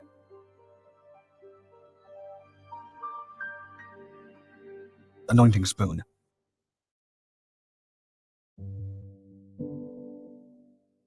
The oldest, and therefore perhaps the most important piece of regalia to be used in the coronation of British monarchs, is a simple spoon. This silver-gilt coronation spoon, adorned with an oval bowl divided into 2 lobes, boasts intricate engravings of acanthus scrolls. A stylized monster's head connects the bowl to the stem, transforming into a roundel flanked by 4 pearls and a band of interlaced scrolling. The coronation spoon takes center stage during the sacred anointing ceremony. At this moment, the archbishop pours holy oil from the ampulla into the spoon and anoints the sovereign on their hands, chest, and head. This ancient rite, tracing its roots to the Old Testament, emphasizes the spiritual status of the monarch and reaffirms their role as the supreme governor of the Church of England. First documented in 1349, the spoon was already deemed, quote, of antique form. Believed to have originated in the second half of the 12th century, it may have initially been used to mix water and wine. It wasn't until 1603 that the spoon took on its anointing role in the coronation ceremony of James I. The spoon's journey was interrupted in 1649 when the monarchy was abolished, ushering in the Commonwealth of England. The new republic dismantled the jewels, melted down the regalia, and sold the remains to generate funds. Miraculously, the coronation spoon survived, purchased for 16 shillings by Clement Kinnersley, an official in charge of the wardrobes of Charles I. With the restoration of the British monarchy in 1661, Kinnersley returned the coronation spoon to the newly crowned Charles II. Since then, the spoon has played a pivotal role in the coronation ceremonies of English monarchs. Though no longer viewed as divine, they still hold an essential religious role as the head of the Church of England. While many monarchies have abandoned the practice of lavish coronation ceremonies, the United Kingdom continues to embrace these medieval rituals and the objects associated with them. Sword of Mercy.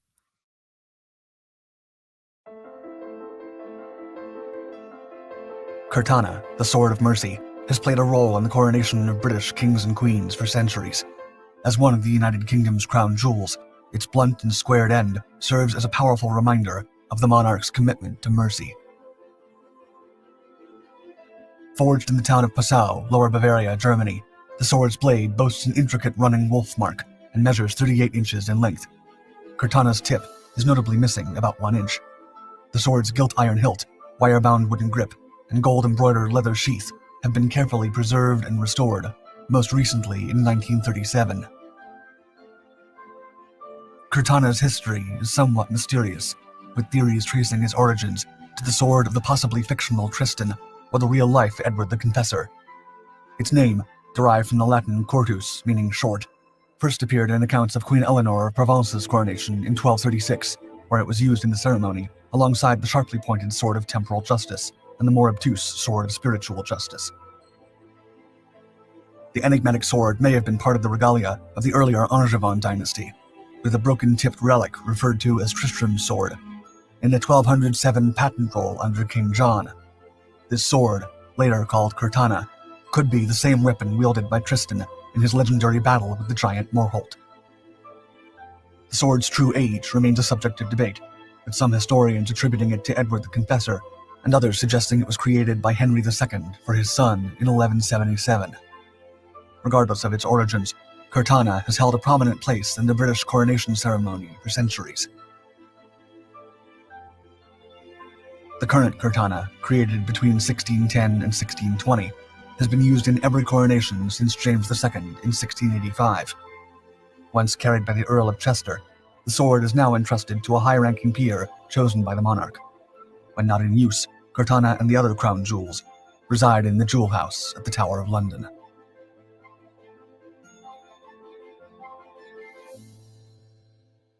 Coronation Chair. Amidst the splendor of Westminster Abbey, the coronation chair has borne witness to the crowning of countless monarchs for over 7 centuries. The story begins in 1296, when King Edward I seized the Stone of Destiny from Scone Abbey. To house this treasure, he commissioned the now famous coronation chair, crafted by the master carpenter Walter of Durham between 1297 and 1300. Originally adorned with gilding and colored glass, the chair transformed into a symbol of power, with its first confirmed use in the coronation of Henry IV in 1399. When William III and Mary II became joint monarchs in 1689, a second chair was created for their dual coronation, which still resides in the abbey. Gilded lions, added in the 16th century, served as the chair's legs until their replacement in 1727. Traces of the chair's original grandeur are still visible, especially on the back, where outlines of foliage, birds, and animals survive. Throughout the centuries, the chair has been subjected to various degrees of mistreatment. In the 18th century, tourists and choirboys etched their initials into the wood, while souvenir hunters caused extensive damage to the corner posts. The chair was also severely damaged in the 1914 bomb attack that fractured the Stone of Destiny.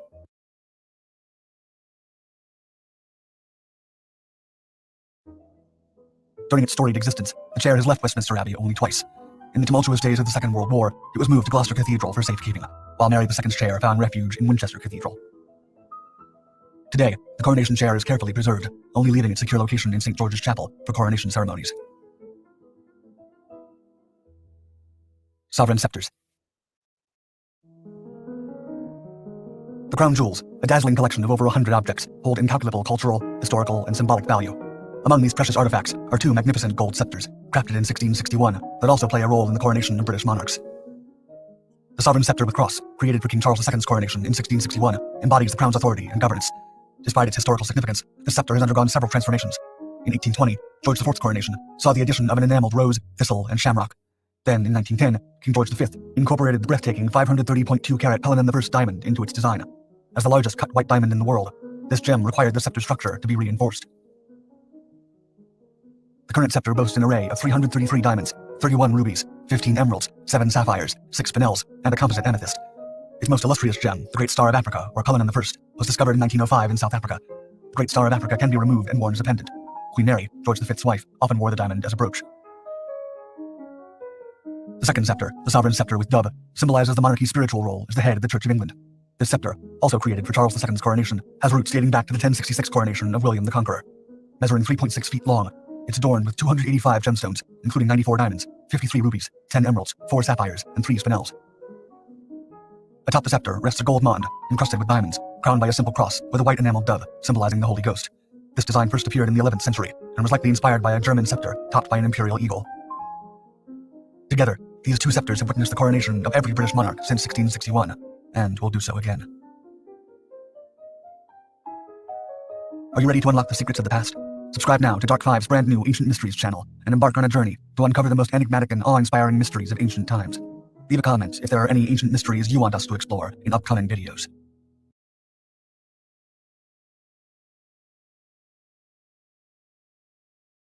I will always call out unacceptable rhetoric and hateful language wherever I see it. And you will remember in the last election, we saw an awful lot of it during the campaign from people who, and we're not talking about, and I was never talking about people who are hesitant towards a vaccine, but trying to be reasonable about it and trying to stay safe. I was talking about those who were deliberately inciting fear and misinformation and anger and deploying themselves in extraordinarily unacceptable ways. Now, unfortunately, with the way our modern social media and communications world, that was picked up and conflated and extended on. And I'm not going to start to say I was taken out of context, but my point was that there are people who are deliberately trying to stir up hate and intolerance and misinformation. And we do need to call out those folks, even as we continue to do everything we can to reach out in thoughtful, reasonable ways to people who do have worries or concerns and focus on allaying those worries and concerns. Make sure that you get up to date in your vaccinations with the new formulations coming out that'll keep us even safer, and that'll mean that we won't need to take further steps, hopefully, if everyone gets vaccinated.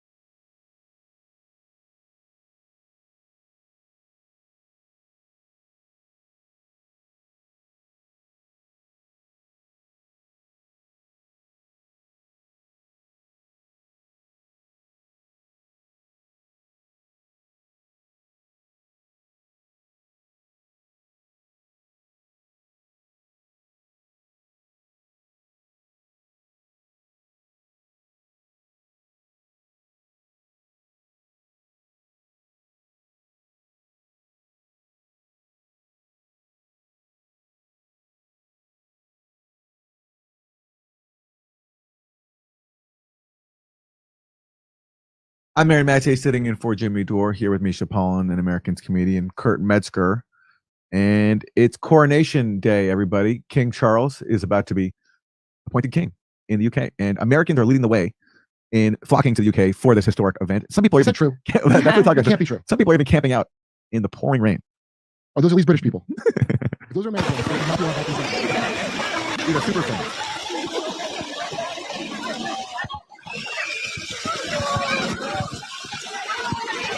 Can you imagine camping out in that weather? This is Charles becoming king. Like, the long python and the peasants are like covered in shit, and they're, oh, you must be a king. Like, that was less stupid than this. But here's how somebody else is paying tribute. In keeping with British tradition, a giant penis has been mowed onto the lawn of the king's coronation site. That's well done. That's very symmetrical. They did a very good job. What is like a real? I would love to like understand a royal super fan, because I just okay, Diana kind of made sense because she was like a pretty princess, and I get but King Charles, you're excited about that? Here's Caitlin Johnstone. Pranksters mowing a giant penis on the grounds of that coronation party feels like the beginning of the end of something. People find the idea of a British king absurd, and public opinion of the monarchy will only go down from here. Idols keep falling off their pedestals. Yeah, well, maybe instead of having literal human flags, go to cheaper, more effective cloth flags. Kate Clarenberg says, you're not wrong. A bunch of cities have canceled major events due to lack of interest, and the Archbishop inviting Britons to swear allegiance to His Majesty elicited a mass side. Oh, fuck off. Well, he was a big lockdown guy, Prince Charles. He was, really? Wait, wasn't that reported in your guys' in Grayzone? Yeah, that makes sense. He had this That extra makes money. sense. He was about to not, I think Max was talking about, he was about to, they were about to like not fund him or something, and then they did, so now he had this money, and he wanted to fund a group that just got done in Syria, doing Right, whatever them yes. to help really push lockdowns through BreadTube, like, I think it's Olivia now. You know, all those BreadTube awful fucking channels got funny money through a cutout through Prince Charles to support locking them down. But we want to sit in the King rain. Charles. That's King Charles now, to you. Okay. We want to sit in the rain and watch you. Don't lock us down. We're telling jokes in Nashville, Honolulu, Los Angeles, Northampton, Massachusetts, Syracuse, Cohoes, New York, Hartford, Connecticut, Baltimore, Chicago, Rosemont, San Diego, and more.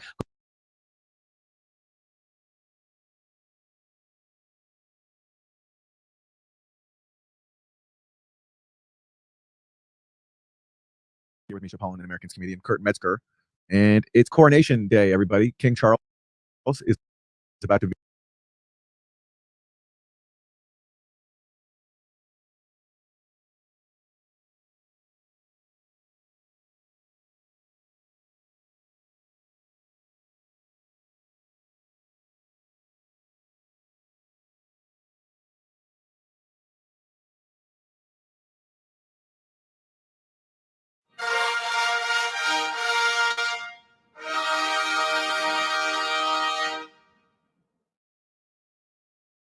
King Charles, Charles I, they tend not to give you a number when you're the first, was born on the 19th of November, 1600, into the House of Stuart as the second son of King James VI of Scotland, and was King of England, Scotland, and Ireland from the 27th of March, 1625, until his execution on the 30th of January, 1649.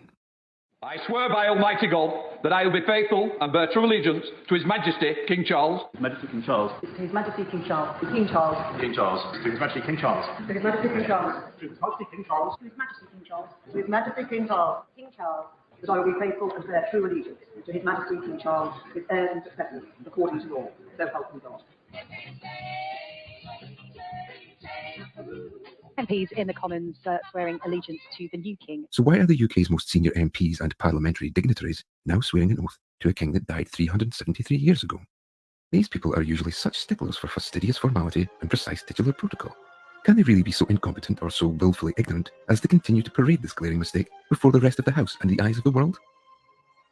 And if so, what do we pay them for? Everyone else seems to be getting it right. King Charles III. His Majesty, King Charles III. Charles III. Charles III. King Charles III. The Charles Philip Arthur George Jimmy Savile's pal, who was born in 1948, should really be formally addressed as King Charles III. That is, if he really were king. At Buckingham Palace, which for 62 years has seen no royal birth, His Royal Highness the Baby is born behind these windows. Broadcasting the news that all have waited for is light programme announcer Franklin Engelman. It has just been announced from Buckingham Palace that Her Royal Highness, the Princess Elizabeth, Duchess of Edinburgh, was safely delivered of a prince at 9:14 p.m., and that Her Royal Highness and her son are both doing well. A common law court has already confirmed that Queen Elizabeth II was never lawfully crowned queen at her coronation in 1953. And as we have conclusively proven in our previous video, The Stone of Destiny, the ceremony was neither conducted lawfully nor legally, nor witnessed by God via the stone itself. And crucially, Elizabeth signed her coronation oath above the written declaration, and then lied to the people about the presence of the sacred stone. And as a result, Charles, her son, can never become king. So why are they swearing an oath to a dead king? There is not a chance that the House of Commons and its MPs would allow an error like this to take place. They know precisely what they are doing.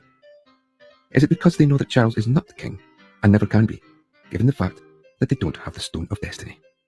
And if so, does this mean that once again they are being observably complicit in crimes against we the people. To His Majesty King Charles. To His Majesty King Charles. To His Majesty King Charles. To His Majesty King Charles. To His Majesty King Charles. King Charles. King Charles. King Charles. To His Majesty King Charles, his heirs and successors, according to law. So help me God.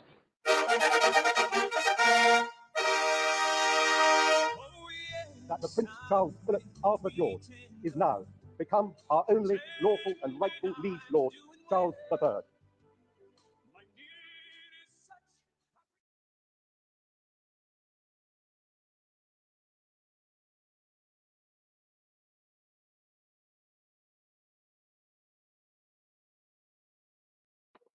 Not my king. Not my king, sir.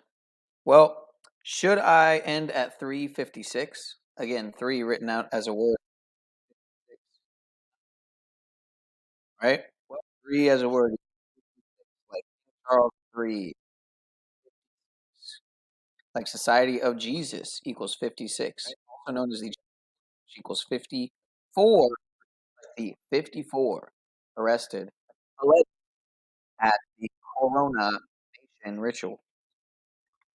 So, again, the Society of Jesus, also known as the Jesuit order, from what it looks like, runs this fucking realm. So, the military arm of the Vatican, God's assassins, as they like to prize themselves as.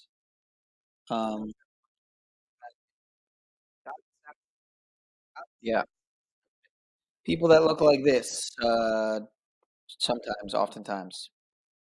So, not my king, y'all. What do you think? Should I end it here at 356, 56, and give power to the numbers? Maybe I'm giving it a different meaning, right?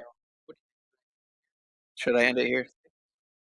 Or I could say fuck that, and I could play some more videos. Since I just passed 356 now. See, because I really wanted to end it there because it was perfect timing, but then I feel like I'm giving power. I don't know. I feel like I'm giving the power. I feel really strange giving this as a background and then standing in front of it. It's even more uncomfortable.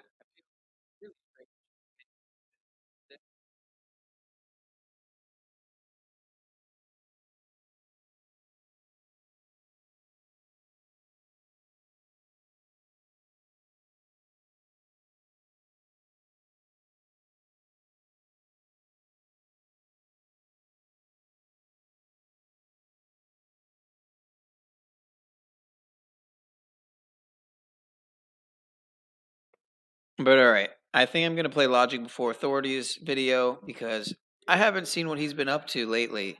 But he did want to collaborate with me. After I was talking to him in, I'm trying to remember whose chat it was. I think it was Logan, Decode Your Realities chat, and Archaics was in there too. And I was actually talking with them, Archaics and Logic Before Authority, and I think Waters Above was on live with Logan,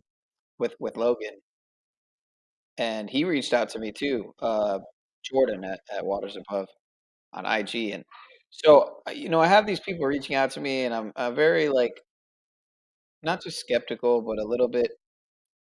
I'm just a highly suspicious person, and it is a big part of it. And I'm somewhat of a procrastinator and a hermit. Anyway, so and now recently one-on-one podcast wants to also collaborate, but most of these guys are pretty busy, and they do have oftentimes weeks and weeks of stuff in advance planned. So I don't rush anything. I don't expect any. I don't expect them to either. However, yeah, I don't know. We'll see what happens. We'll see what happens. And who was I looking up again? Right, Logic, Mr. Daniel, Alexander Cannon. My middle name is also Alexander, ironically. So let's see. He's got a video here. He's got a video from 3 days ago too.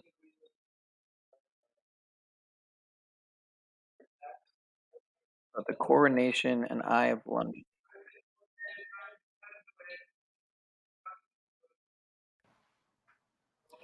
Hi guys, this is Daniel Alexander, Canon Hero Logic Before Authority. A couple of things I wanted to bring to y'all guys' attention. This, what you're looking at here, is called they call it a pod.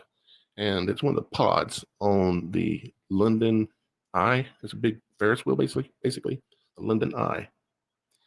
And you should see and recognize something I've talked to you about before in these images, which is the point of creation, okay?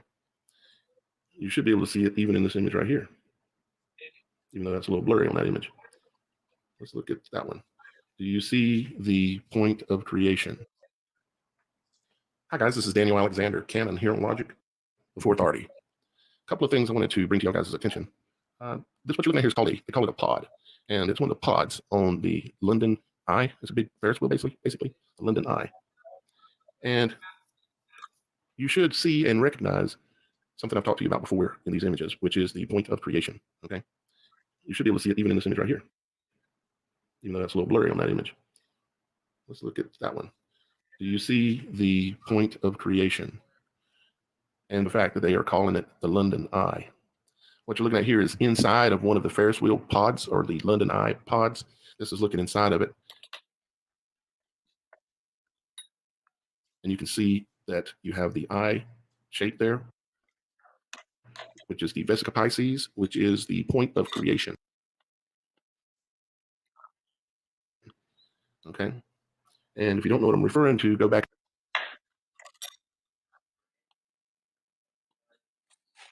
to my videos at 1 or 2 or 3 videos, probably 3 or 4 videos back, and look at the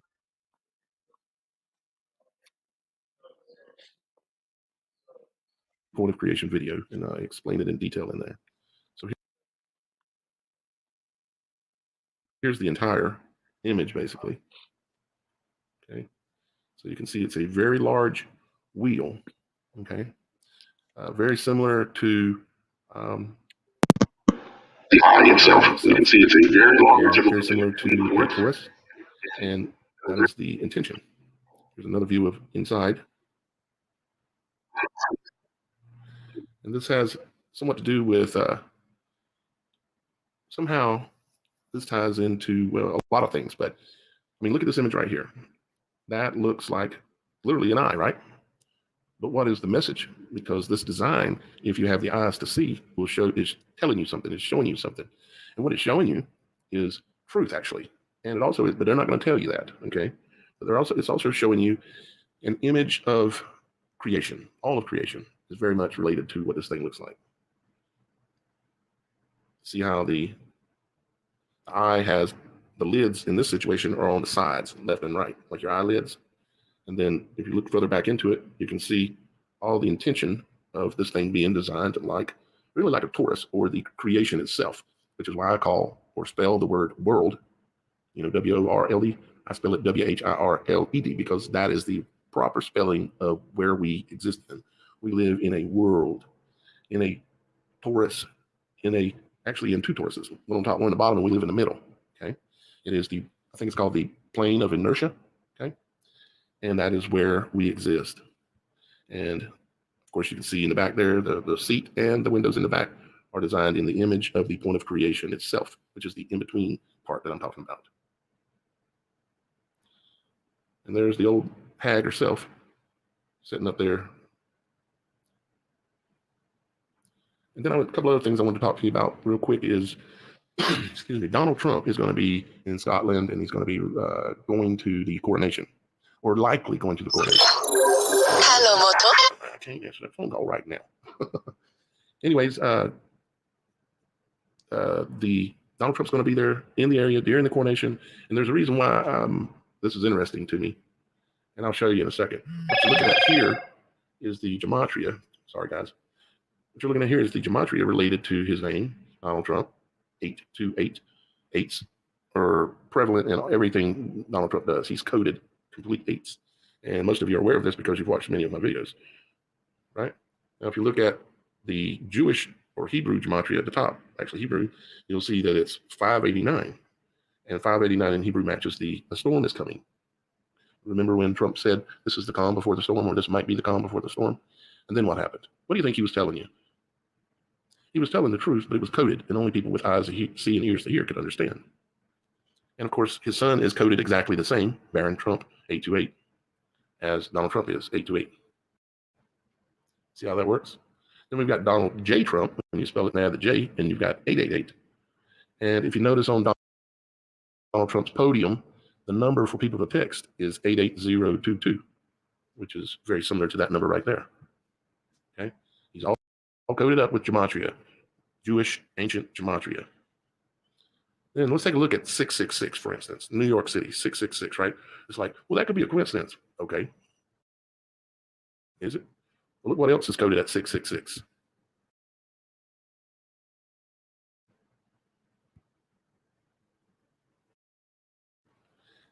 Well, why is a computer coded at 666? Because it is using the knowledge of the tree of good and evil. Mark of the beast, CERN's full name, Ozdemir or Ozdemir, something like that. That, of course, at the bottom, and that, of course, right there in the center. Why do you reckon that's 666? Or you can come over here and see some more that are 666. Santa Claus, and even words and quotes out of the Bible, image of Satan, a satanic mark, receive a mark, beast test, perfection.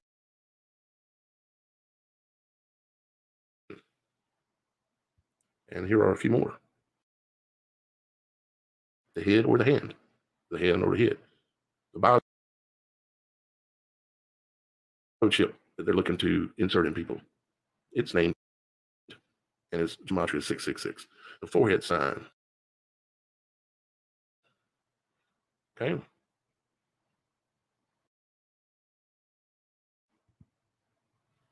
There's more.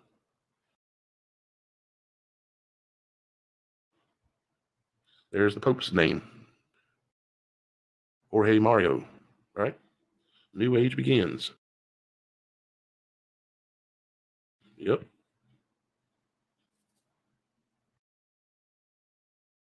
We're going into the age of the water bearer, Aquarius. And then we've got a few more. Most of you are familiar with iPet Goat 2. And of course, 666 with that too. Witchcraft, corrupt, the hidden one.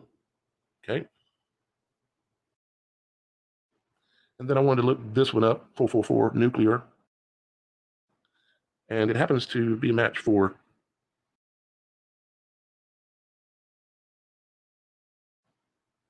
London as well. And then this one here, because there's a reason why nuclear, if you see my last or video before about nuclear Trump or something like that in the title, because he's told us what's coming. Now, does that make him a good guy? No, because he only told the people who have eyes to see and the ears to hear. And there's not a lot of them out there that would understand that he would have in 1995 did a Playboy interview and knew that he was going to be president and knew that during his presidency, meaning the next 4 years, there will be a nuke that goes off somewhere in a major city and kills a bunch of people.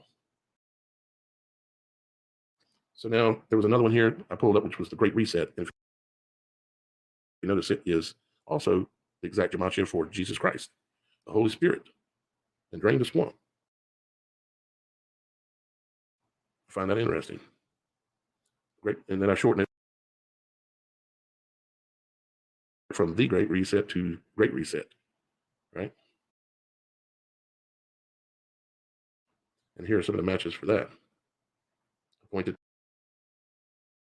time, 4 bells, tetrahedron.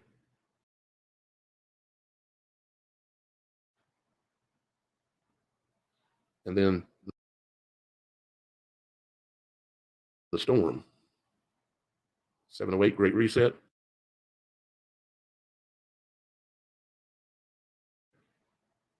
The storm, 708. You see how this stuff kind of works, how it kind of matches up? The storm, hell on earth, 708. or 118 if you look at it in the simple gematria. Yep, the storm, and the wheel, this Ferris wheel, is in the image of the storm, which is the torus. Okay, and it is also in the image of the point of creation and all of that we talked about. London Eye, formerly the Millennium Wheel, revolving observation wheel or Ferris wheel in London on the south bank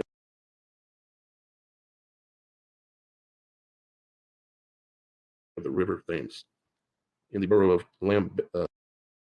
Lambeth. At an overall height of 443, remember nuclear was 444, an overall height of 443 or 135 meters. The London Eye was the world's tallest Ferris wheel from 1999 when it was built until 2006. It was surpassed by the Star of Nanchang in Nanchang, China.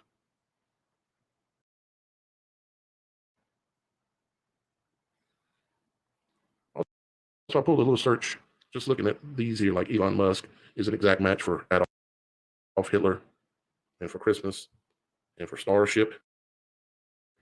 What is Elon Musk building? What does he call it? Starship. And the exact mathematical match for it matches his name mathematically. It's millions to one, if not billions to one, that this stuff matches. But of course it does, because Elon is fully coded up too. And he is an occult member, just like Trump is. You may not want to believe it. You may not want to like it. But what you're doing is denying the truth.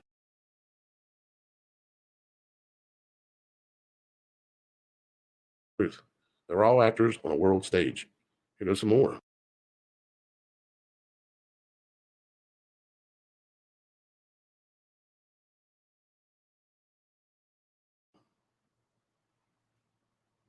And think about that. In fact, his name also matches that and that. Huh?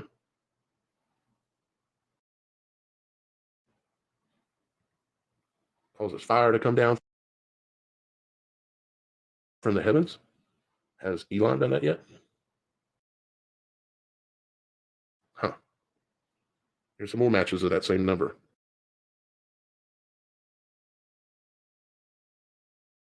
Rockefeller, Donnie Darko. That's a movie, of course. Osama bin Laden. I started to say Obama bin Laden. Pretty much the same. Stormy, like Stormy Daniels. Remember her? And then, of course, it also matches 911 spelled out. And here's the mathematics for pod. Now, if I'm right about how a lot of these matches are significant, what should pod match? I. Exact mathematics again. They use this in everything they do. All right. Now, y'all guys remember this? This is the playing card manufactured in 1995. That magic number again. 1995. And it's an image of Trump with images of the COV, thing. Mm-hmm.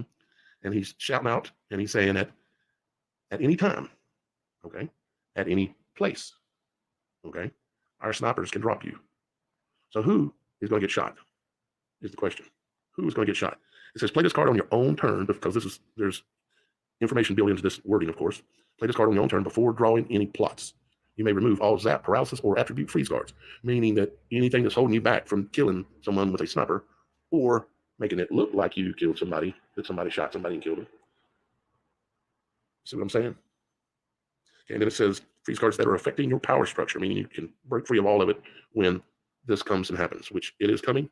And I'm looking for the different events that are going on. If we see any of this imagery in here, see these pyramids that are stacked up and down, like as above, so below pyramids. Whoops. See those? You see the colors and the design and this big square. See that big square, the black square that Trump's face is coming out of? That big square. Now, where do they have those big cube squares at? We know that there's one in, what do they call it? Not Dubai, but it's slipping my mind right now what the name of it is. But, the big black cube. Matter of fact, I can show you a picture of it. I've got it over here somewhere. I'll show you in a second. This is Enough is Enough, okay? And it happens to match his name. May or may not be him, because I haven't researched all the big names out there as to who might be the target, right? Could be him. Could be King Charles. Could be Biden. Could be, a few players like that, faking one of their deaths, like they did with Epstein and Michael Jackson and Elvis Presley and Whitney Houston, and the list goes on. Although Whitney Houston, I'm not sure, they might have whacked her. But anyways, so we got New York City is a match for Enough is Enough, along with Vladimir Putin. New York City would definitely be a good stage, right? They got full control up there. And it also happens to match Adolphus Hitler. This is at the location that I was talking about. I was mentioning, I'll show you the image. Yeah, this. I forget what this thing's called for some reason at the moment.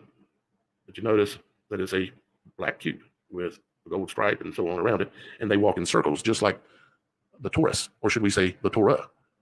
It's an image of the storm. They're worshiping the creation instead of the creator is what they're doing. Hope you understand what I'm saying. And I ain't gonna spend too much time on this, but it's kind of interesting because a lot of times they'll actually put the truth in these magazines where they normally tell crazy stories, like the Inquirer and stuff like that. What was interesting more than about Charles and his coronation is this. It said, doomsday fungus ravaging America. Drugs can't stop it. If The Last of Us hadn't popularized the concept of a fungus turning people into zombies, it's unlikely the Inquirer would have noticed the drug-resistant mold Candida auris that tends to appear in medical facilities. So I suspect, well, this would say they're still talking about zombies, and I suspect that the fungus very well may be the answer, either fungus or parasite. And there are funguses that are parasitic as well. And what they do is they study nature in order to determine, let me see, I think I have a quote here out of the scripture. It says, this is Job 12:7-10. But now ask the beasts, meaning the animals, and they will teach you, and the birds of the air, and they will tell you, or speak to the earth, and it will teach you, and the fish of the sea will explain to you. Who among all of these does not know that the hand of the Lord has done this, in whose hand is the life of every living thing and the breath of all mankind? You see, what this is saying is to study the beasts, study the birds, study the earth, and study the fish in the water and the skies and just everything. What you're going to find is a repeating pattern throughout all of creation, for the most part, if not all. A repeating pattern that teaches you the secrets of the tree of good and evil, because you can use this knowledge for good or you can use it for evil. And we know what they've chosen to do, right? This was an infestation of bugs from a few days ago at the, and I still can't think of the name of the place, this place. Yeah, that place. So I think that's about mostly what I wanted to go over with you at the moment. I'm still not in a good setup situation where I can do better videos than this quality anyways. So I'll be back to that hopefully very, very soon. But I want to share this information with you, these thoughts, and try to do what I can to keep you guys informed as well as I know anyways about what's going on. We need to pay heavy, close attention to the coronation and just observe, just watch and think about the things that we've learned and apply it when you're looking at what they're doing.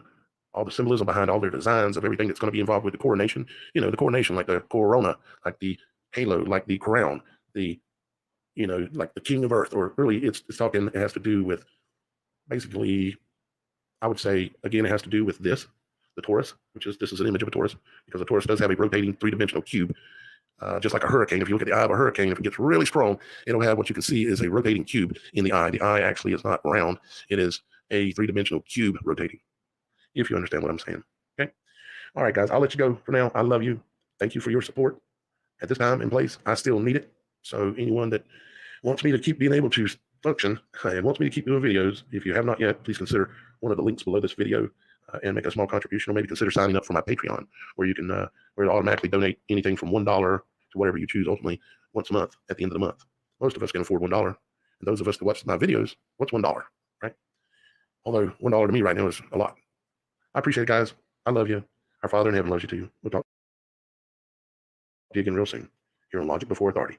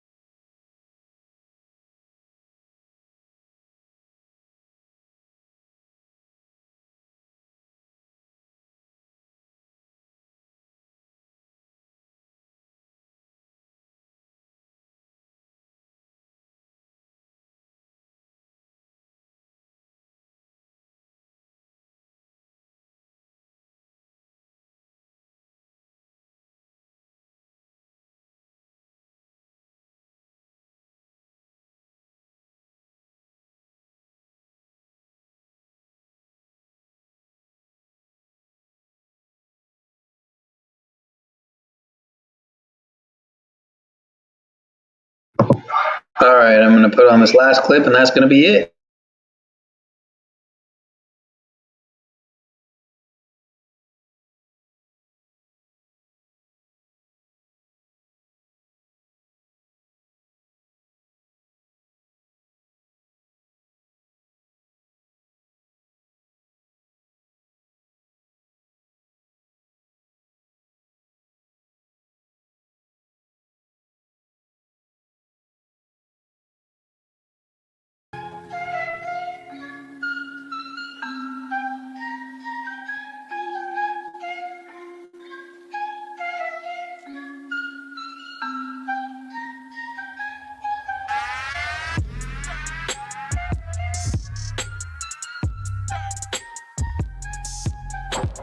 Oops, my bad, wrong video, hold up. I already played this one.